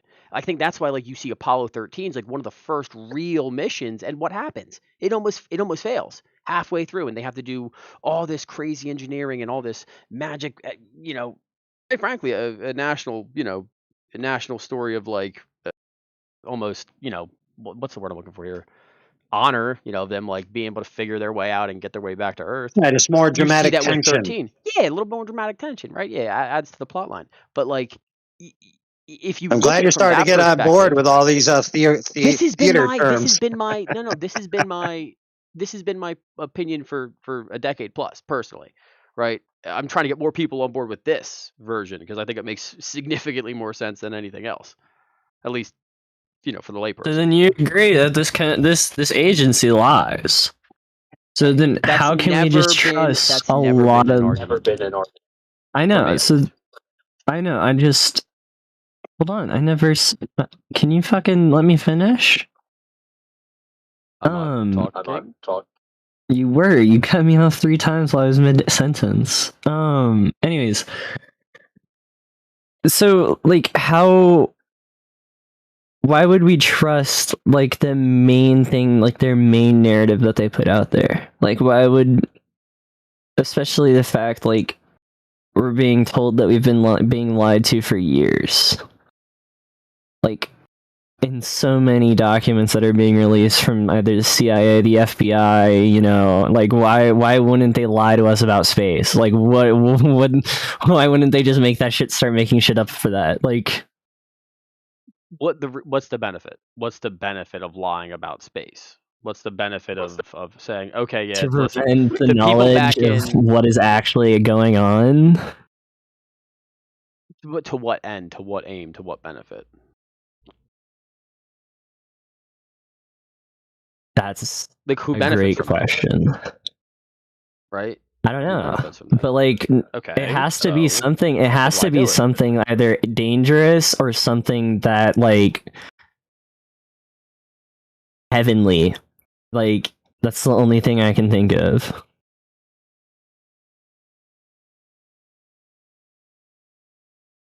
Oh, I mean, okay, like that's a theory, exactly. But that's the point. Is like that's just a theory. There's no. Yeah. I'm not saying that like, this is like this is end all be all. Right. This is what I believe. I'm just saying, like, I don't know how much I trust what NASA puts out there, because you know I don't trust half of what any government from any part of the world puts out there. You should never trust any government ever. That's part of this. But look, what Exactly. AI said is he said this is like a big psyop. Everything's a big psyop. Look, there's real science that goes on in NASA. There's real things. There's also real fake shit to propagandize not just America to make us feel like, oh, look how cool we are, but also the world to say, hey, look how much better we are, or look at our scientific capabilities compared to yours. And every country does that. China does it, Russia does it, the European Union does it. Like every Hey, bro, you want me country to give does you a it. real world example? Go ahead, please. Yeah. So when I was in Iraq, when we were invading in '03, the Iraqi defense minister literally told his men that our armor on our tanks and Bradleys was made of wood. And that way they shouldn't be afraid to just, jump out and shoot at us with their, AKs and heavier weapons, because they would just, go right through our wood armor. Right? They believed it, dude. They stood right out in the open, shot at us with light arms. We're inside our vehicles and we're just hearing tinkly, tinkly, tinkly, tinkly, tinkly, tinkly. And we're just like, wow. Just Next wow, thing you know, bro. a 50 cal opens up and obliterates the problem. Bish bash bosh. Fucking done. So the moral of that story is like these guys were so bankrupt of thought that they thought the United States, they flew across an ocean, they transported an entire warfighting division, and their armor's made of wood because they can't afford actual armor. Like what? What are you thinking? What have you been smoking, bro? Yeah, All right, go. cheers.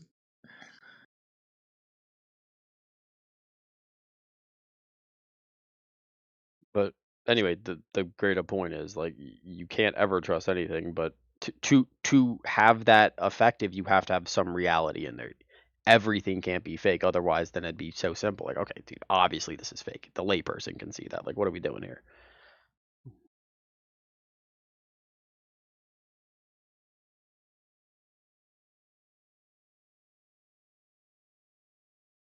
Now, on a side note, for those of you who think wood is very, very weak, they're actually working on transparent wood. Oh, dude, that shit's strong as fuck. It's like 50 times stainless steel or something like that. Yeah, dude. Imagine a wooden armored window for your car. Yeah, dude. Yeah, I saw that shit. Yeah, saw. Isn't it also like bouncy too? Like you can like throw shit at it and it like bounces off.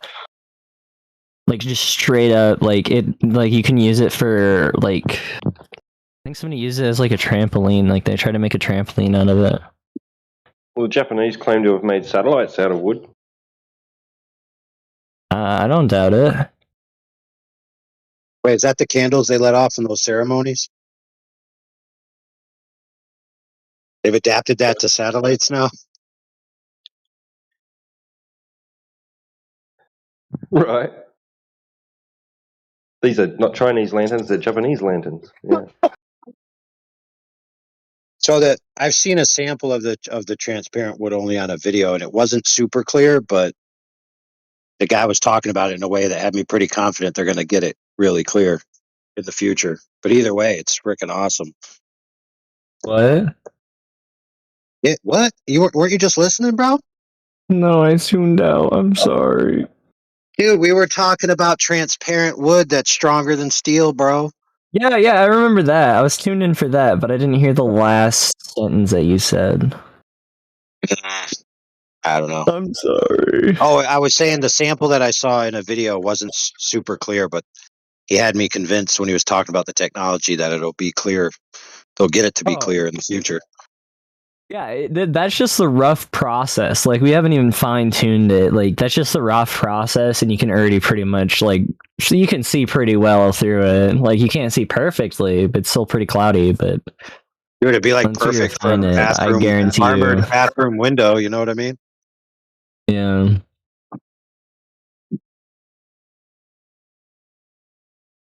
Stain it, make church windows.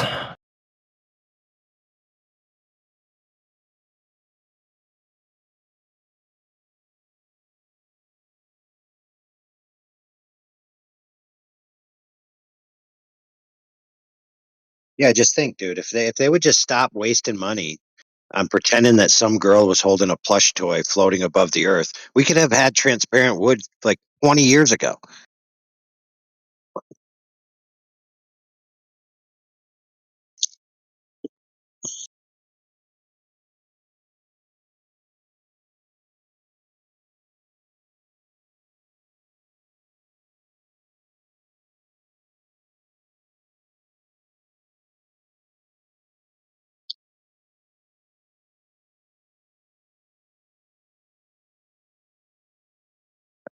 Dang. I guess transparent wood killed the chat. No, that's cool, man. I like that.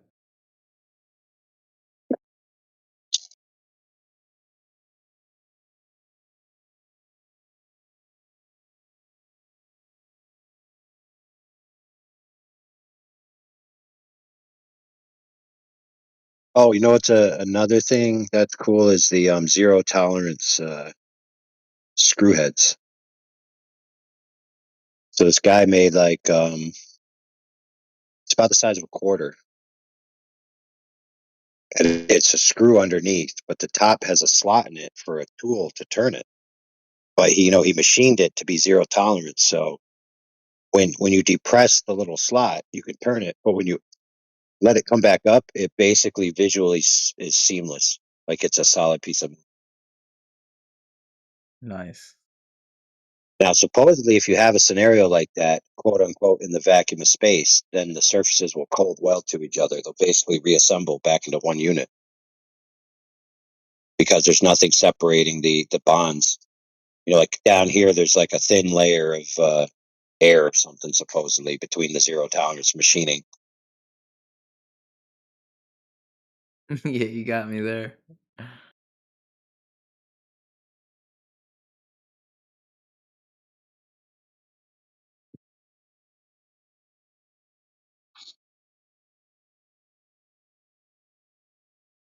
But I have yet to see them prove it on Earth with a vacuum chamber. They should be able to stick zero tolerance machined parts into the NASA fall vacuum chamber that Brian Cox did his horrible attempt to demonstrate two things falling at the same rate, which they didn't actually fall at the same rate. They could use that vacuum chamber and fuse that thing together and prove their claims.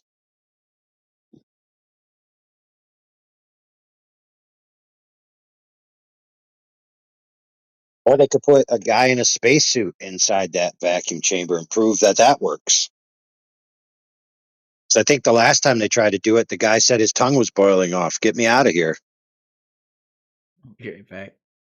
Yeah, dude, they can't even do it like a live test of a spacesuit in a vacuum chamber that's created on Earth, which is nowhere even near the vacuum in space is alleged to be. If they can't even do that, if they can't even show you a live demonstration of a vacuum chamber testing a spacesuit, Yeah, like you why can would you probably believe find that? that on YouTube. Go ahead. You can probably find that on YouTube. Yeah, go ahead, find it. The one that's out there is there's one where they're in the chamber, but they're tethered to the outside world. And the other one is the guy goes in and he starts being in pain and needs to get out because his tongue's boiling off. And then you have guys sticking their arms into vacuum chambers with gloves. And as soon as they press the vacuum, their glove expands and becomes rigid so they can't move their fingers. Yeah, I'm finding plenty of videos on like spacesuit testing and vacuum chambers. Yeah, post one. You can post one. Hold on. Yeah, do it. Space training in a vacuum chamber at NASA Johnson. Hold on.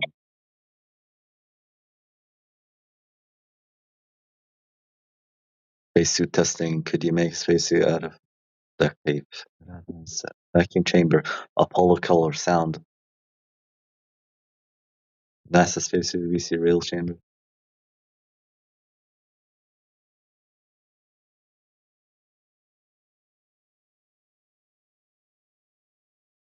Dude, Dude, that first video you posted literally has the people standing in the same chamber as the guy in the suit, dude. Yeah, no, they closed the chamber. Really? Let me double No, check. it's a glass. It's a glass. Okay, hold on. Let Through me the double window. check.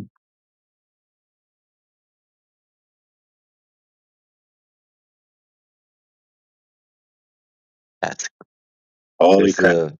there's a glass pane between them. They're not in the same fucking Okay. room. You think? Holy crap, dude! So you think they have glass separating the vacuum chambers that are required to get you down to space vacuum, dude? What?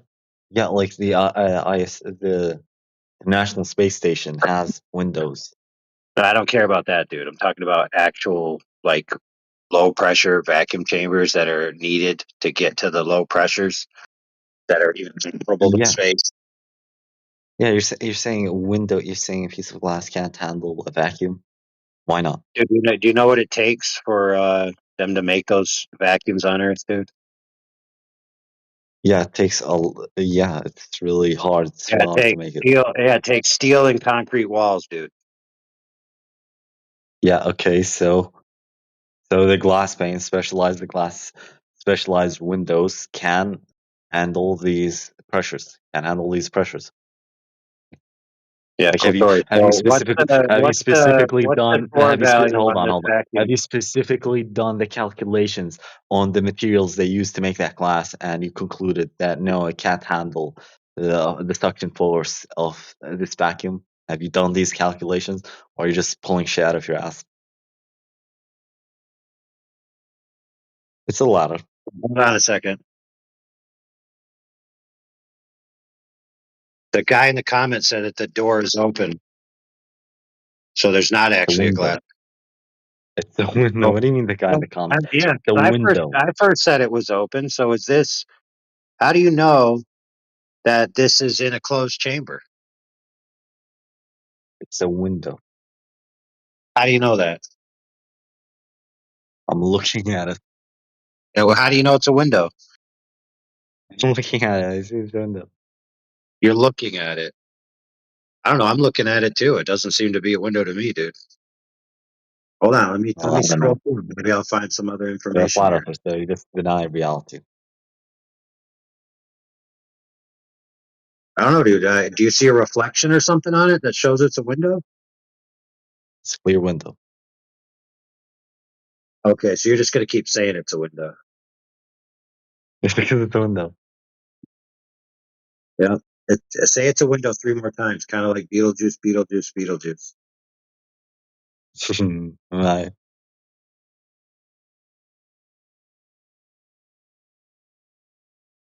So why is this guy saying pan to the left?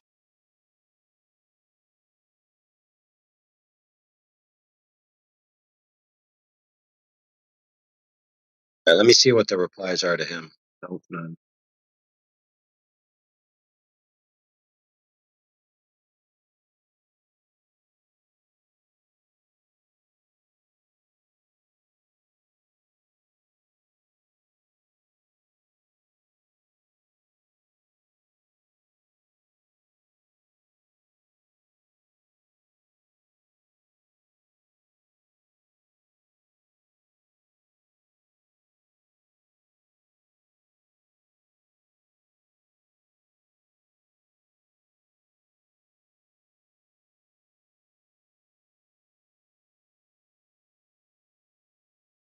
Quite bumping heads. I didn't realize that. Now I can see the white door. Hold on. So what white door are they talking There's about? also this. There's also this one. There's also this video I found. Different video. Different spacesuit. James May steps into a vacuum chamber. James May at the edge of space. Huh. I don't know, dude. I don't see any evidence of a window, but I'm not saying you're wrong, but I just don't see anything, and you haven't been able to point anything out. So Whatever. If you don't believe that, look at the second video I posted, which is a see what different spacesuit being tested in the vacuum chamber, and you can see like water boiling when they turned on the vacuum. It's not the NASA vacuum chamber. It's like a U.S. Air Force vacuum chamber, but it's still like a really strong fucking vacuum.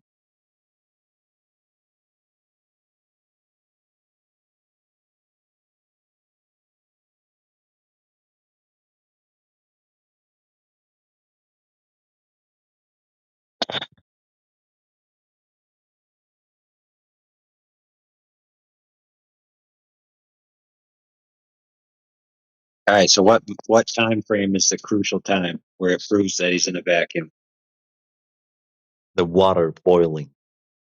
Yeah, but what time frame? Time frame. Yeah.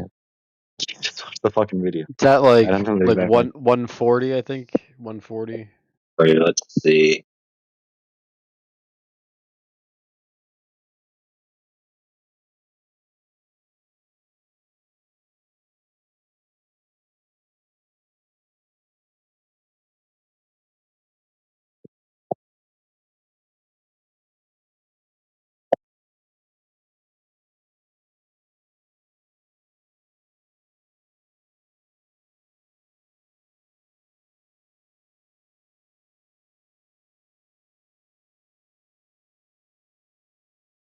It's 110.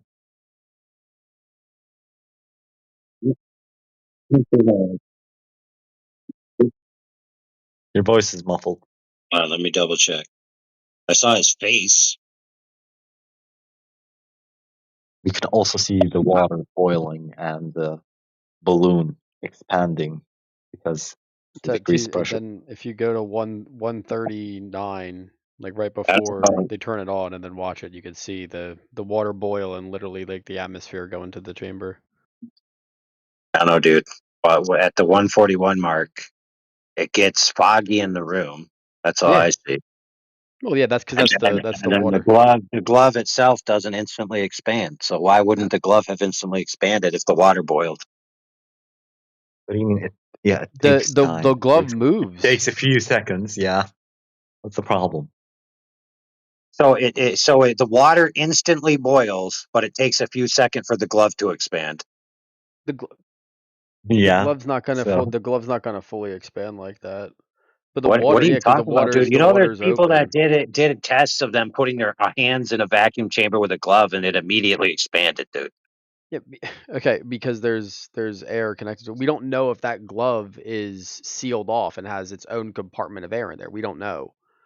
Like that glove is just sitting there. That glove could be in the vacuum itself. No, in one of the We do shots, see the water they though had the pop up. glove expanded, dude.